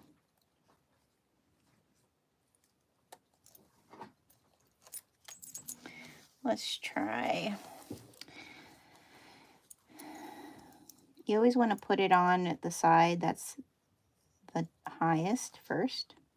And I keep doing that, but it keeps on making that be the lowest. There we go. Okay. And I'm just going to burn down my edges just so they're not fraying on me.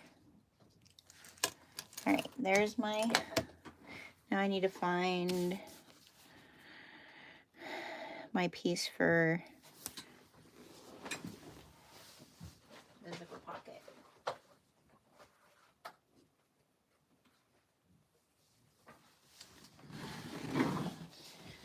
Okay, there's our zipper pocket.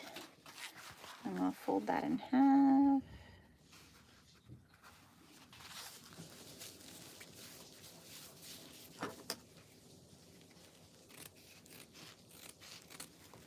You guys are going to hear my, I don't know if you guys can hear the shower, but we have an old farmhouse, and so I'm on the original part of that.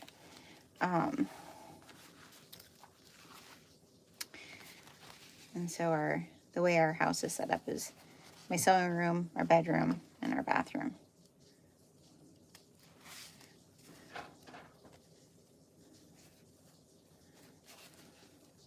My husband has been second shift our entire marriage. That's what he likes. Yes, that was my dog. Yeah, he was yelling at the Amazon guy.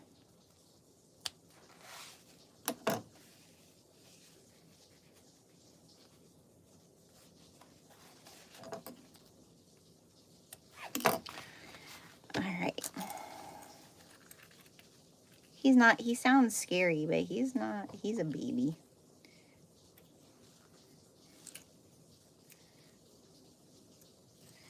He doesn't like people. Well, he doesn't like men.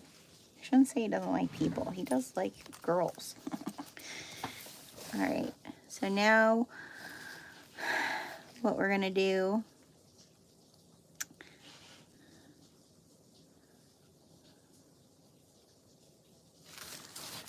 this is how they do their zippers. So I'm going to do it like they do it. All right. So I'm going to piece this on top like so.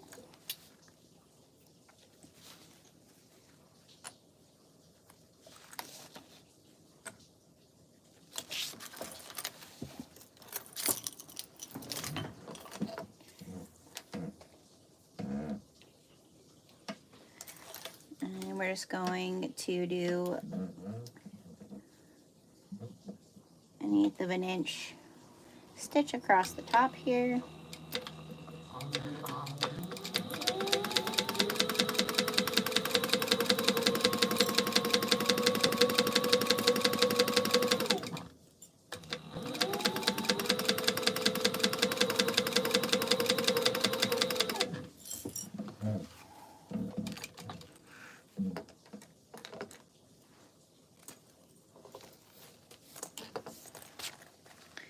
And then we're going to do the same for the other side.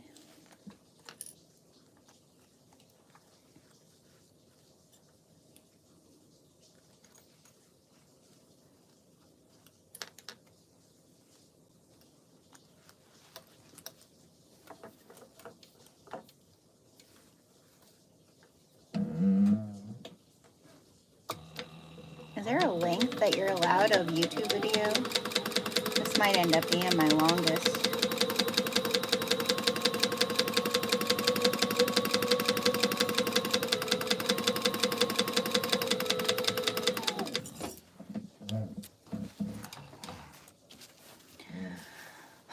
Where did I get the zipper tape at? You know what? I think it actually came from Sallie Tomato. I think this zipper tape was, maybe not. But I think this zipper tape, I had gotten the Sallie Tomato advent calendar. And I want to say that's where I got it from, but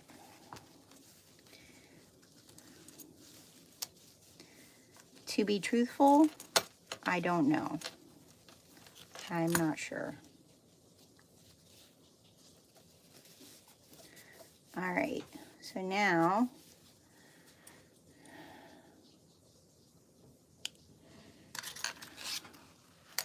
I am going to put my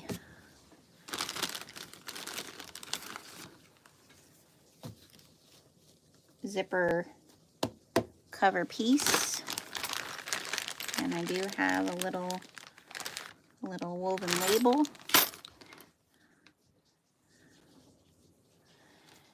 And it says bloom where you're planted.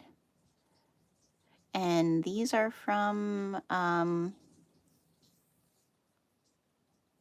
Emporium Threads. All right, so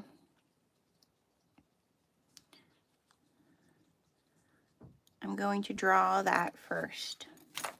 That's what's going to happen.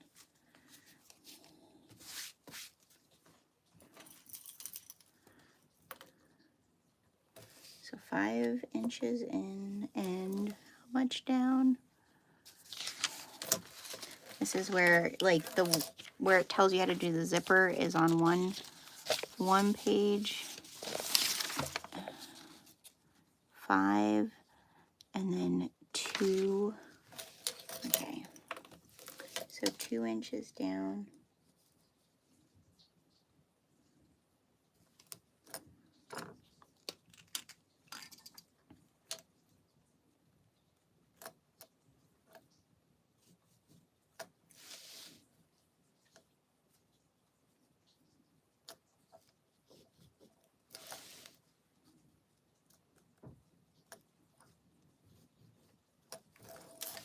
Okay, and then we're gonna double-sided sticky tape.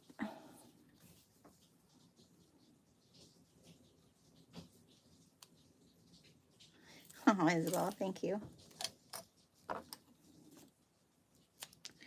So I'm gonna do a piece of sticky tape here, a piece of sticky tape here, and then I'm gonna do another piece of, we're gonna do 4 of them. So we're gonna do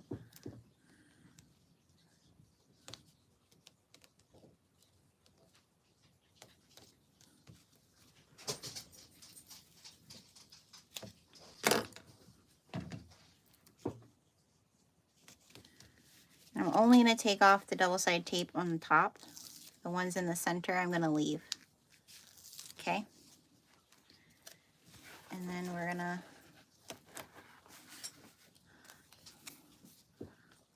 line that top opening part with my top of these, like so. We're going to put our woven label.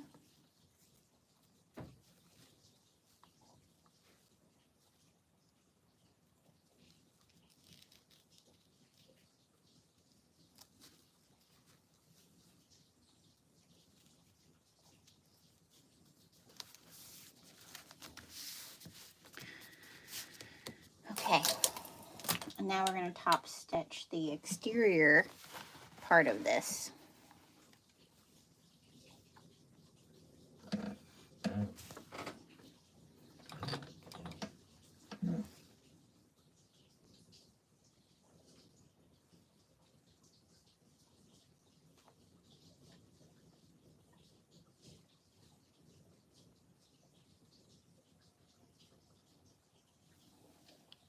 Oh, hi, Fran. Okay.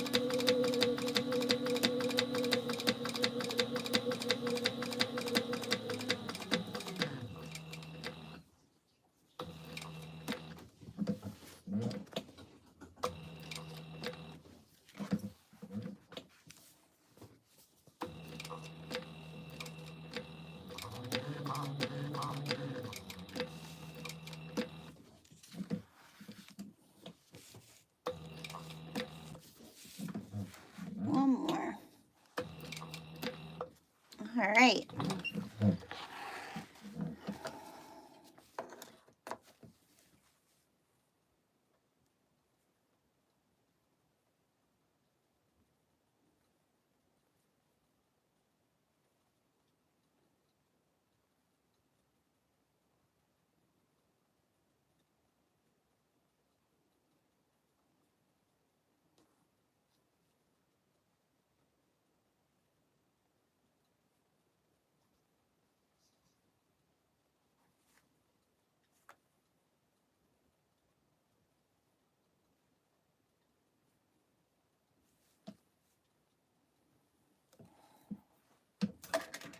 All right. So we're going to pull our threads through now.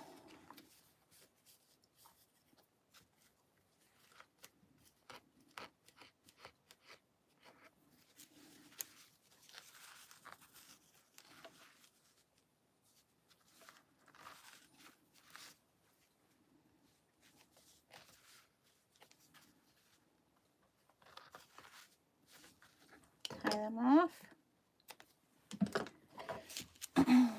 And burn them down. And now we get to clip out the center here. So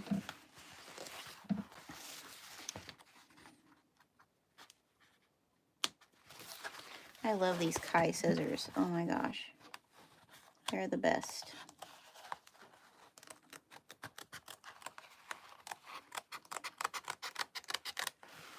And what we're doing is we're just cutting around so we can see that other piece of double-sided tape.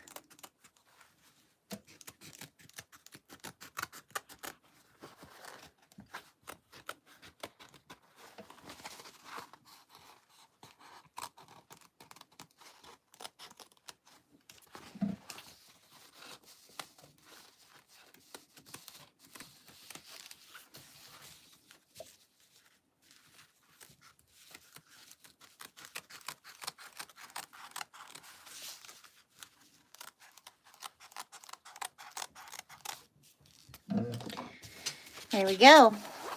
All right, so there is the back side of where our zipper is. Now we're going to pull both those pieces of double-sided tape off.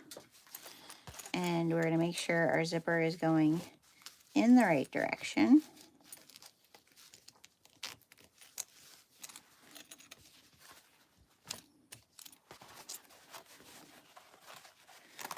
And we're going to bring our zipper pull through. And we're going to try to center this.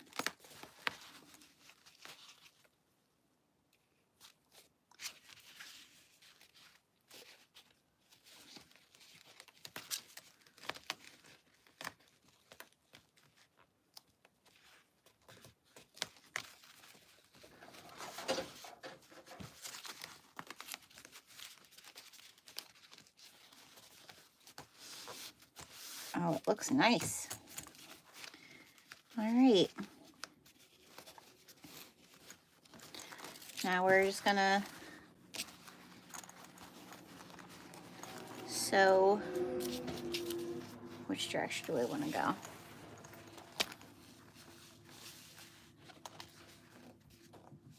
Start down here, up.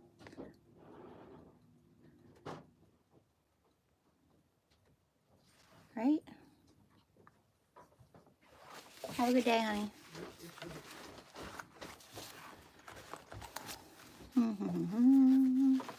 Let me think a second.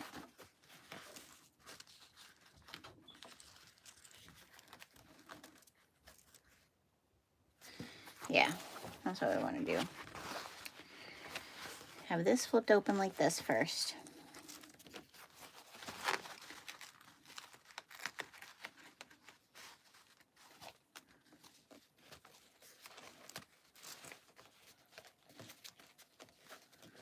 And now we're going to start here at the corner, come around. You're just going to sew those two. Everybody does this different, but there was a way that I found that I was like, oh, I like that way. And that's the way it is. All right, so that's what I'm going to do. I just want to fix this, though, because it's annoying me.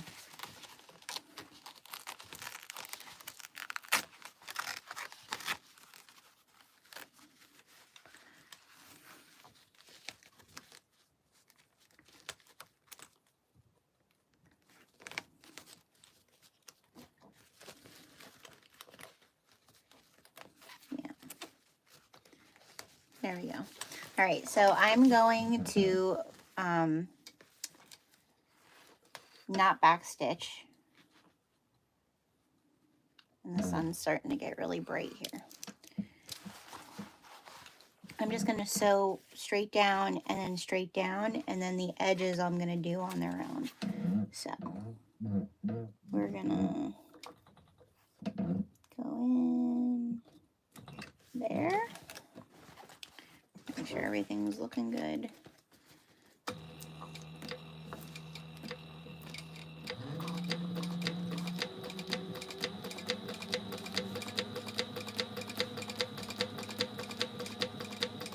When you get to your zipper, keep your needle down, and then you can move your zipper out of the way. Keeps you from having any bubbles or wigglies is what I guess they are. Okay. So now I'm going to pull that through, and now we're going to go down the other side. So we're going to flip everything down. Okay.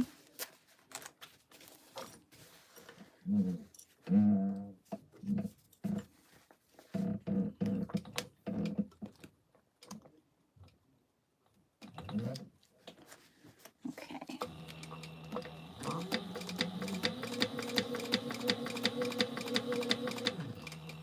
Keep your needle down.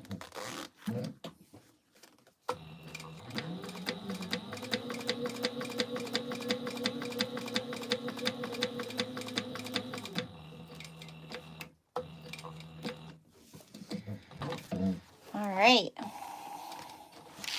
Looking good, looking good. Now pull your threads through.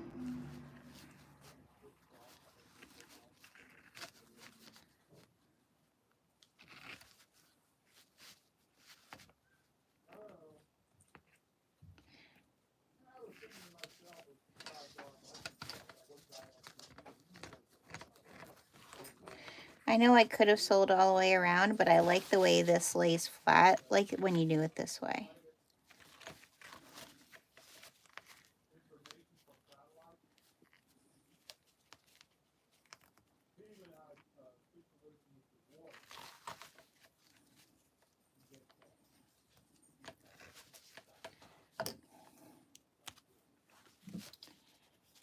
Okay.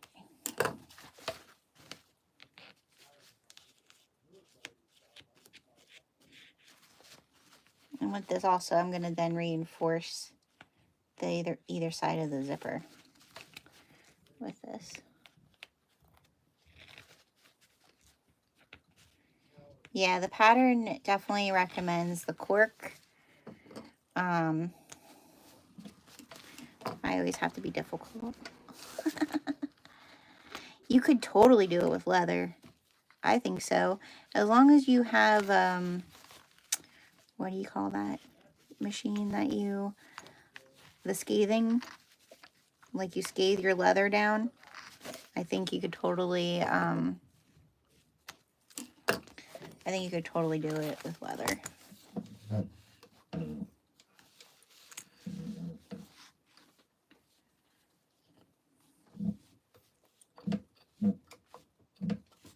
I have not done leather. Well, I shouldn't say that. I have done leather accents on my Sailrite that were already like pre-made leather accents from Georgia Girl Stitches.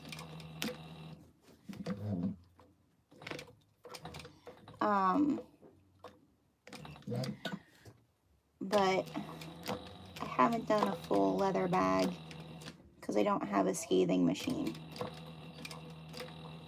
Or a scathing tool for that matter.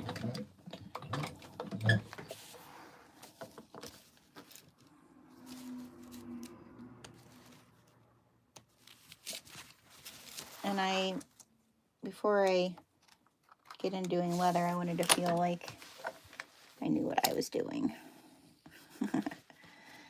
Okay.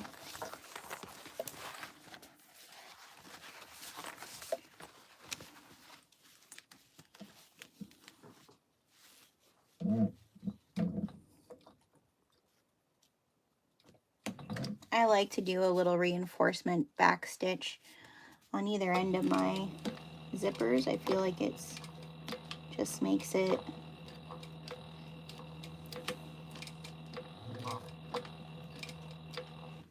secure.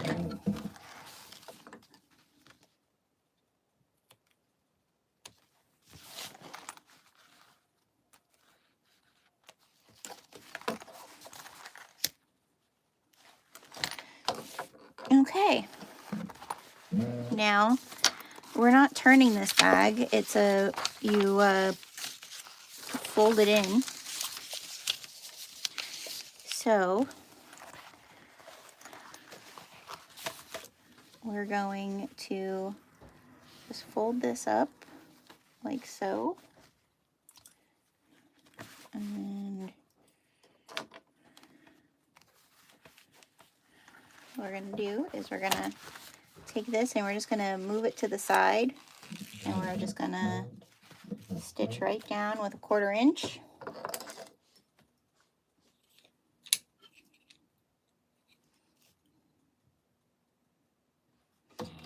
I'm so glad that you like this print. It's so pretty. I mean, that's the florals and like, I don't know,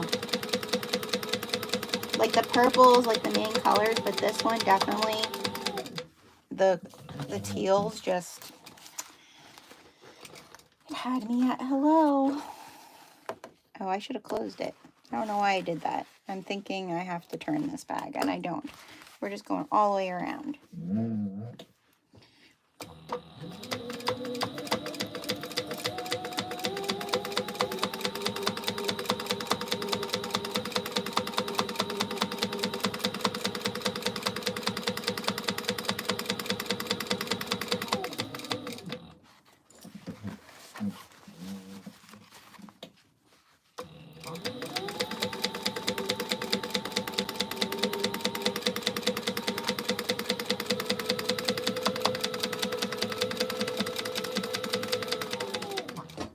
I really appreciate all of you who've like come and gone and come and gone.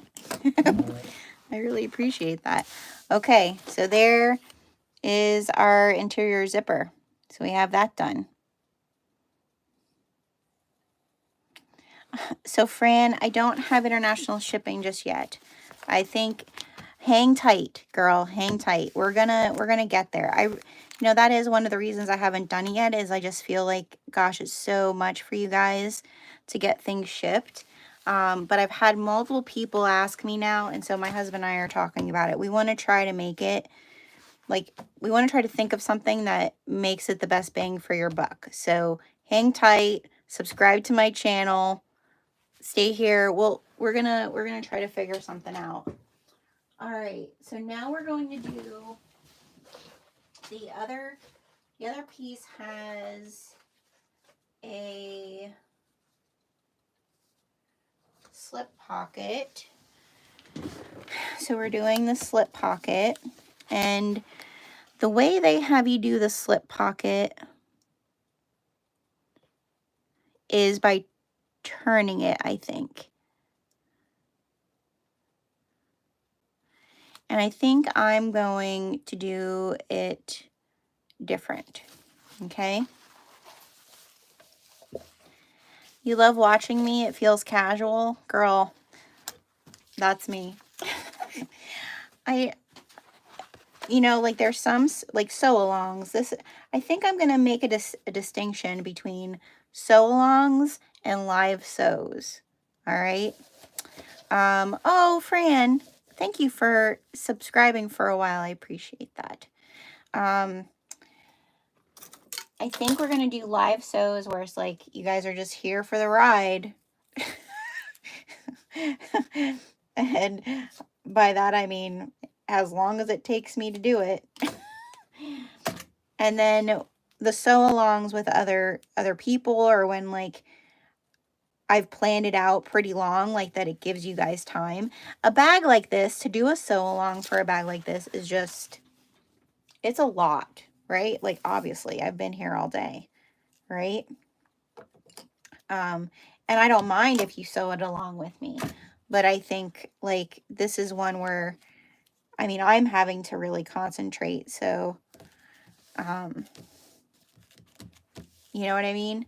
So I think we definitely have some distinctions of like, this is just a chill, let's hang out. All right, so I'm just folding these in like, I would say, how much am I folding? 1/2 inch, okay? Let's hope if I do it this way, the piece of cork, how long is this piece of cork?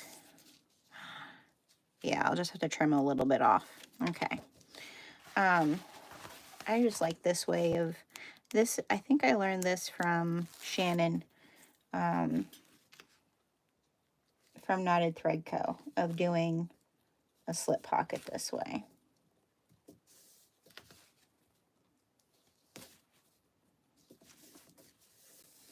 All right, so now all we're gonna do is we're gonna fold it up like so, okay?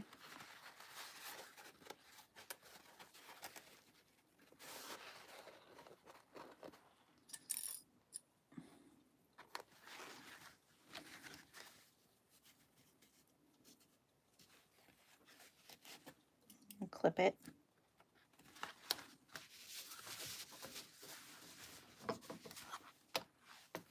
And that's just an overhang of interfacing, so I'm just gonna clip that off here.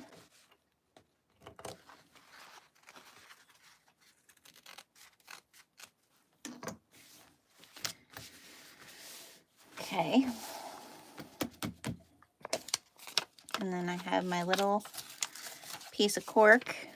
If I didn't have to work today, I would have set an alarm and watched you from the beginning. Oh, yeah, 1 a.m. That's early, girl. That is for sure. All right, so now I'm going to take my thin double-sided tape.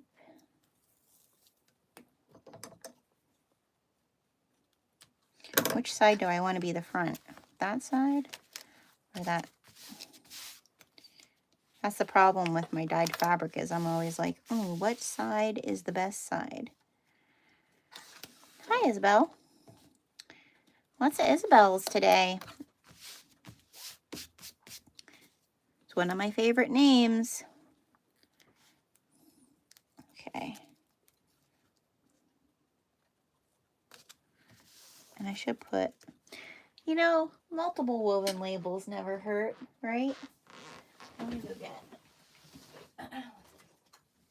I have one that I'm going to do on the...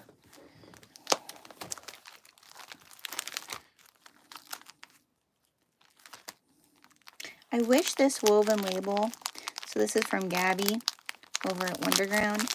I wish the food, I mean not the food, I wish it would have been the other way, because I can't, the tag has to be, but maybe what I'll do is I'll put that one on the out. I'll put that one on the outside, because it just goes, the colors go so well. I mean, everything I make could have this tag in it. Can you guys see it? The one that says, may contain dog hair. If you have a husky, you know what I mean. All right, I have another tag from Kayla over at Carolina's Little Stitches. I'll use this one on here, and I'll use the little book one on my little wristlet. All right, so I have that there.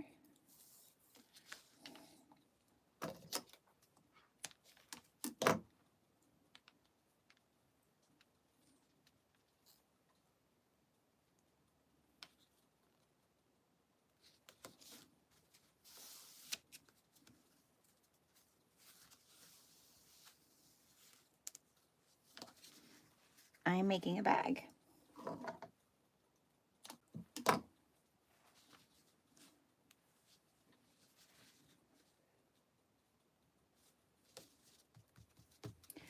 All right, so I'm going to do it on this side first.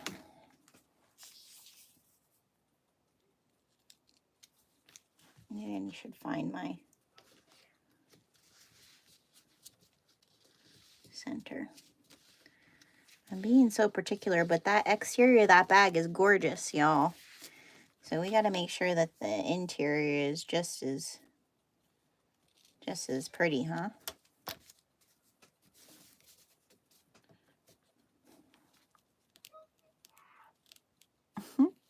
And Paul, my father-in-law must be eating something.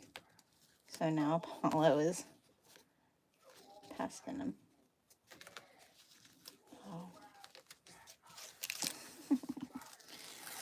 Oh, that was a little too much.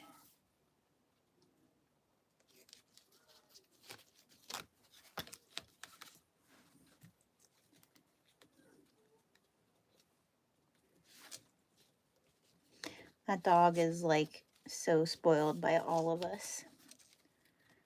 He's our baby.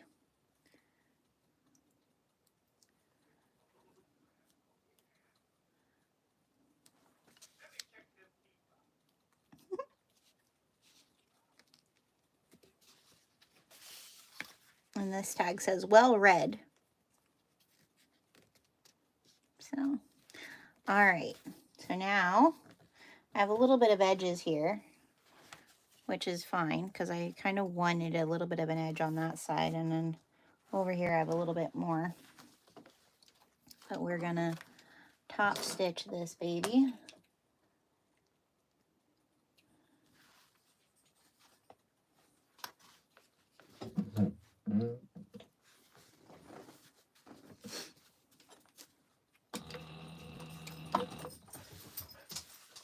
Were you pesting? Yeah, I think you were.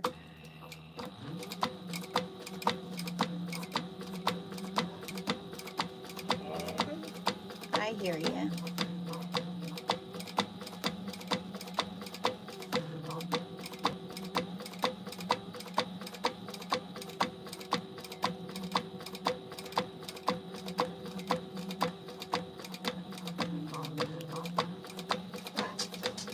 All right. Yep, I get it. It's time for you to go out again. All right, so now what we're going to do, since I just top stitched this, and he needs to go out. So here we are. That's our slip pocket. What I'm going to do real quick is, you guys are actually going to come with me. You get to see my house. Yay. It's not clean, just so you know.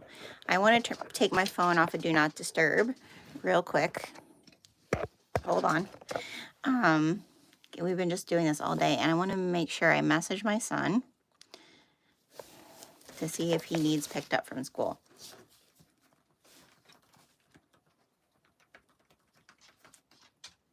All right.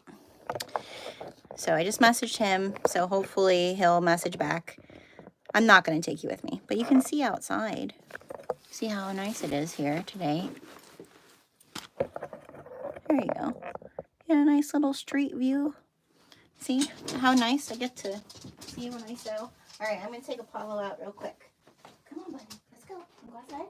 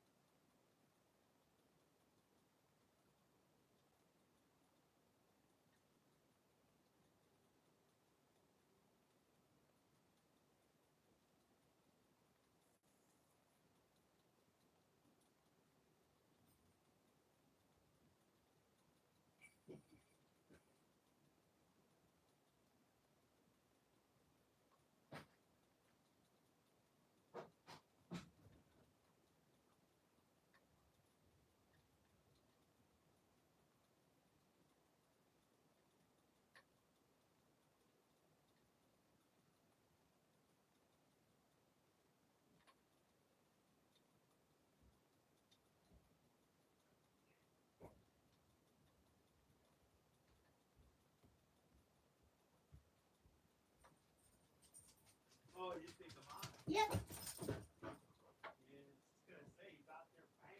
Yeah, I got them.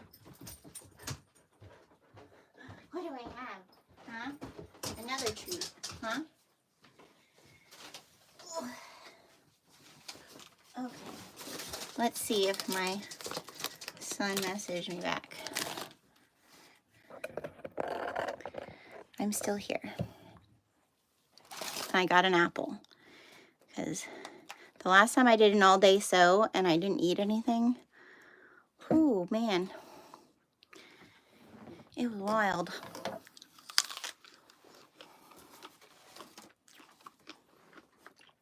And Apollo likes apples too. Okay.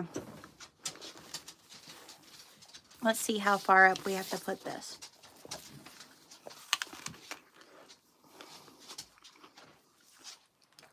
The 1 inch.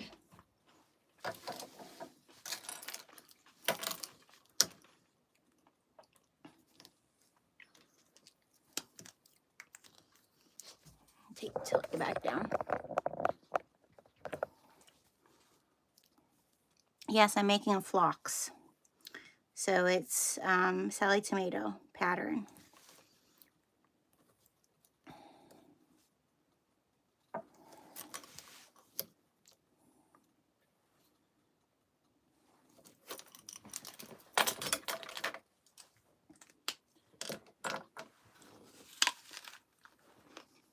Oh, the sunshine.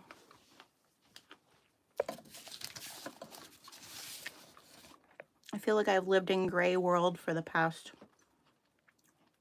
how many weeks?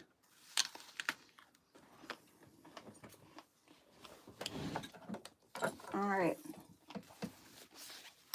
I'm gonna put a little ditty of double-sided tape.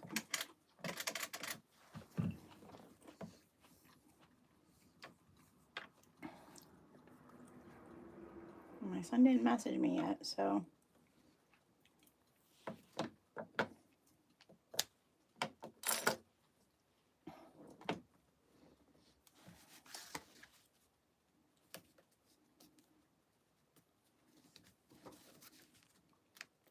Yeah, he didn't get his license yet. He's 18, but he got his permit, like, I don't know, I feel like kids that were a little younger during the pandemic, I just feel like he wasn't ready. And then we had to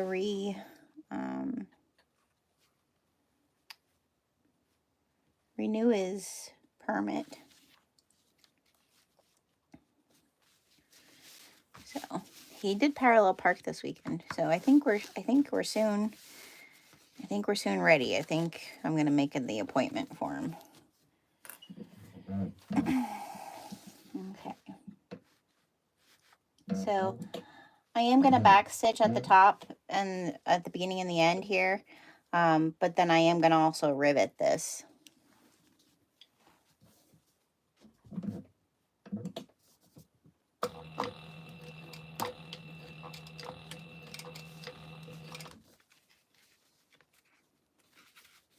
Make sure things are straight here.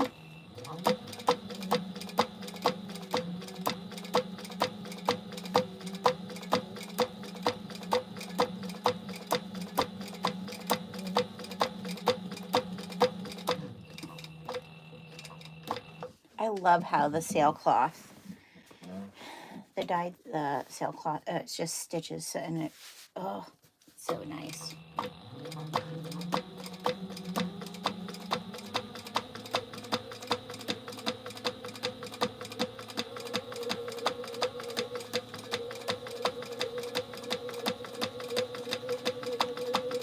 mean, if you're looking for something that's like the closest to like a water resistant canvas feel, I'd say that's the sailcloth is the closest.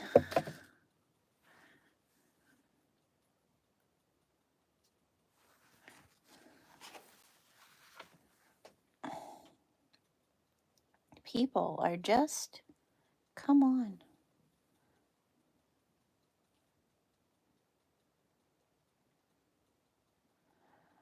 Apollo he's the breed that Apollo is, he's a Husky Australian Shepherd mix.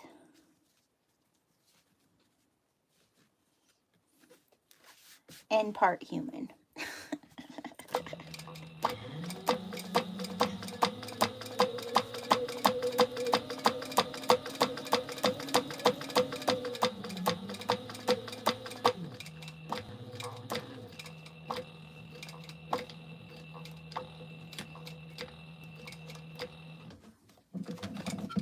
Okay.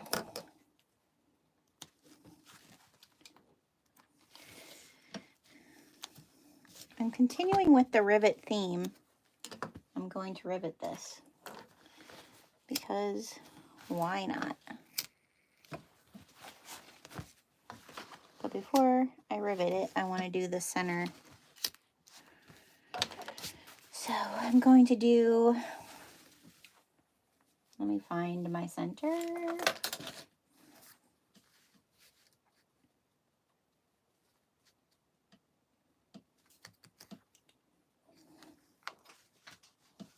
It's already off.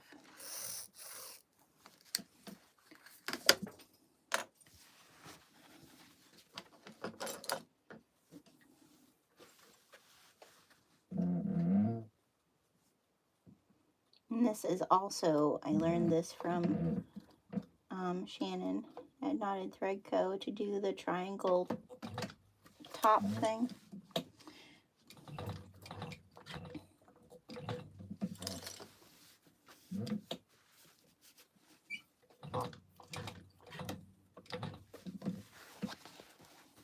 Just makes it look nice.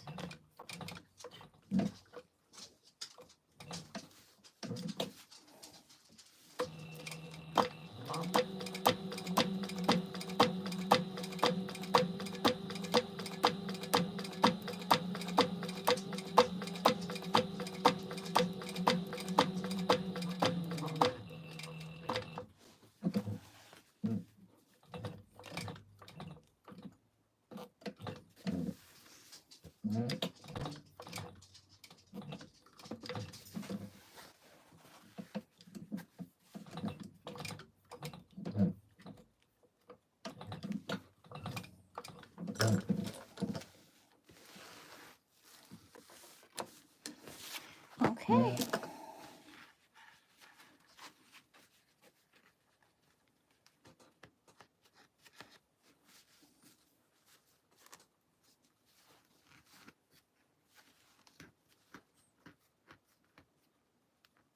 All husky mixes are part human. I think that's true. He doesn't talk a lot. Like, you know, like a lot of the videos you see on huskies, like when he does talk, he talks, but it's not like every day.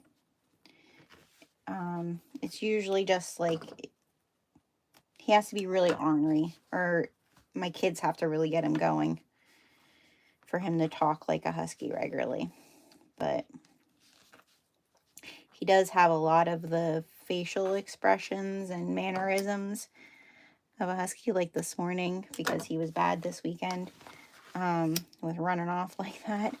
My husband and I were joking around that we weren't going to play ball, and I said, nope, we can't go play ball today. And it was almost like he's like a little kid. He looked at me and then was like, I'm going to ask Dad. And he turned to my husband like, we're going to play ball, right? So, yeah, he definitely has the human husky tendency down pat.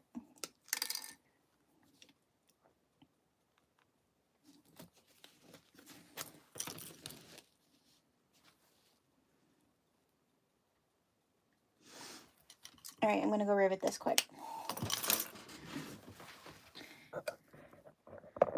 Yours yell all the time, especially for dinner. Oh yeah, no, he doesn't yell. He actually does cry. Like if I leave, like not just like a dog cry. Like he'll do like, you know how when a little kid has cried a lot and they're doing the like that? He'll do that if my husband's been like, this dog. because if I'm gone, he'll actually cry. He misses me.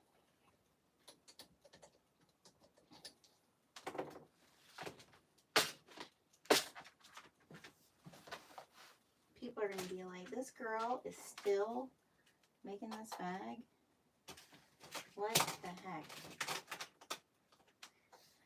See, this is why like this type of thing, like I could never sell this bag. How much would this be worth with the number of hours that I'm putting into it?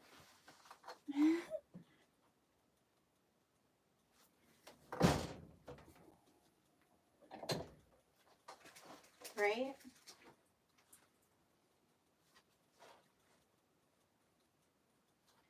There, you could do this bag way more economical than what I am doing it, for sure.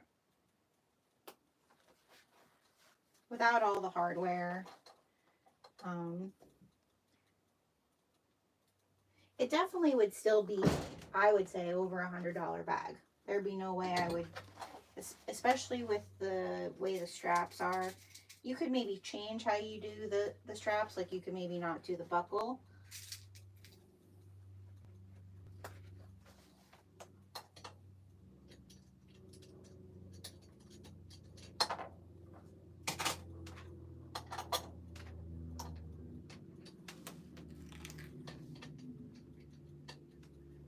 Oh, here comes my son. The bus is here.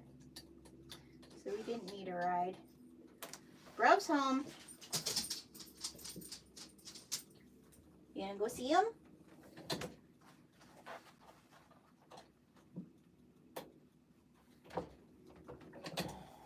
All right. There's our other interior. Oh my God, I think I just got an exciting email. That's why I keep things on Do Not Disturb when I'm doing this, because I can't, I'm going to put it back, you guys. Because I can't focus. All right, so we have our interiors. Interior's done. The whole neighborhood. All right, now we're going to set those aside and we're going to make our zipper plackets for the top. So we have those done. Time for zipper plackets. Did he not come up to see you? Huh? Rob not come up to see you? All right, so those I'm doing with cork. Hopefully it'll work. It'll be fine. I'm doing those with cork.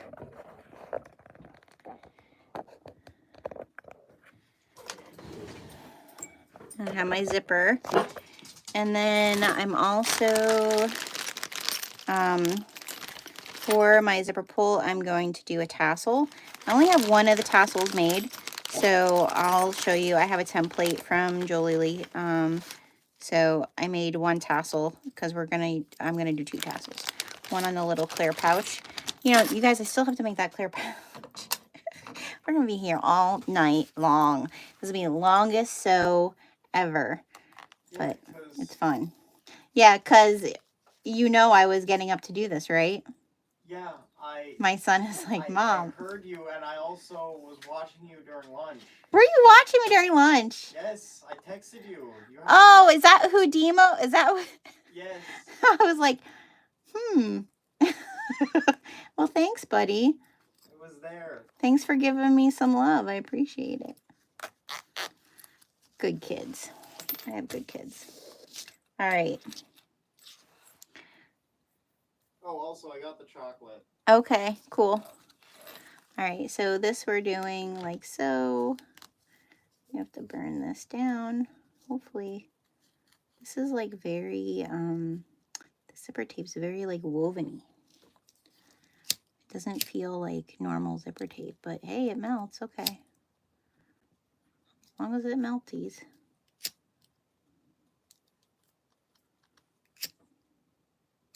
Ooh, well, we don't want to melt that much. And of course, I cut it.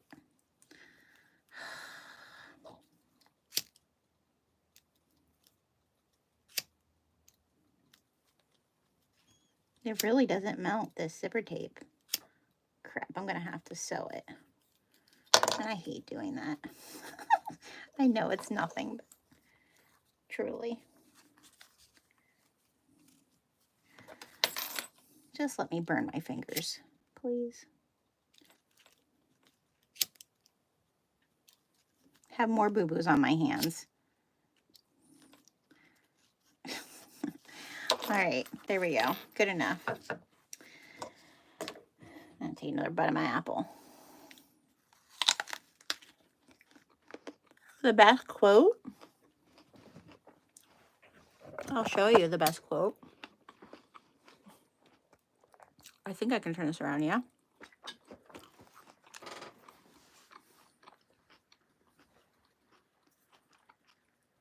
That's my favorite quote.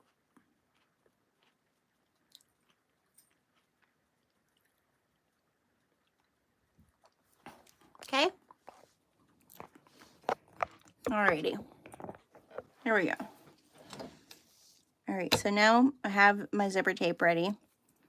Now we're going to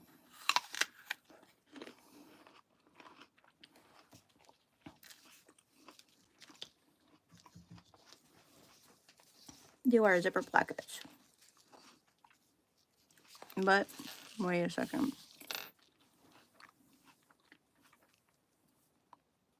How long do I have to fold them in here? 1/2 inch.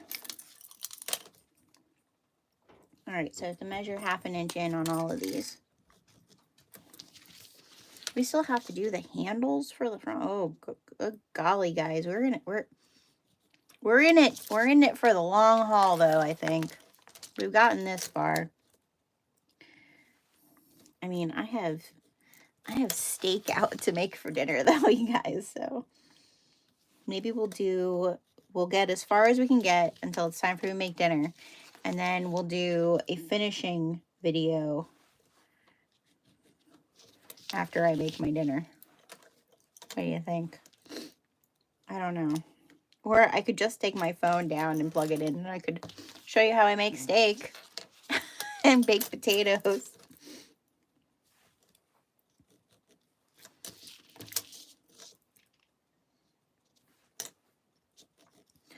I am so excited about what we're gonna, like, all the things that we're gonna have for you guys this summer. Like, I've planned out a lot of the dyed fabric. Like, I'm so excited about that. I don't know if I said, but these zipper pulls are from Kasaya. I really like them. I'll be buying more than them. I feel like it's more than like a basic zipper pull, but it's still like classy in general.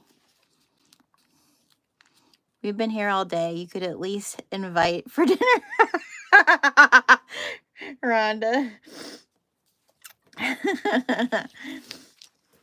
I would totally. That's very much my jive. I love having people over, quite honestly. My husband and I both.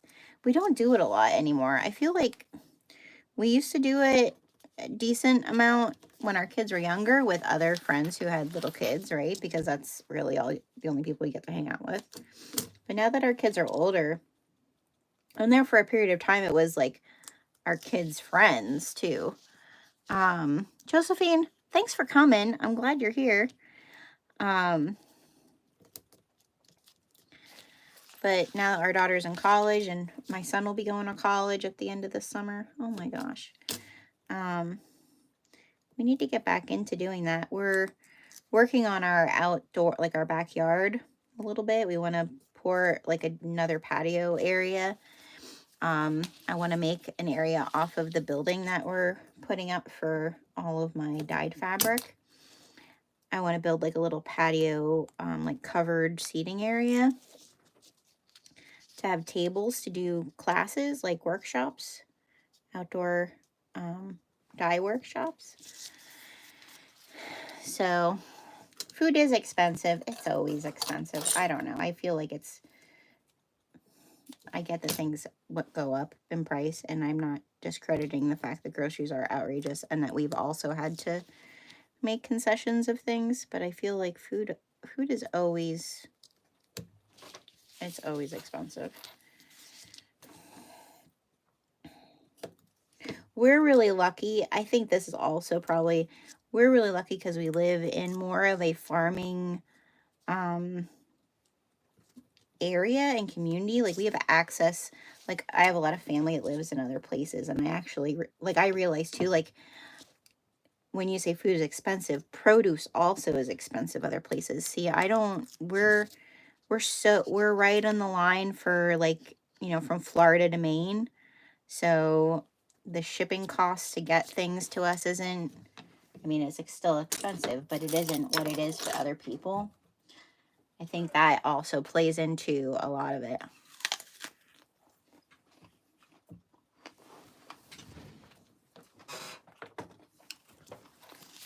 All right.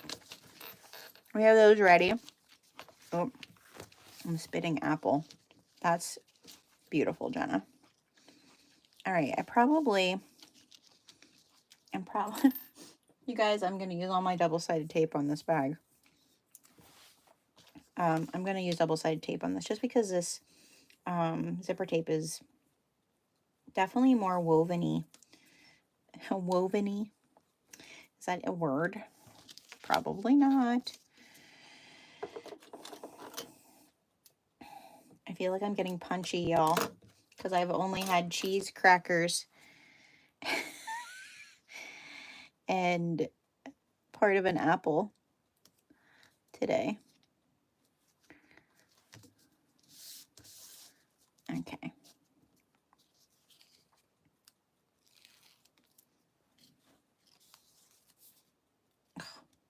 What am I doing? Yeah. I should have put it. That's all right. It's enough to get by.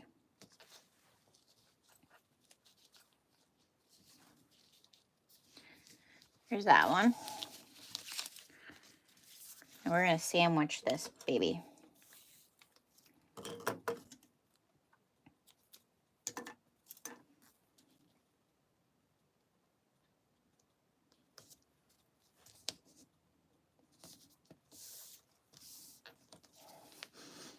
I'm good.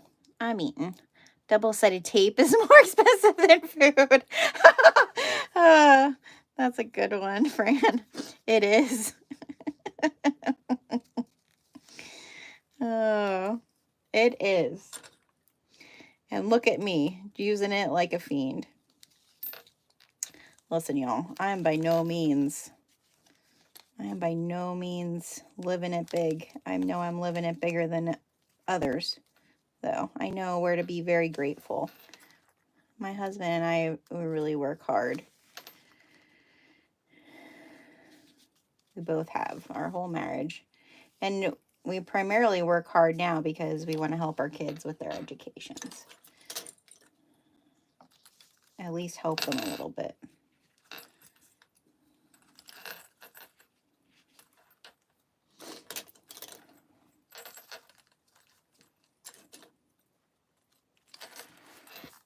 Okay. We're going to, just looking to see what they say for a seam allowance here. Oh, 3/8. I can't do it on a zipper. I feel like, well, I could if I put a zipper, I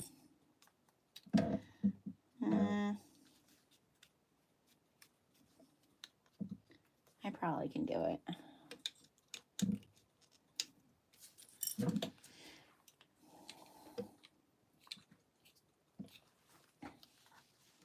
Alrighty.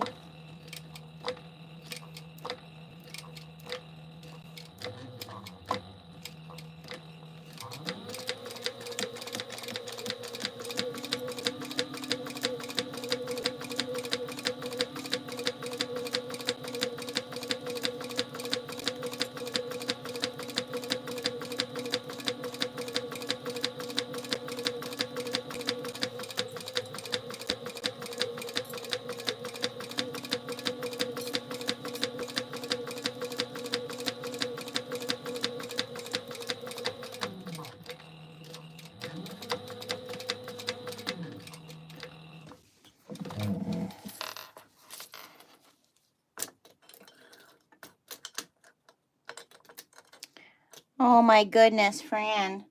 Yeah. That's the one thing again, I'm privileged. I know my privilege for sure. Like we live on a family farm, you know, and I mean, my husband and I, so we're like the generation here who have pretty much experienced all of the crises, right, at a pivotal period. Similar to what's happening now, I think. I feel like my daughter's generation and the kids that are just a little bit older than my daughter, I guess that the pandemic generation of kids, you know, like housing costs and things like that, I can't imagine starting out way my husband and I started out with very little of anything, right? I just can't imagine it now. The cost of rents, and it's crazy. Because I think our first apartment that my husband and I rented, I want to say our rent was like $325, and heat was included. Was electricity? I think electricity was included. Trash was included. Now, if you're trying to find an apartment, I mean, $1,000. What kid just starting out can afford that? Even with moving in with somebody. Like I mean, $325 back then, though, too, was a lot to do on your own. You know, like I feel like there is a difference in wage, not that big of a difference, not enough to meet what it costs to go and find a place. But I mean, we lived on pasta.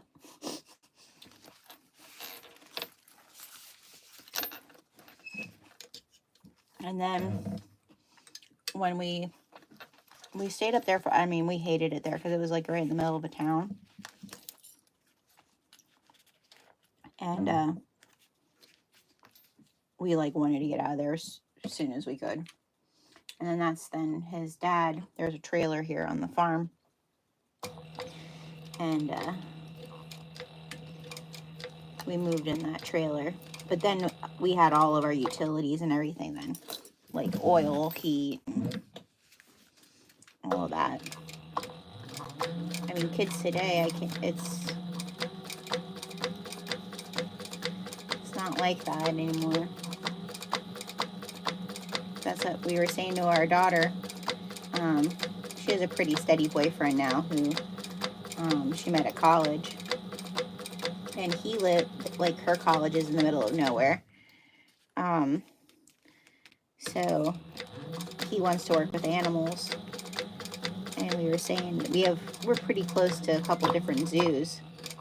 So we said to him about coming down here for the summer, that he could stay with us so he could at least get some experience.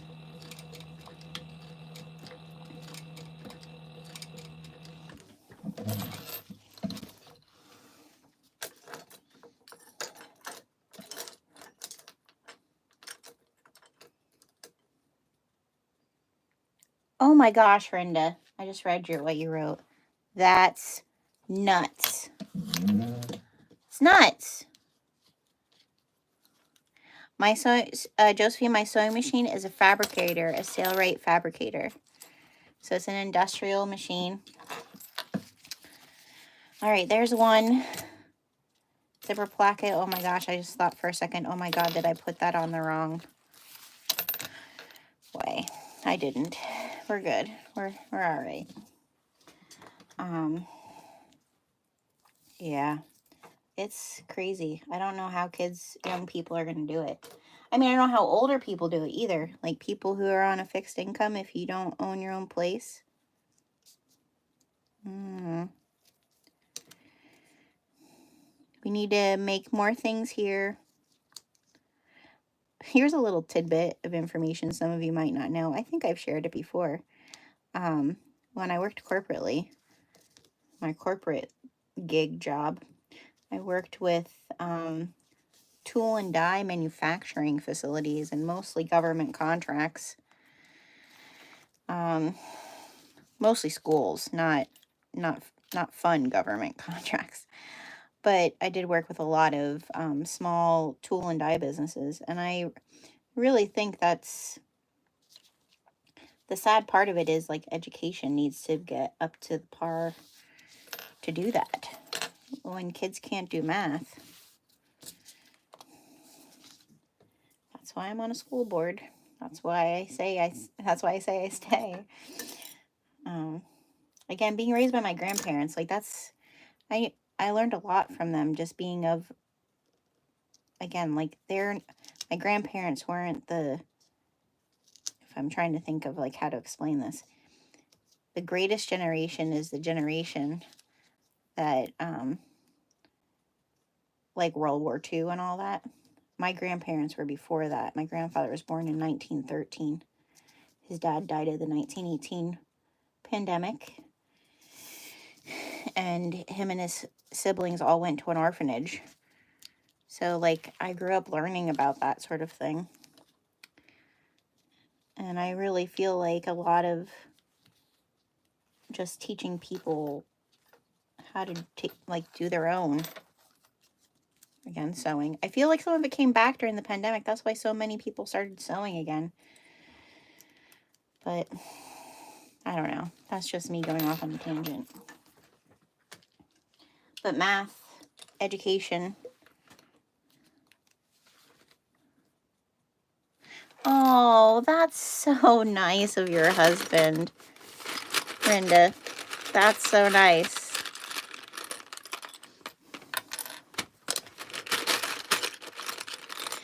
Yeah, retirement's the other thing. I talk to my kids. It's so funny because I think back to when I was like my kids' age. I mean, one, nobody really ever talked to me about retirement. Like, I'll just be really honest. No one really was like, you should save for retirement when you're 20 something.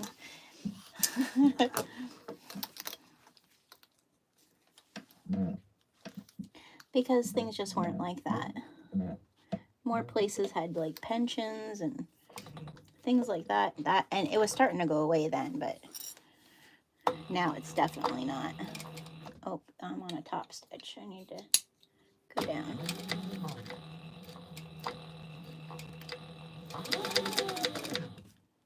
Oh, what am I doing?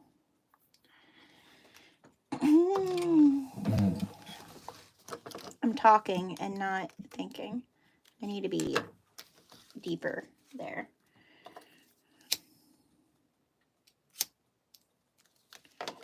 Not a big mistake, but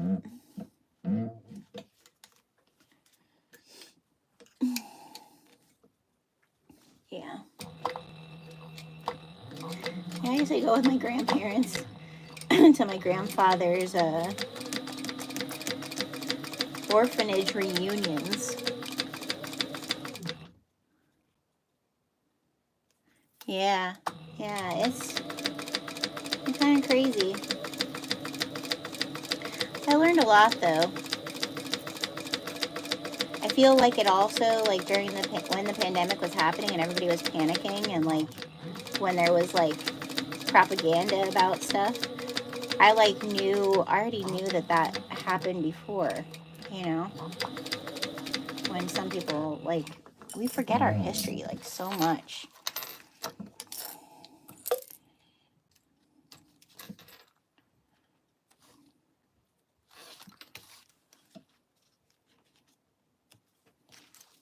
Yeah, my grandfather was a really interesting guy. I'm really glad I got to know him.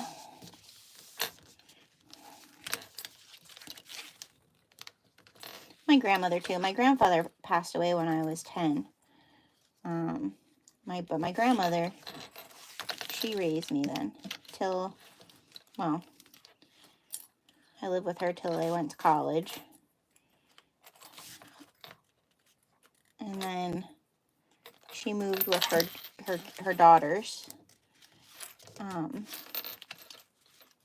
Not long after I graduated from college. She's my mom. She passed away when she was 96.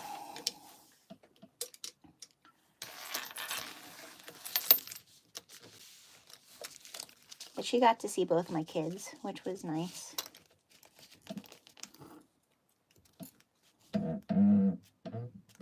She sewed a lot.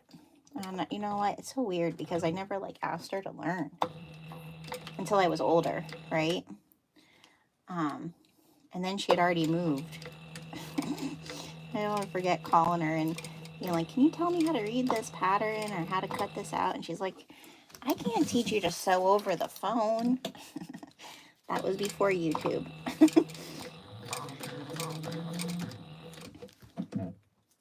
Oh, damn it. I was stuck.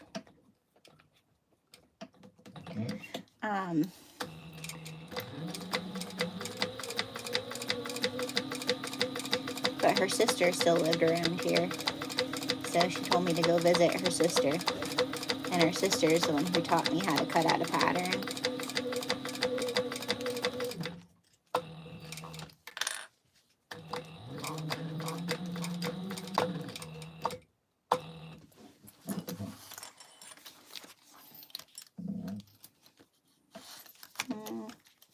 Maybe one more stitch there, I think. Yeah.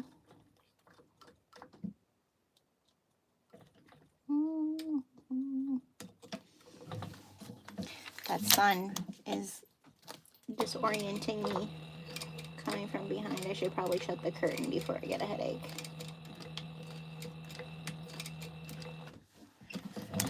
Okay. These bubbas are done. Now we need to put the end on. My father-in-law is talking to the dog. There's the zipper end.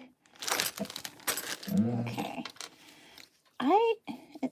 I guess this is the way we fold it under itself, right?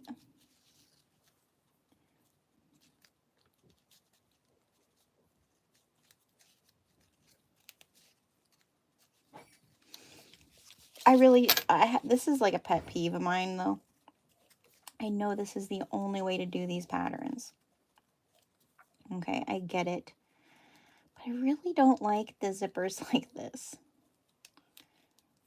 I feel like it makes, I don't know, it looks unfinished to me. And I know it's just a style thing.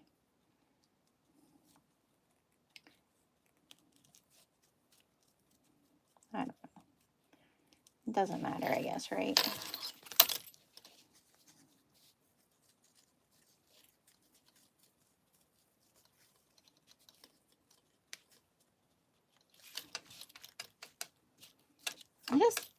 I don't know.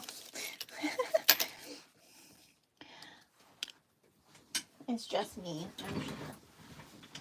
Okay. Where did my glue go? There it is. Does anyone else feel like they don't like this type of zipper? Oh, that's a lot of glue.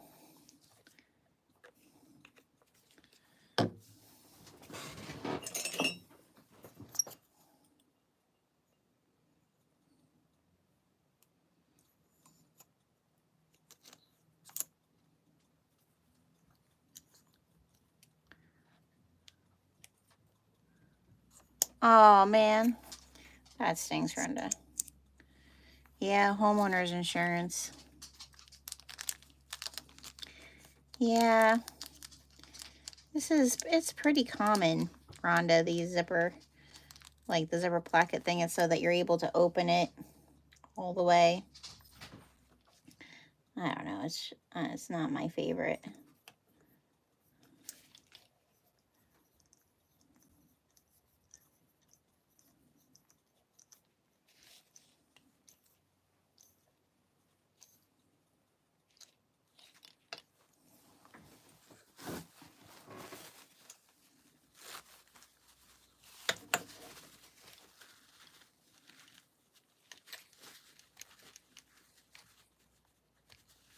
Okay.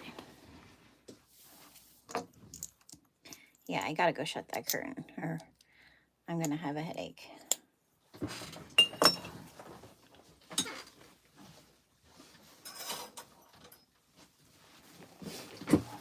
All right.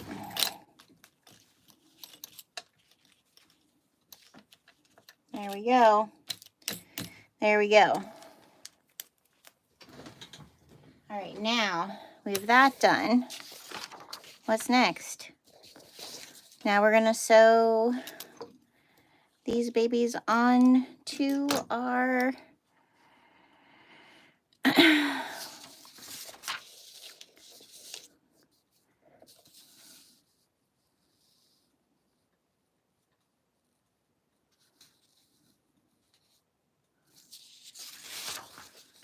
does it say where it goes? Oh, here's centering it. All right. All right. Okay. Glue over here. Let me make sure that everything is the right direction, but you're just centering this with your pocket. Okay? But you have to do it the right direction. We're not doing right sides together.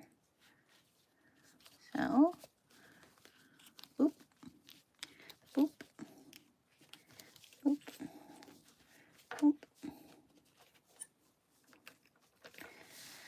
So we're just going to base this on.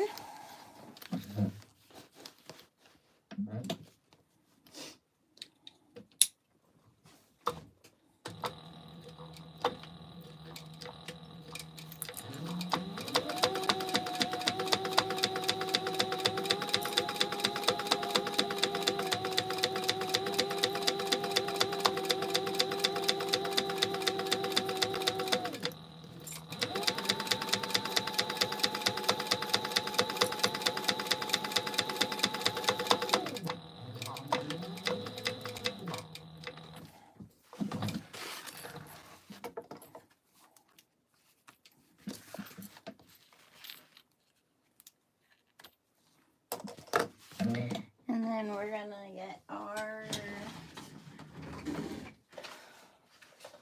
facing pieces.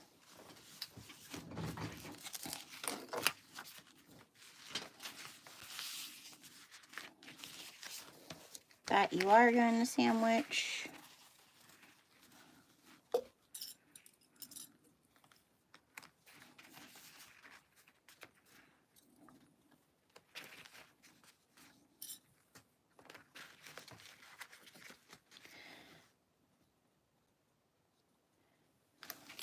What should be face down?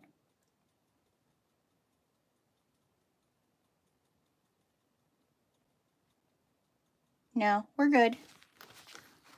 We're good.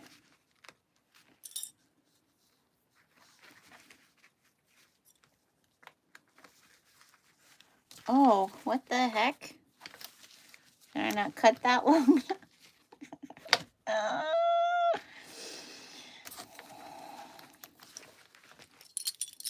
We need to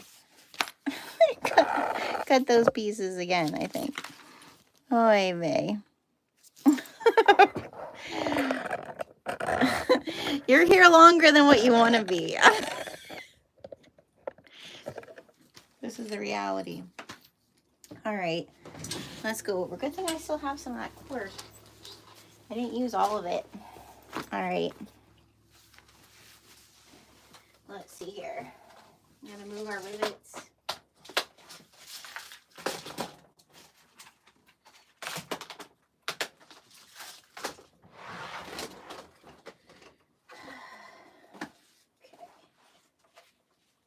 These are our handles. That's our other zipper wristlet strap. Okay, here's the cork.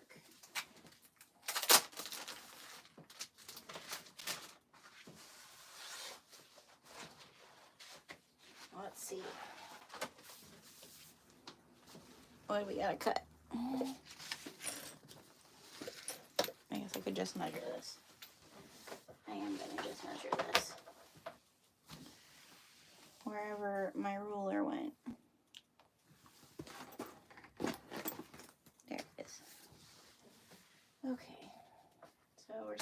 16.5.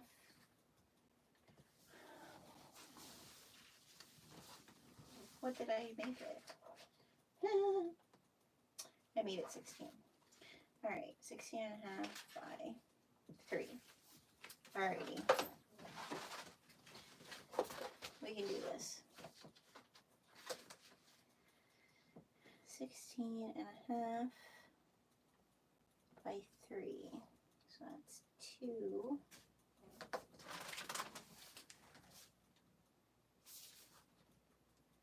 3.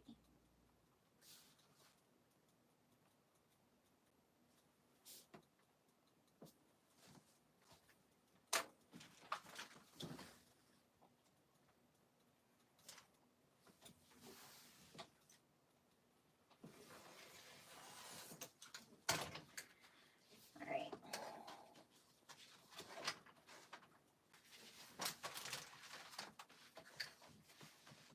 16.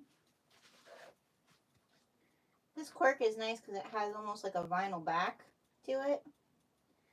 16.5.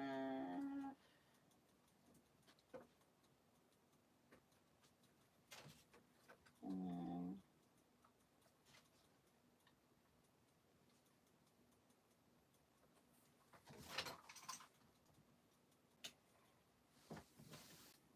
that is one thing about Sallie tomato patterns is a lot of times it's like by measurement, and I'll be honest, I gotta be really on my game to get it right. There's rarely a time that I don't have something like that happen. Measuring is not my strong suit. Okay. Ooh. Okay. Now we can get back to regularly scheduled programming that has been all day long. Thank you for liking my hoodie, Diana. It turned out pretty good, huh? It makes me happy. All right. Now we can put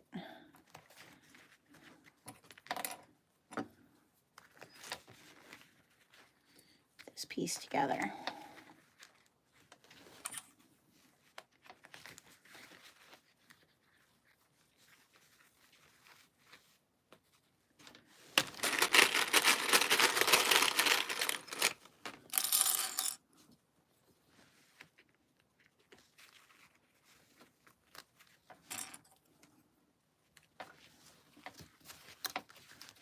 Okay.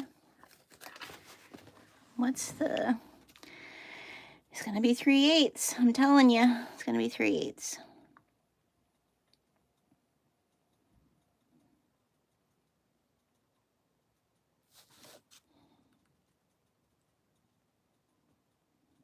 Yep. It's 3/8. All right.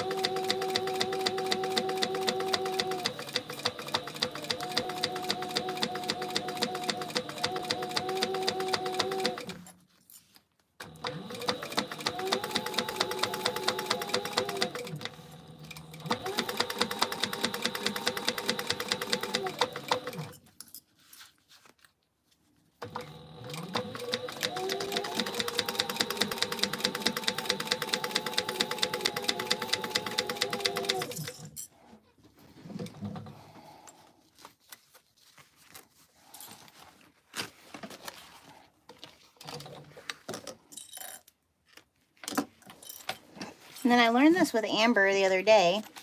If you top stitch this part, it becomes an innie. If you top stitch it under here, it becomes an outie. You know that? Do I have any amber wings or the orange floral in my sewing room that we can see? I do have both of those down in my stock, Rinda. I could go grab them then. Okay.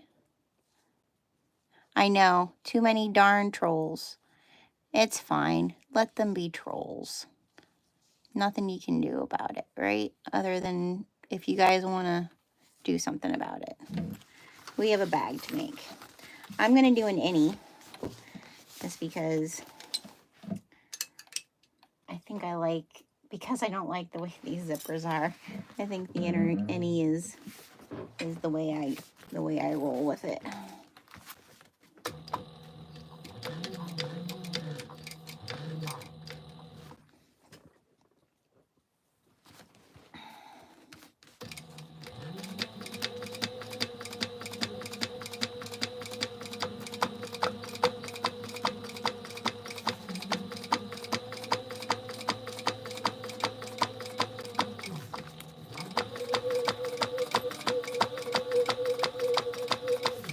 As long as the people who want to be here are here, I'm cool.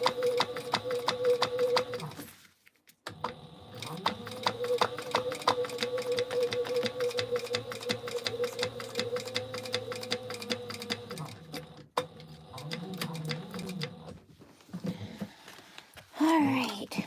Oh, this looks so pretty though. That's why I'm doing this, is because everything's gonna look so nice together. When we're done with this bag, we're just gonna be, I'm gonna feel very accomplished at the end of the day today. Okay, so there's one side. Now we gotta get the other side.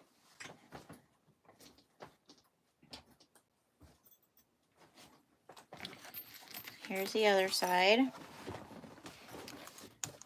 And now we just wanna line everything up.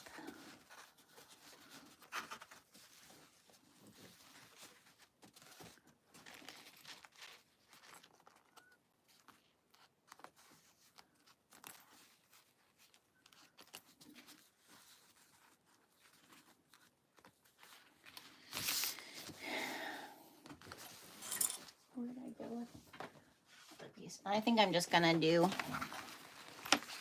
it all at one time. I think I can handle that.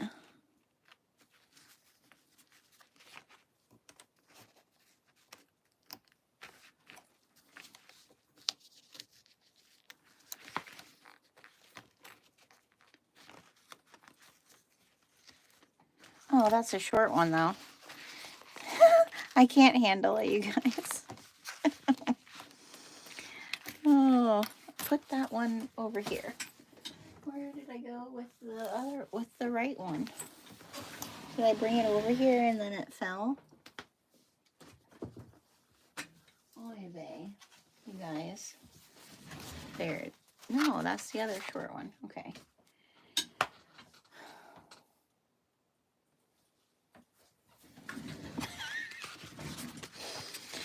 Oh.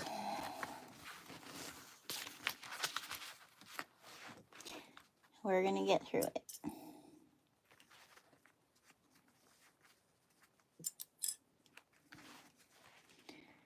Blame it all on perimenopause.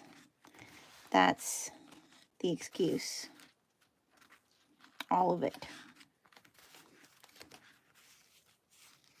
This one's a little short. Not by much, but I didn't cut it properly. I should have just basted that puppy. You know what? There.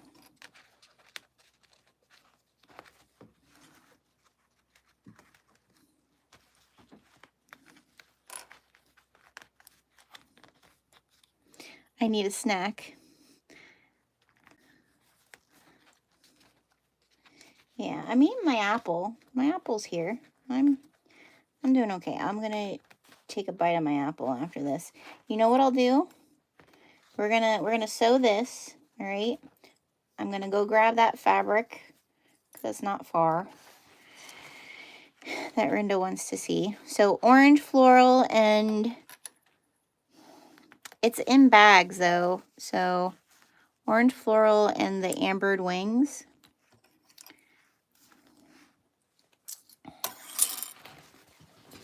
I can go grab it. That's gonna be tricky, but we're gonna.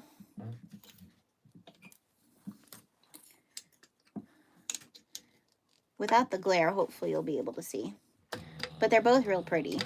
The orange floral is bright.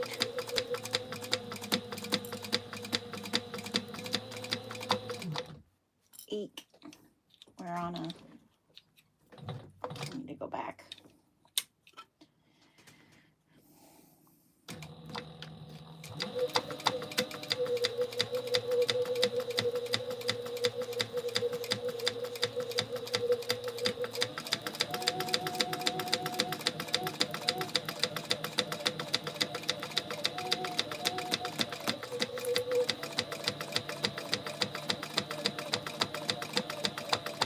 I think I have the ambered wings. I think I have it in Phlox sateen, I think.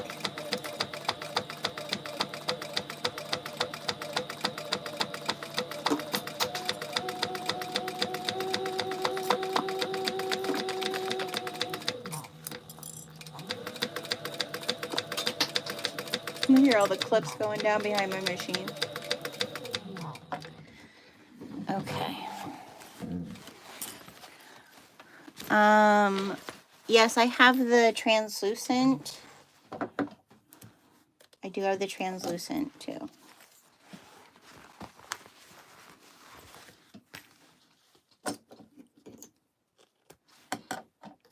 Okay. Let me top stitch this.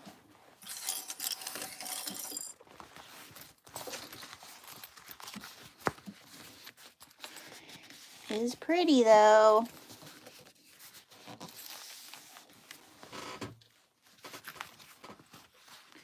Okay.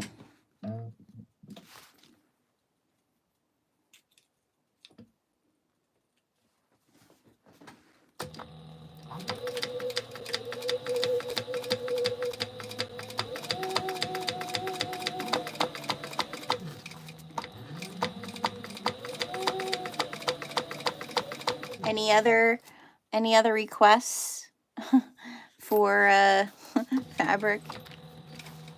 Apollo he's over on his little perch next to the window. He likes to sit there and look out. He was here earlier having cheese with us.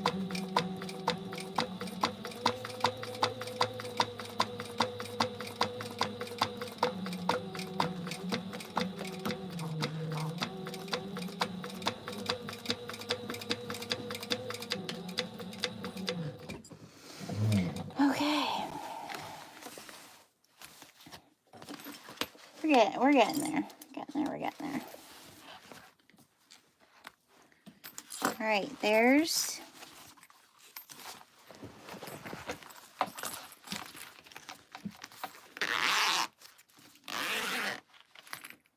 yeah.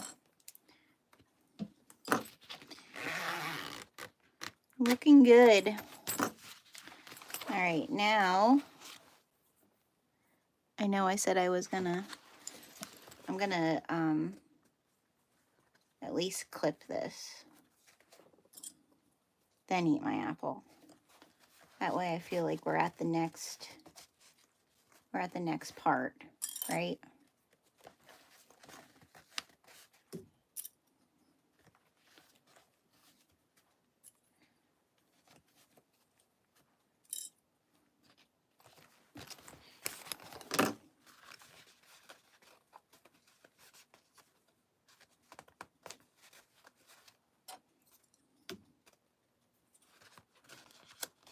Big thing with this is you want to make sure your top is pretty even, right? Because that's getting folded over the top area.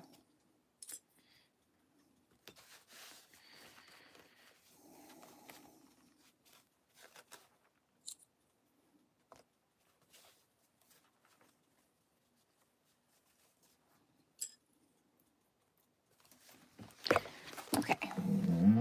finish my apple.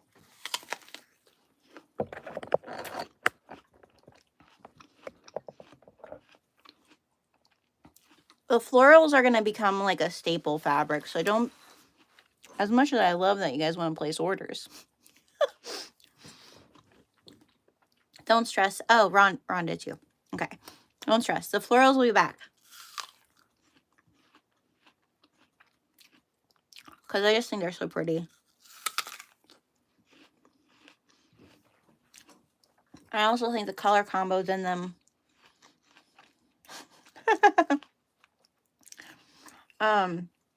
color combos in them are just so good to specifically for color theory. Like picking out colors to go with them. I feel like you'll probably have a vinyl in your stash or something.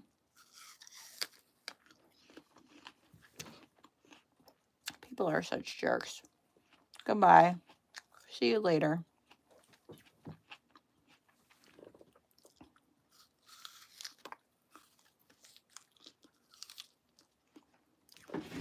All right.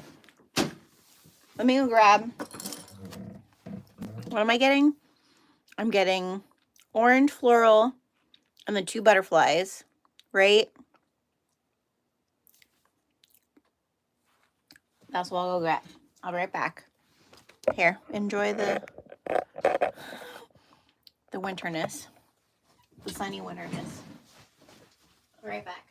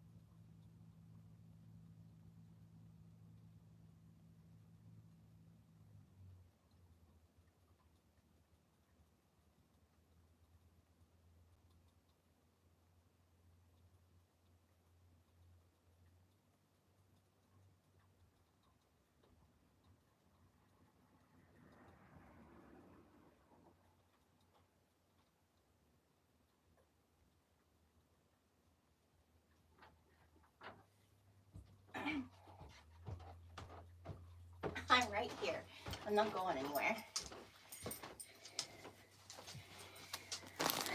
Apollo was looking to see if I was going to leave or if I was still going to stay in the house.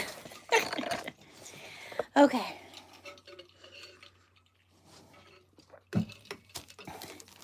I grabbed all the florals just so you could see them.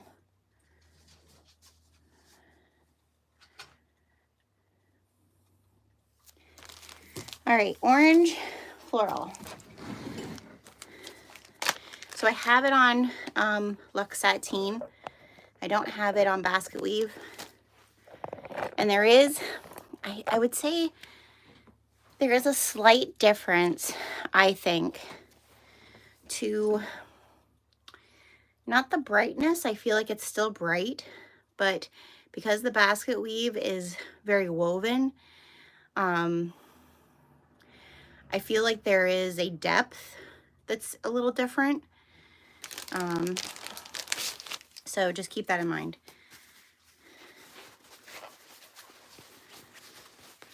So that is the orange, which I love these. Like there's some purples. There's some very faint, almost like a periwinkly blue in there. That's real pretty.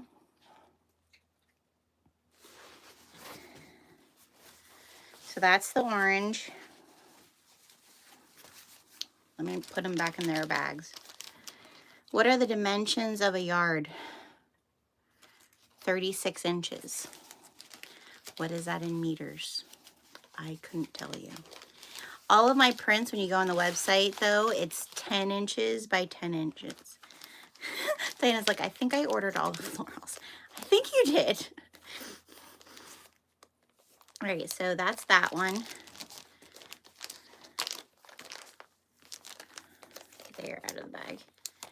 And then the other one, I can't get this one out of the bag, but this is the ambered wings. This is on Lycra.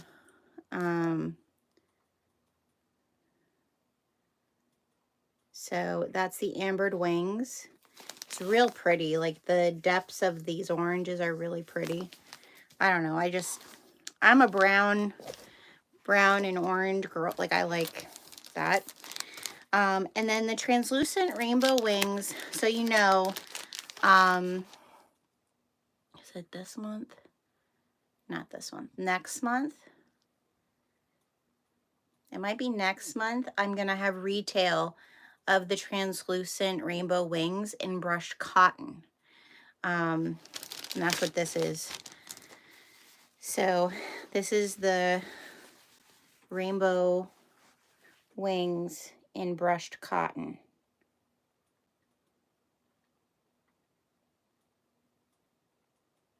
I guess I have it upside down. There really is no direction. But the brushed cotton, what's different about brushed cotton compared to Luxe Sateen, or say even the Kona cotton. So Kona cotton is not a wide width fabric, all right? So when you order a yard is really, like I would say half yard is for small projects. A yard, because Kona cotton's more meant for quilting. So they're figuring you're cutting out smaller things. The other day when I did the honeycomb with the Kona cotton, I actually had to go get a yard of it instead of a half yard, even though it was a small project, just because of the width of the fabric is not as wide as what, say, others is. I think it might be 40 something is the width of the fabric per yard. So, but like almost everything else is like a 58, a 56 or 58. So the brush cotton, this is a 60 width, and then a 60-inch width. And then it has almost like a velvety, I don't know how to explain it. It has like a velvety pull to it on the front. That's a little different than what Kona cotton is, just like a soft feel. It's very hard to explain, but it's just a little bit different. I dye the brush cotton, so if you've gotten dyed fabric from me, you most likely have gotten a brush cotton or been able to purchase a brush cotton. And I would say it's the closest thing to a quilt cotton other than the Kona, but a wider width. And then we do offer the brush cotton at a 70-inch width.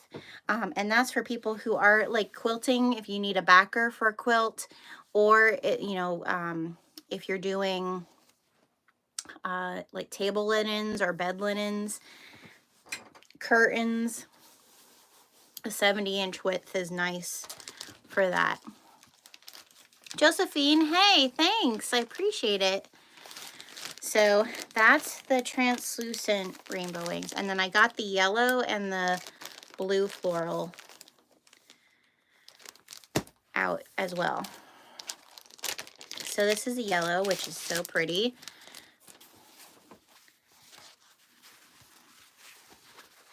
This is the yellow. It has poppies on it. Look how pretty that is. Like, all I keep thinking about this is like Belle from Beauty and the Beast. Like, oh, how cool would that be if you did like the rainbow fabric, but each different princess? Those of you who are Disney people. So this is the yellow. Brenda, will you have a lot of that next month, or to be sure to get it, should I do a pre-order? So I'll be honest, I only have 2 cuts of each. And Oh, you mean this? This here? I think you'll be, if you want this in brushed cotton, Rinda, you're fine. You're fine for next month. I thought you meant these. I only have 2 pieces of these right now, and I won't have any more until after the pre-order comes in, the florals. But the translucent rainbow wings, if you want a half yard, I don't have yard cuts of it, I don't think. Do I? If you want a half yard, you're good. If you want a yard of it, I'd say get it, because I don't know if I cut yard cuts of it or not. I can't remember. And then this is the blue.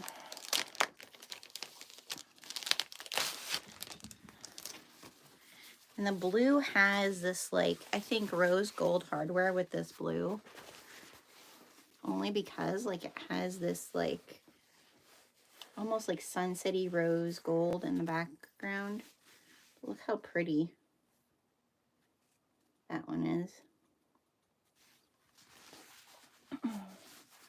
So those are the florals, and they're so pretty. I love them. I don't have all these up here yet to make a bag yet. I haven't, well, and I don't have dyed fabric to, well, I do have yellow dyed fabric to match the yellow now, but I need dyed fabric to match them, so I have to wait till I go and do some dyed fabric. Okay. There's that. Another sip. Another pretzel. Till I didn't eat the whole bag of pretzels, you guys.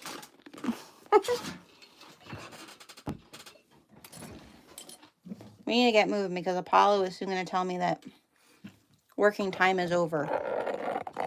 All right.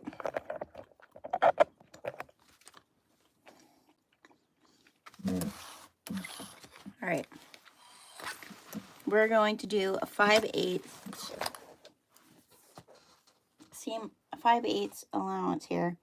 And I always have to measure that.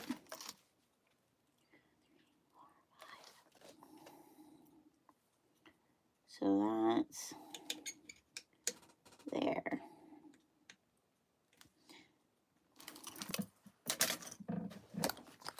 I feel like that's, oh, 3/8 to 5/8. So we're going to make our way over to the 5/8 as we go downward.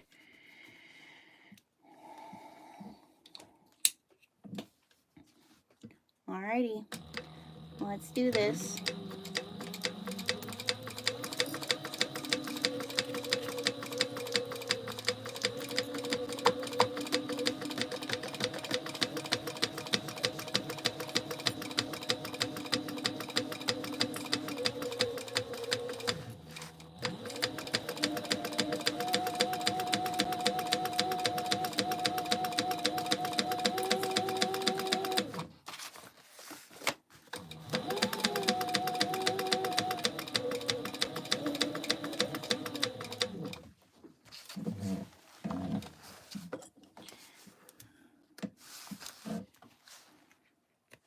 We might save the little pouch for tomorrow. Maybe I should look at my calendar and see. I don't think I have anything in particular. And we could probably bump that out in fairly quickly.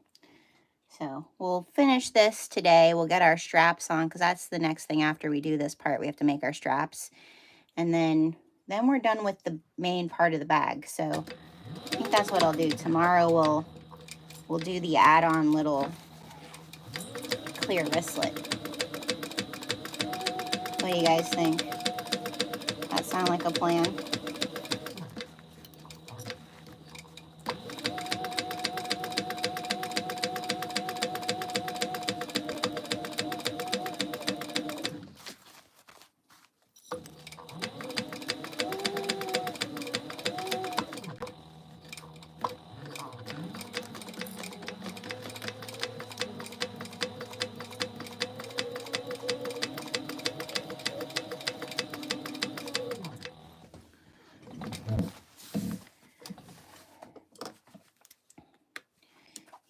think that'll work out well. All right. Now I watched a little bit of Sallie Tomatoes video, and the one thing that they said to do here was to, because you know, when you're dealing with cork here, you want to try to make this part as flat as possible when we're folding it over. So they did say to just top stitch this part. So you have to open your zipper all the way. And I'm just going to top stitch this just down to the cork area. Okay. No, I need to change to a top stitch.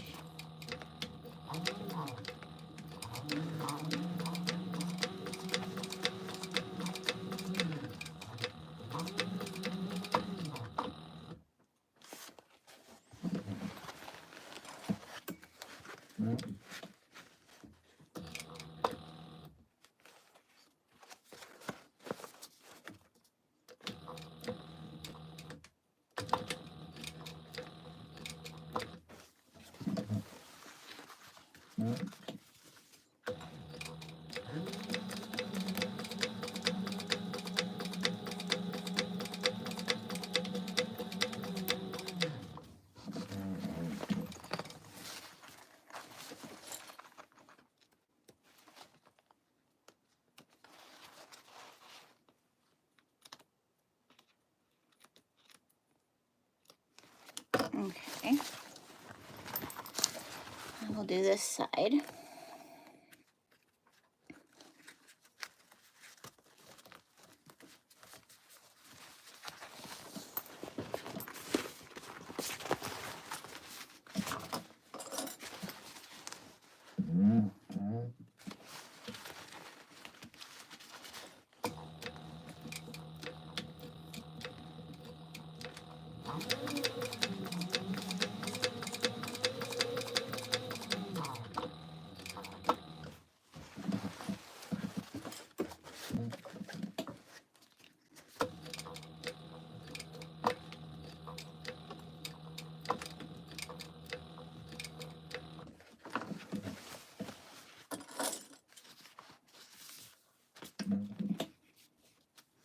People are so weird. Go someplace else. See you later. I have done that, and not for research purposes. I've done it with my embroidery machine. I did it one time, my finger. Because you know how embroidery machine, like you put the needle down or you pull it up? Yeah, it went right through my finger. Not fun. Okay, so now we have that. I'm gonna trim this just a little bit so we don't have all that bulk.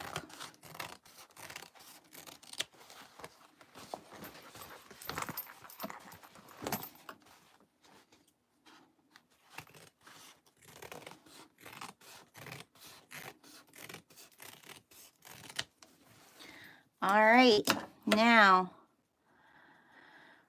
we need to put the bottom on, right?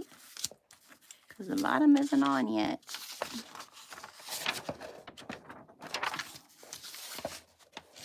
Yeah. All right, I'm gonna get the bottom.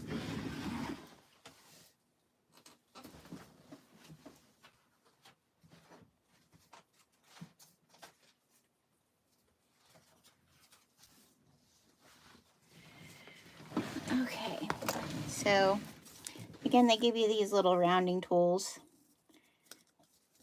which are helpful in your pattern.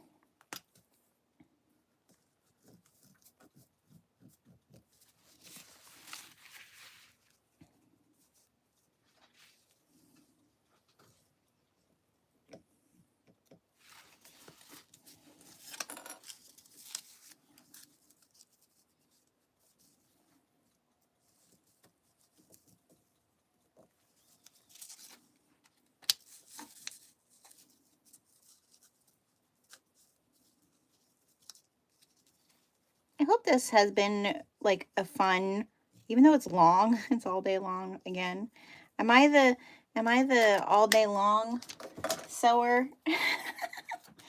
Because Rinda, we did that with the transponder tote. We went all day. I won't want to talk tomorrow. That I'll do.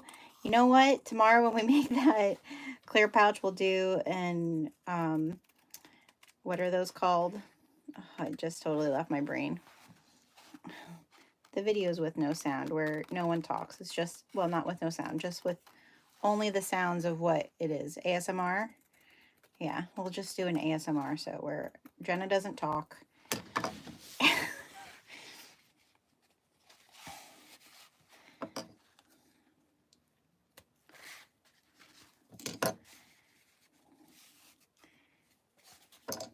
I don't know, I really wanted to do this bag, and it's always nicer to do it with friends, right? It's always nicer to sew with.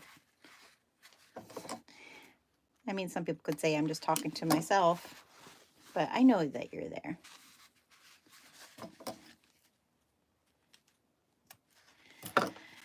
Okay, let's clip this.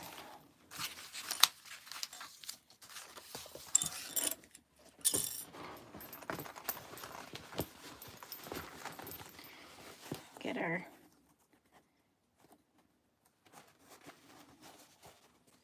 sides clipped on here.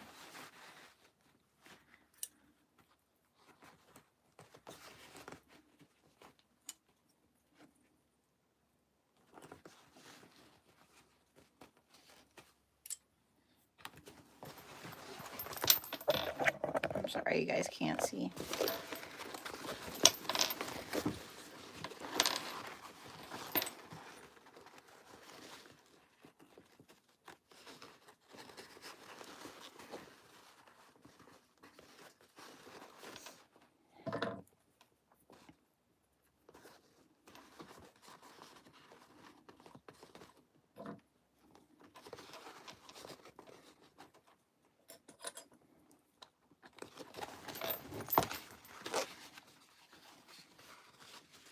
Oh, this mint julep is so pretty.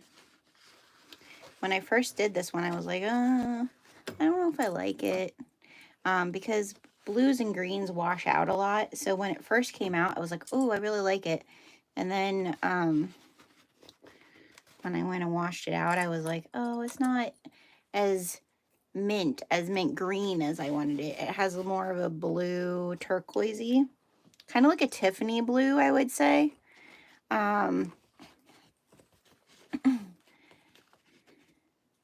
But then I guess once I look at them longer, then I'm like, oh, I see how I could use that.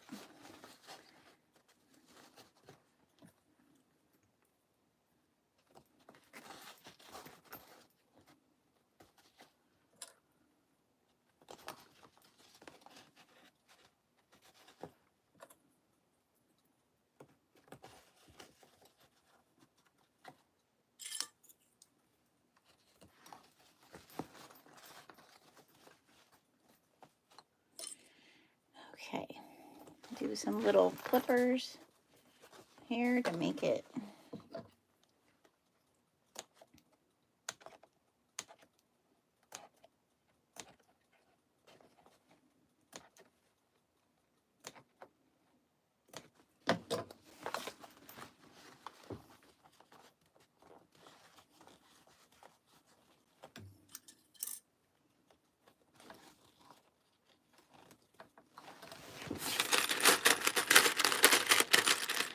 I'm making a Phlox bag by Sallie Tomato. The pattern is from Sallie Tomato.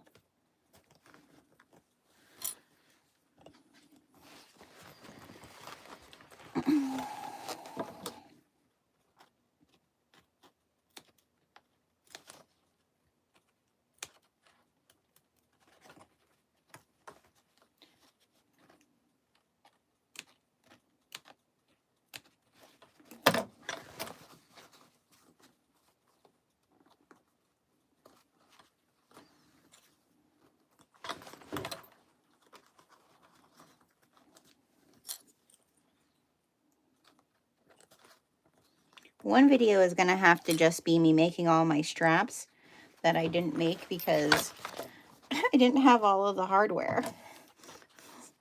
We'll do that one in March. Jenna makes all the straps for all the bags she's made in 2024 in one video.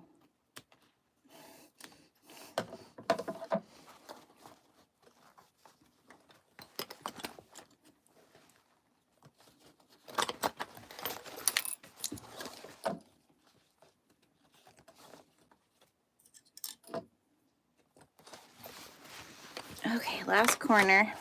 We're almost there, you guys. We're soon going to be able to see it come together.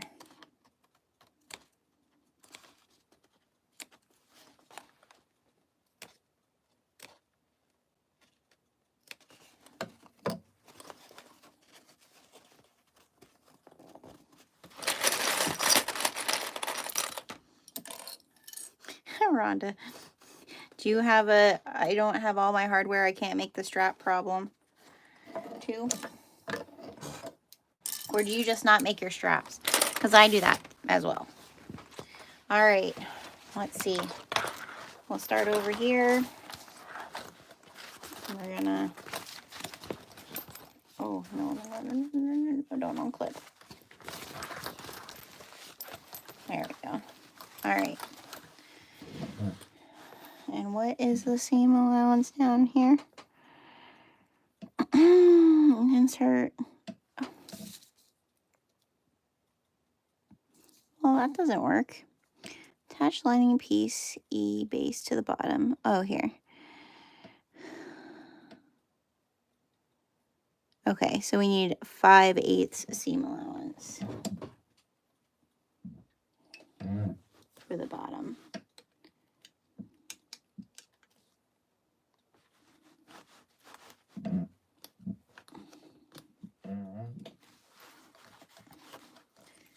Alrighty, here we go. Bobbin, don't fail me now.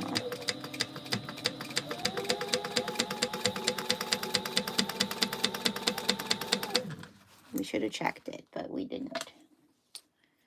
I'll get the stiletto out. Let's get around these turns.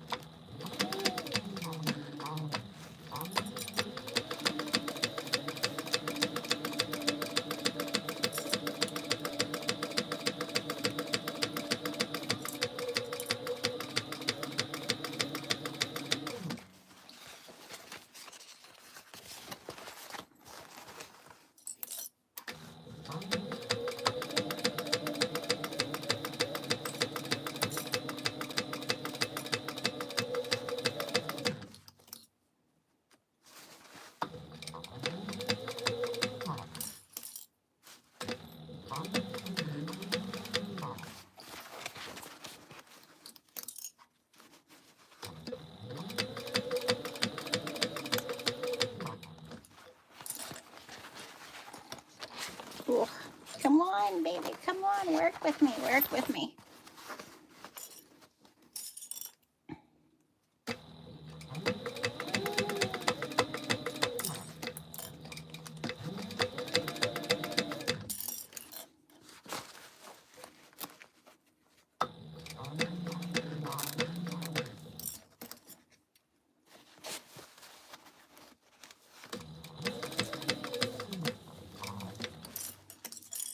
we're getting there.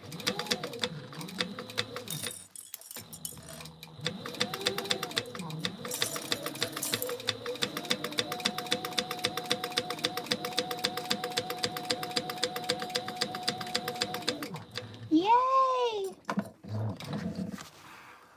We did it. Okay, now we're gonna trim this baby.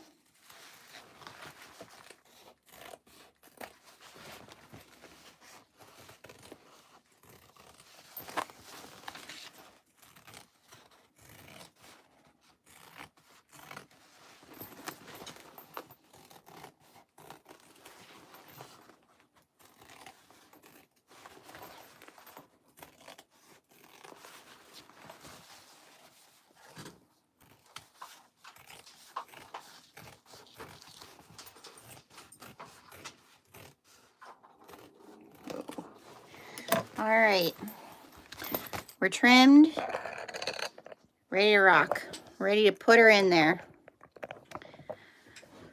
Put her in the main part. So if you weren't here earlier, here is our exterior. Look how gorgeous. This bag is so pretty. This is the bag. I decided not to do a zipper pocket. There is, in the pattern, there is actually a zipper pocket here as well. I just decided to do another slip pocket. And then here is our lining. Let me point the light this direction so you guys can see. There's, that's the lining, all dyed fabric. Okay, let's see. Which direction do we need to go? Here.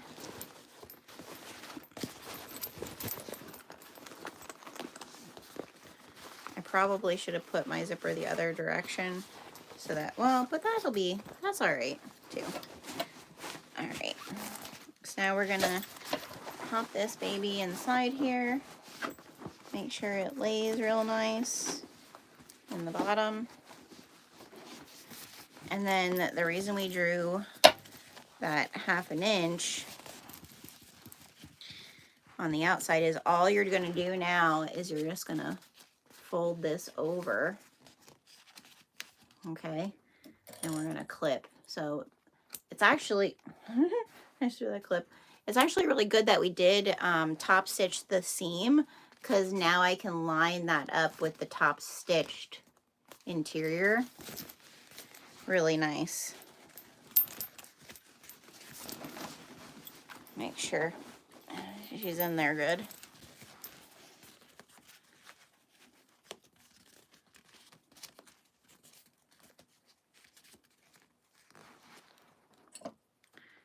All right. And that's what we're just gonna do that all the way around. We're just gonna fold it over that 1/2 inch. So I'll tip it down. I am making a Phlox, which is a bag pattern from Sallie Tomato Patterns.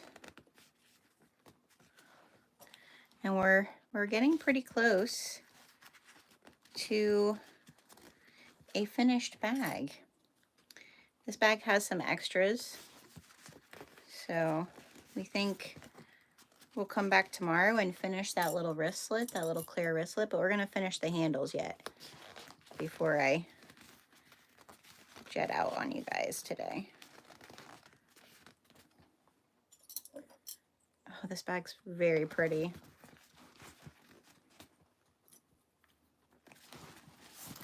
You know who's gonna like that? Like this bag? Jade from the Heartwood and Hide, because these are her colors too.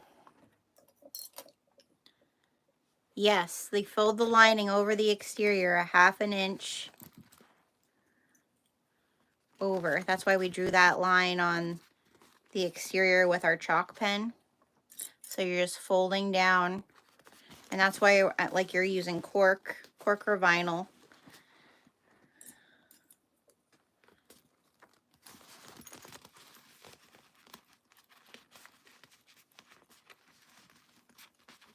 This is so pretty.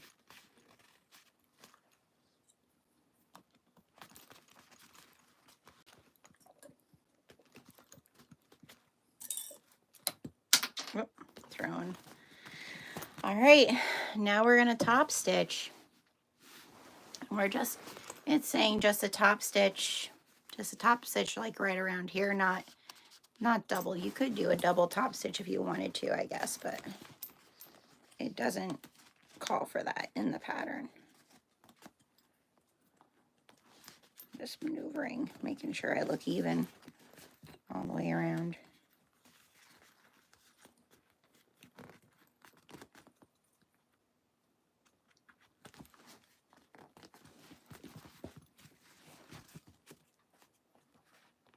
Okay, let's make this happen. I'm going to put a couple more clips because this will probably have a tendency to move on me. Clip it up.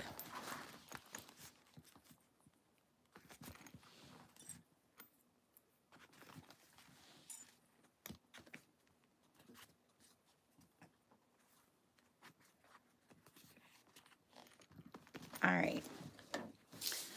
I'm going to move my instructions. And now let's check our bobbin, just in case the bobbin is ready to go out on us. We don't need that. I think we're good.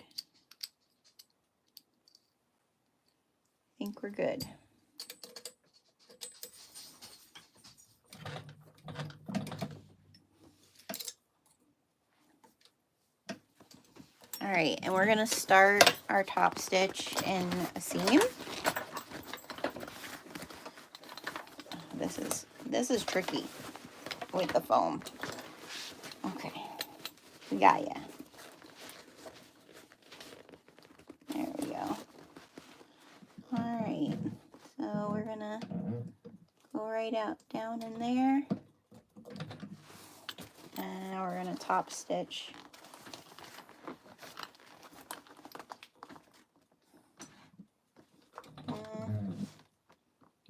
Nope, come here a second.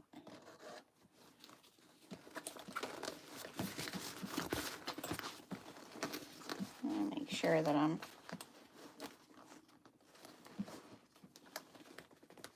not over. There we go. Okay. All right.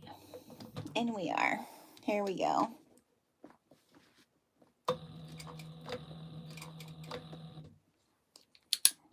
Top stitch.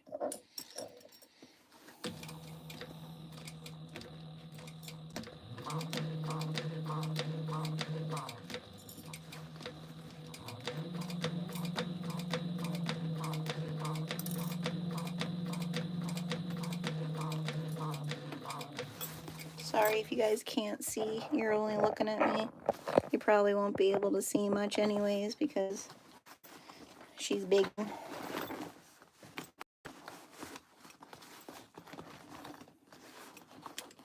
Just all this hardware also, make sure you're not knocking your hardware.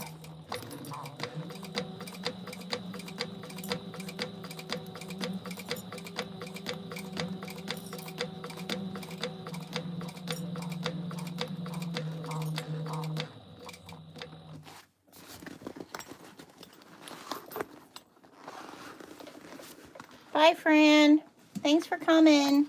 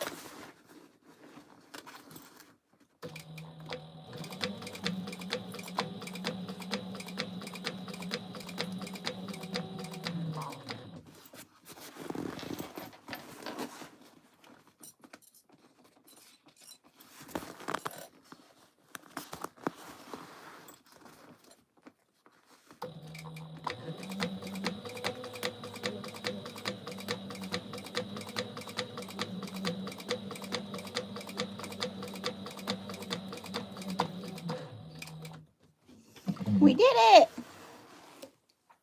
Oh my goodness. Yay. All right. Oh, it looks good, y'all. It looks good. All right, I'm just gonna pull through my threads here.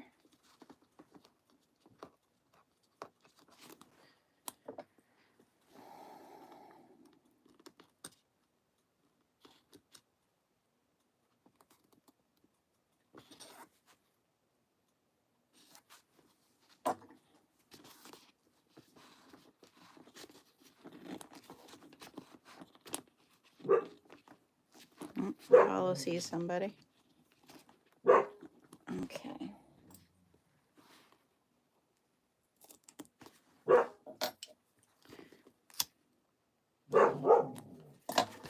Oh my goodness.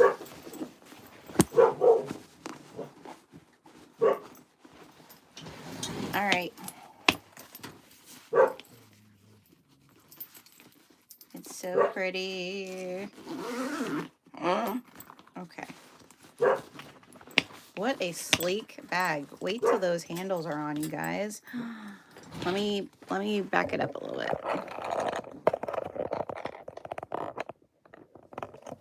Okay. There we are so far. So we have our buckles for our handles. Right? And then we're gonna put a crossbody strap on it eventually. And the strapping I have is actually a mint. I think I'm going to do a fancy strap and use the teal cork. But I'm going to use this mint woven. This is from Georgia Girl Stitches when I do make my handle. But is Diana. It's gorgeous. This cork that matches the white floral rainbow is from Katie over at My Little Shindig. It was very, very nice to work with. I really, really like working with it. Oh, this bag is so pretty. I have a thread. I really like it a lot. The only thing is you can't see any of my dyed fabric other than the pockets until you open it up, but I don't know, it's still gorgeous. Okay, so now, oh, and the weight, look, I don't know if you guys can see this. This is another reason I like Sallie tomato patterns. I feel like the fits, the fit of these patterns, like when you sew it, look how great that fits down in there. Like it's like snug as a glove, fits nice. Like that's what I like to see. All right, so we have that done. Now we're gonna do these handles. Get these handles done. All right, so handles, hole punch, instruccionos for the handles. Do I need anything else? No, that's for tomorrow. We already did that. This is the only thing for the handles. Okay, so we have that, the handles, and I think, oh, yeah, I need my little corner rounding tool. All right, let me, constant scissor, like Jenna used the prong type, but through, oh yes, the prong type are from Sallie Tomato, I'm pretty sure, and those were very easy to use, but everybody's talking about the cam press ones, which I have not used. So, but I think I've seen them and they look so nice. So, but the prong ones, if you don't have a cam press, you can get those from Sallie Tomato. All right, what else do I need to do here? Nothing. I have just checking my hardware to see, was there something else that I need to know? All of this is for either the strap or my tassels or the wristlet. Okay. So we have this, we have these. These are our handles. And so what it says to do is says to take one of them and well, you're going to round our corners on one. Well, I guess two of them. You're going to do this on two of them. And then that way when you piece the other one together, you can just follow the other one.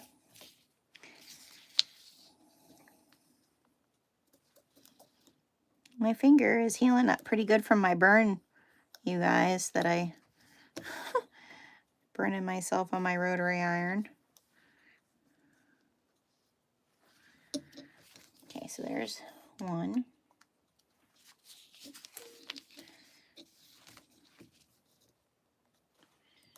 Two.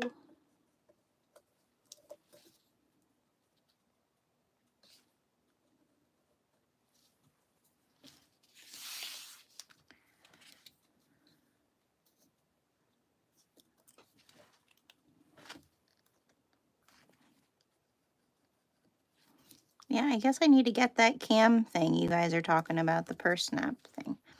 I also need to look and see, actually, that's something I should look before we make the little wristlet, because the little wristlet for this bag actually has a snap that you can, like, on-snap it from your bag, which I think is really cute. And I have metal snaps, but do you think for the life of me I can figure out which foot for my cam snap is the right one for that? Nope. Oh, I wonder if I should shave these down a little bit because my my buckles, you guys. Because I had to shave I probably have to.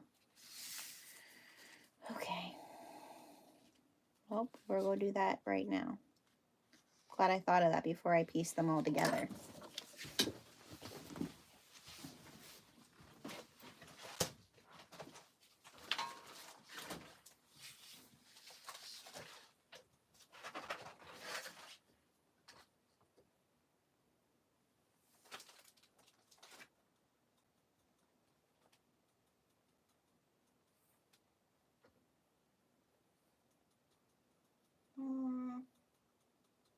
You know what? Maybe I'll wait till I do piece them together so that way I can go right next to the stitches. That's what I'm going to do.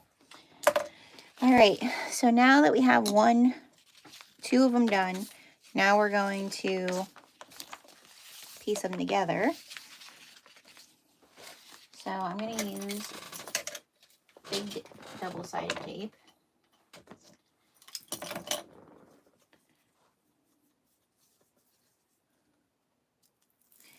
Yes, for the fashion metal snaps, is there a thing to use for that?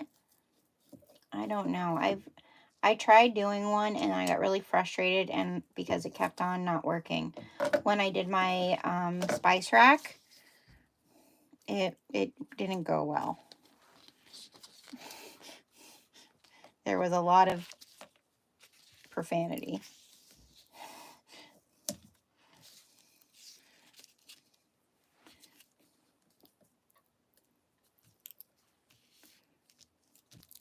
It would help, Jenna, if the tape was straight.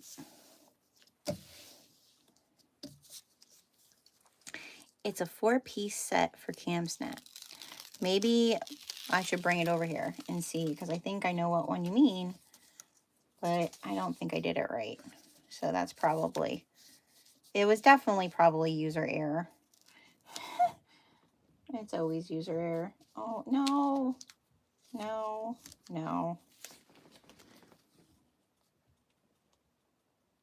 Okay. Oh my God.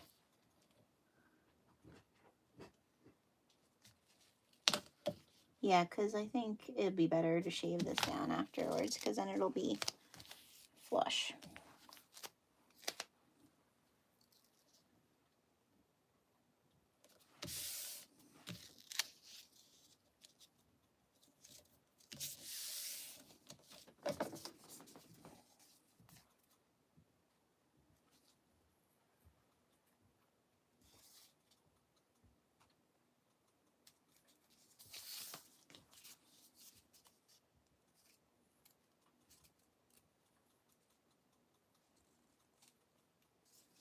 Okay, there's one.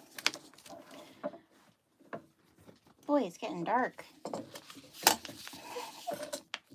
That's what happens when you oh, it's size specific. That's probably what I did.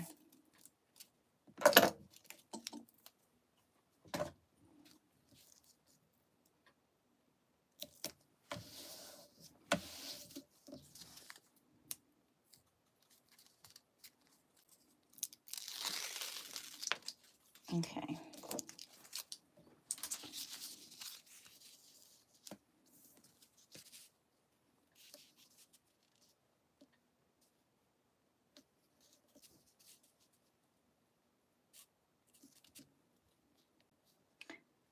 That's another word, specific. Specific? I'm sure my accent, my Dutchy accent. Okay.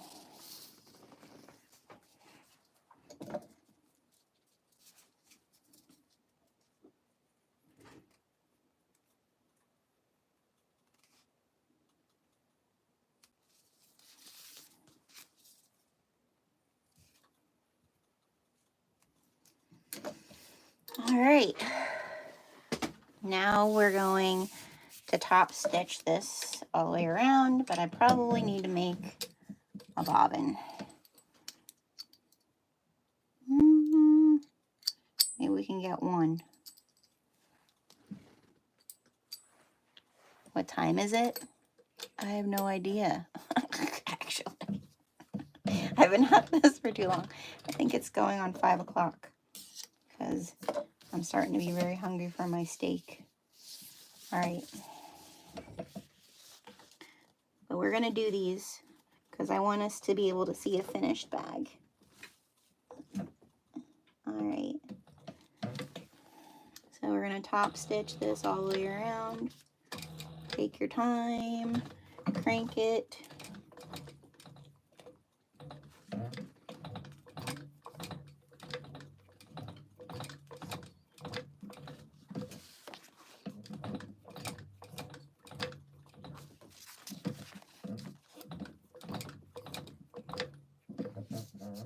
There we go. Okay.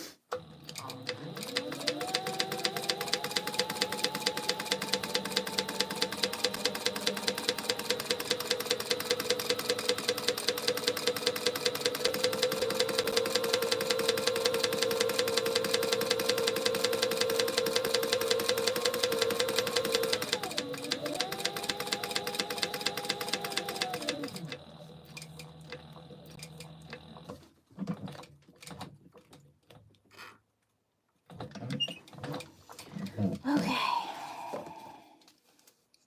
Boop. Pull it through.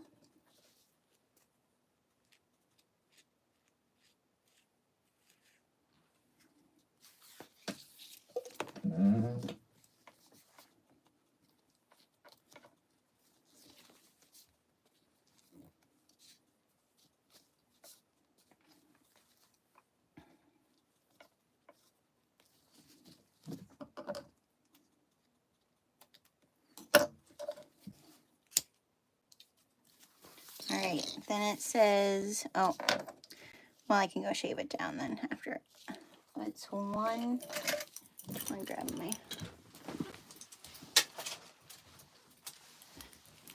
These are gonna look so nice, you guys.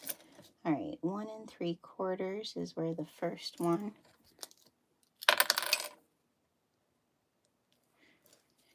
Then 1 inch from there. And then 1 inch from there.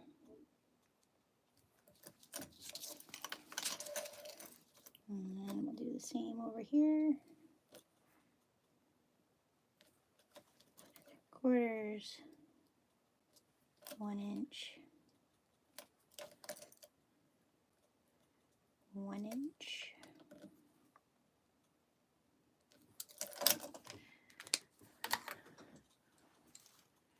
What do I have it on?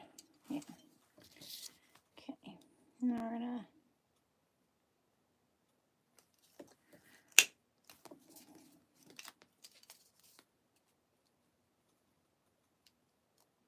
that double-sided tape, y'all. Sticky stuff. There we go.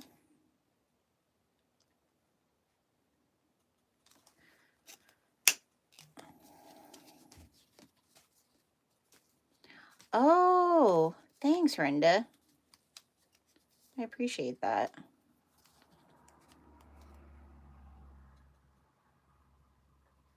I can't wait till we have the building up because I think I'm moving my sewing out there. I'll have so much more space to like organize things. That's part of the problem of like having the little sewing area, is there's like no way to organize anything. To like see stuff, you know.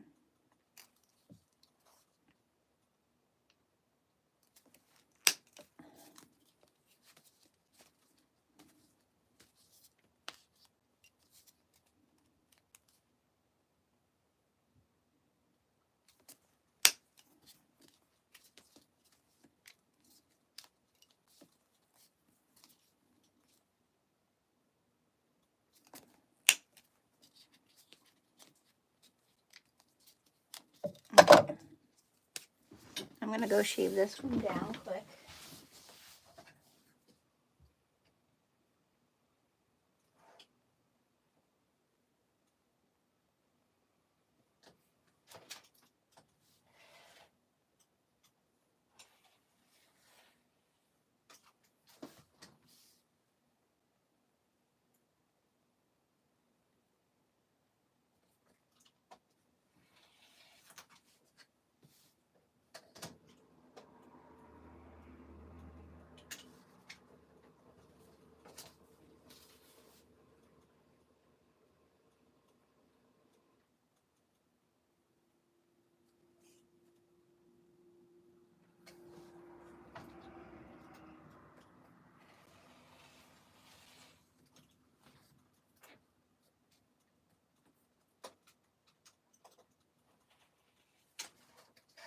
Yeah, that's definitely something. If you do it again, measure the width of your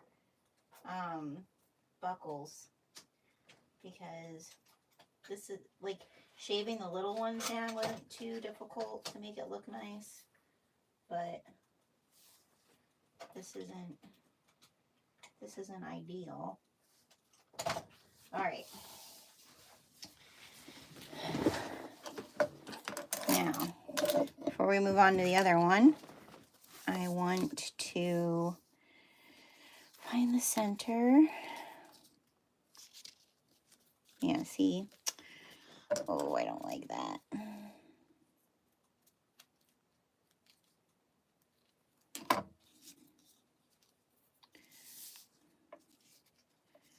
Find the center. I mean, no one's going to see that. Right?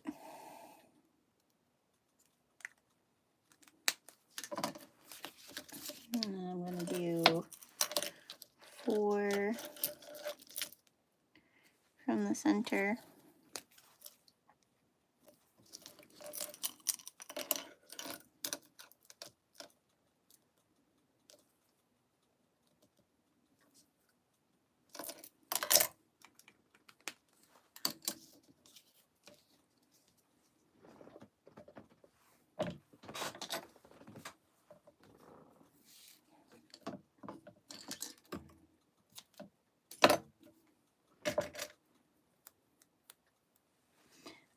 I did really good with my tension, though. I can barely tell which was my top and which was my bottom.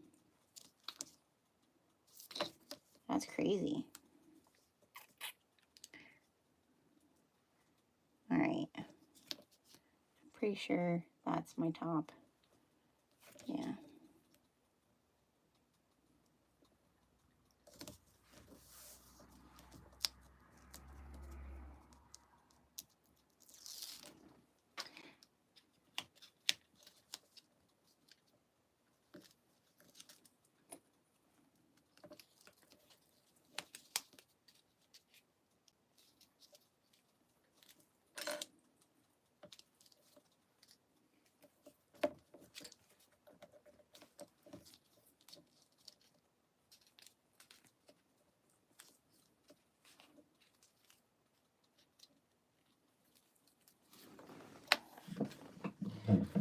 Okay.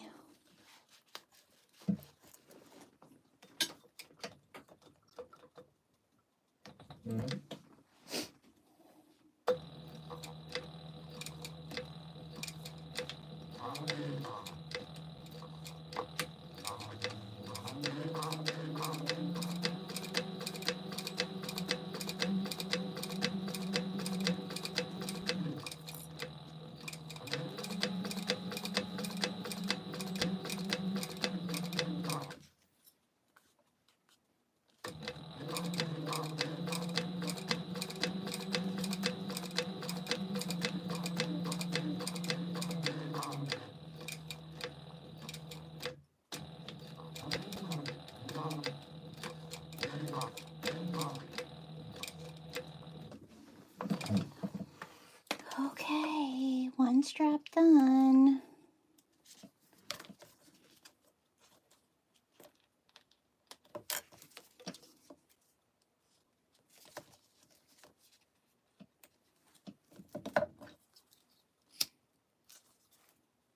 I know, isn't that good? Oh, that's not good. The crushing of rivets? No, I thought you said, oh, that's good.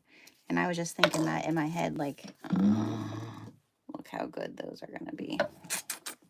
All right, next one. Should we make a bobbin?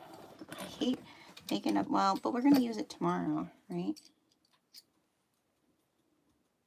Yeah, it's starting to unwind. We wouldn't have had enough. We need to make a bobbin. Okay.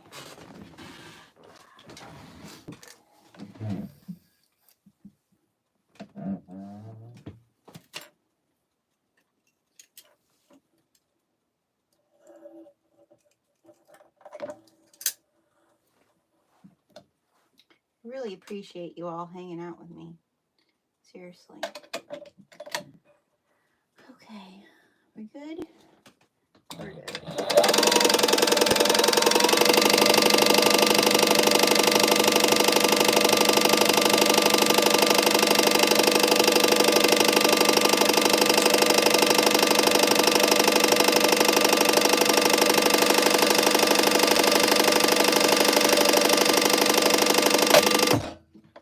Alrighty. Gertie at her finest.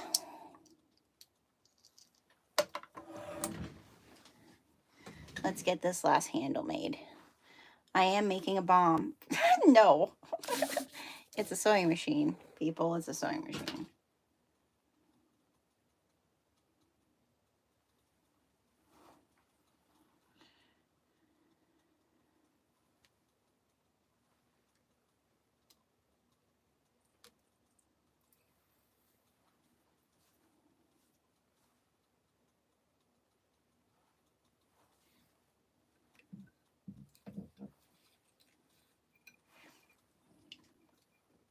I wonder how much an all-day live like this helps your reach on YouTube, or if it hurts you. You know, they do stupid things like that.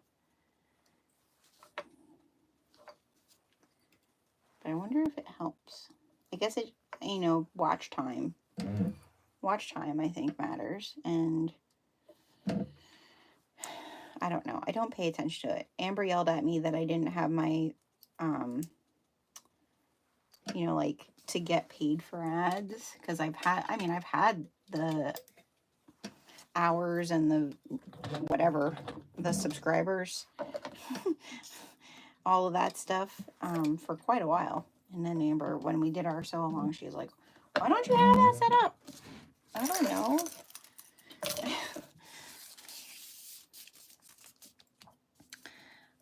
Waywack has industrial feet for 50% off. Might be for one more day. Oh, nice. I have all of my feet.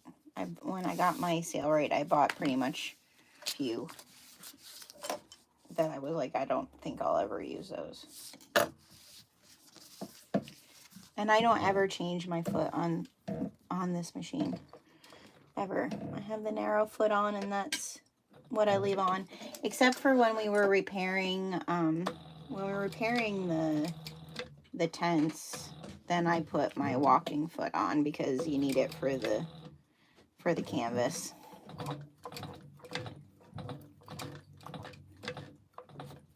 Because it's a lot of stuff. It's a lot of beefiness.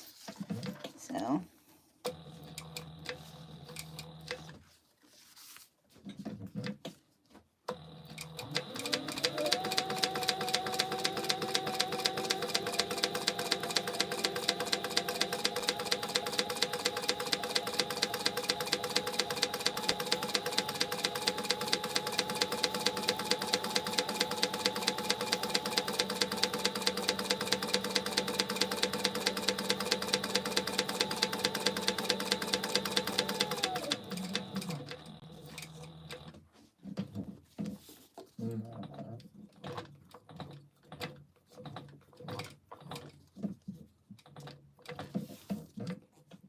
Oh, skipped a stitch, you guys. Meh.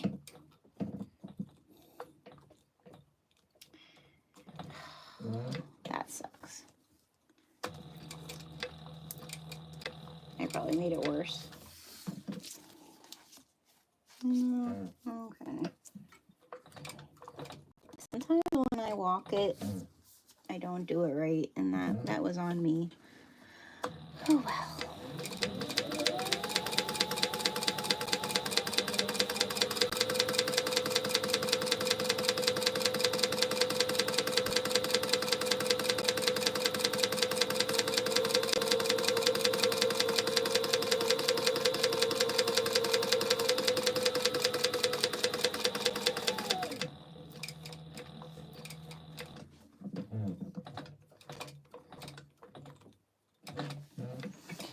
Okay.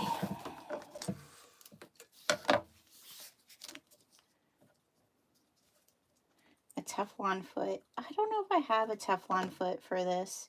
And I don't think I do. I haven't needed it to use on like, I have a Teflon foot for my Bernina, in case I wanted to do TPU, on my Bernina, but I don't have a Teflon foot for this one because I haven't needed it.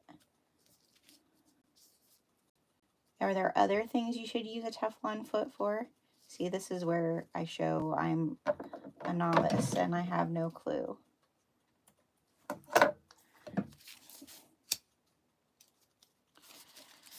Okay, let's get our holes in here.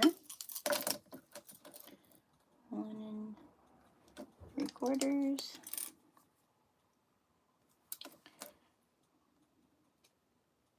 One.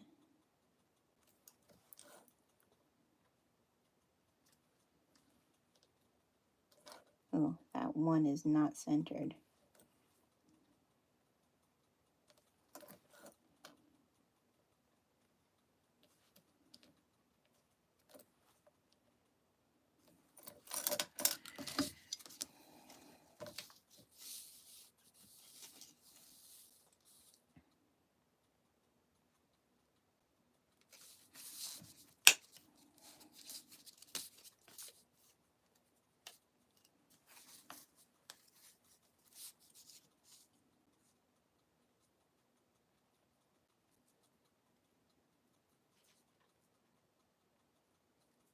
I feel like my eyes are going buggy.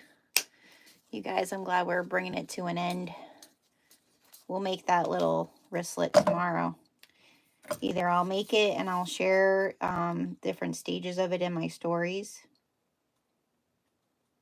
or I'll go live. We'll see how I feel. Okay. All right. Let's do this side.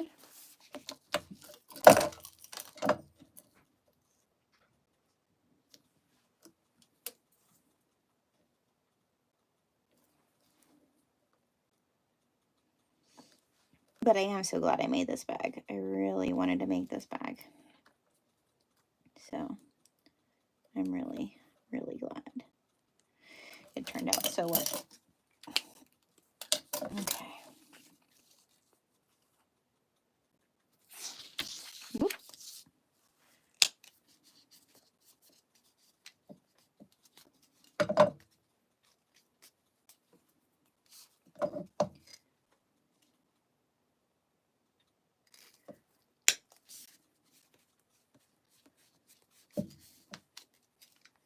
My other favorite pattern from Sallie Tomato that turns out super classy and it looks good with my hand-dyed fabric is the Novak.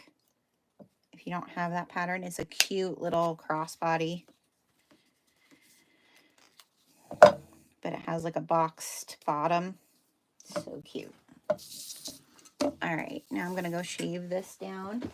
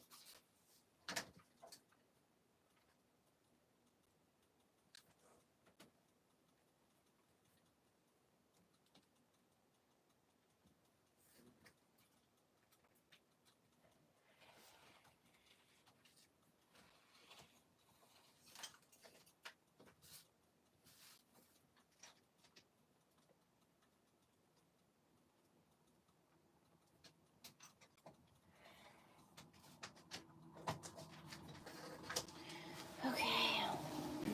One more step, you guys, and we can put it on the bag. Ugh. All right. This is the underneath. Yep. Find my center.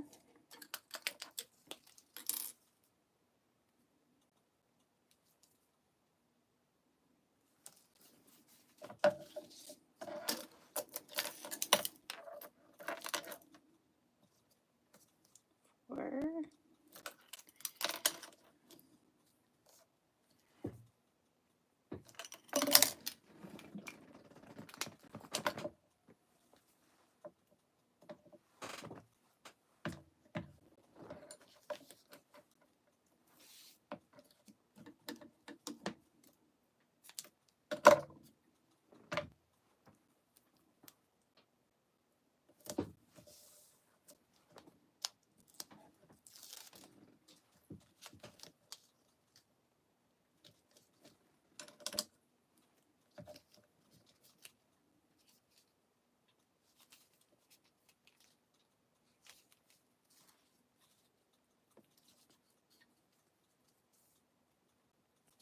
Oh gosh, did I forget where I put my marks?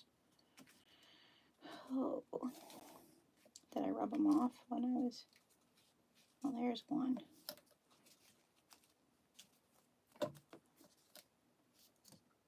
Oh, there's the other one. Okay, I see it now. Okay, last little bit. Let's get this puppy together.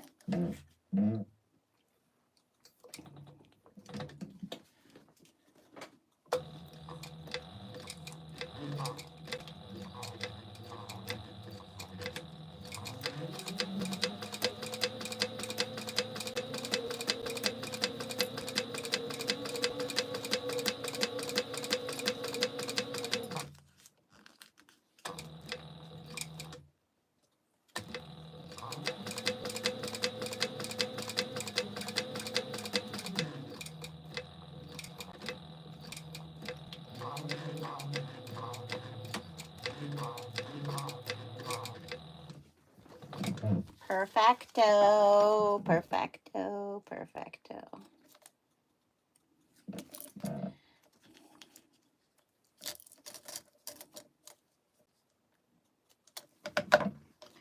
All right. Let me burn these threads down.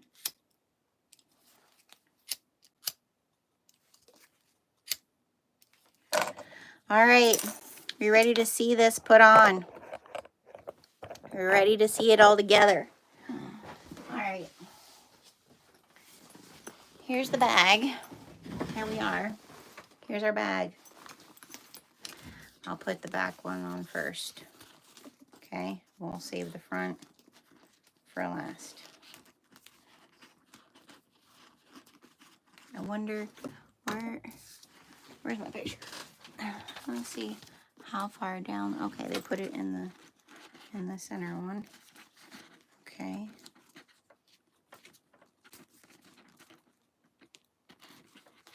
Okay. Oh my gosh. Oh my god, it's gorgeous. You guys.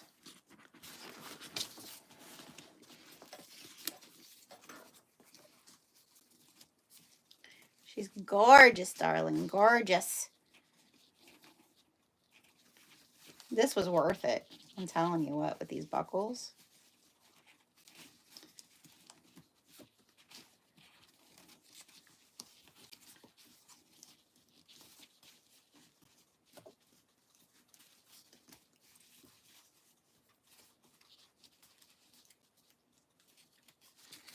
Oh my gosh. Okay. Let me grab the other. Where's my other one? On the floor. There it is. Okay.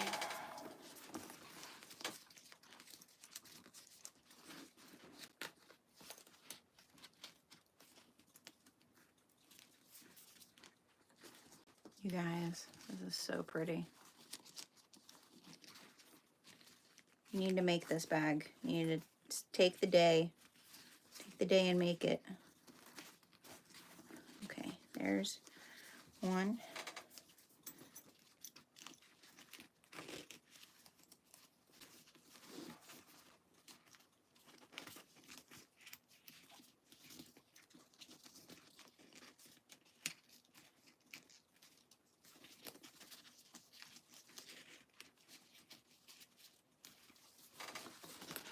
You guys, look at this bag.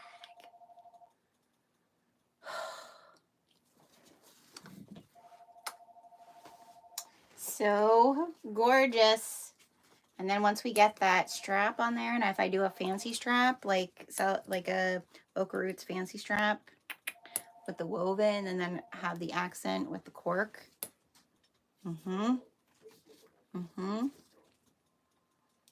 Oh my gosh.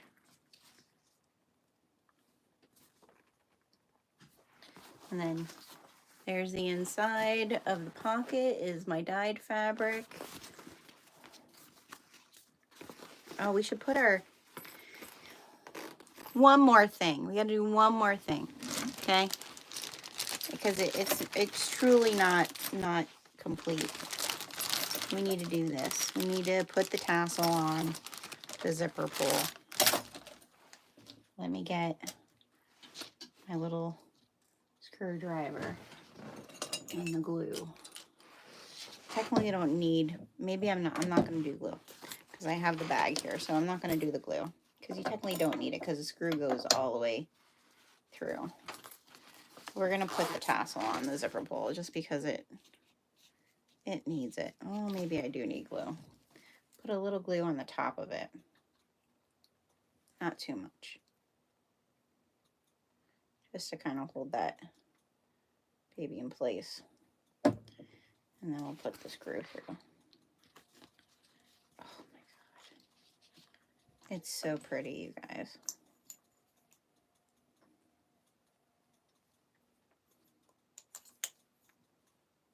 I'm telling you, this floral stuff is, oh, that's the wrong, that's not the right one. Where is it? There it is.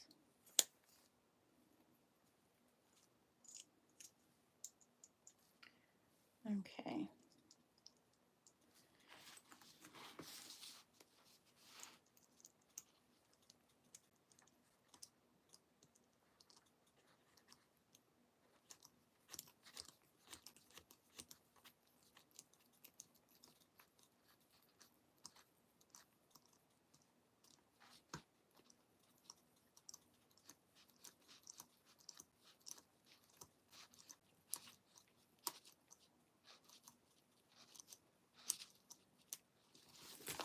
Okay, there. Now I can sleep tonight and not think about it.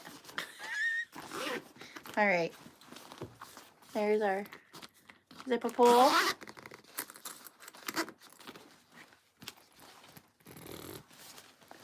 There's the inside with my hand-dyed fabric. There's our zipper pocket with a little peekaboo floral in there. Oh, it turned out so good, you guys. Thank you so much for sticking with me all day. So, makes me happy.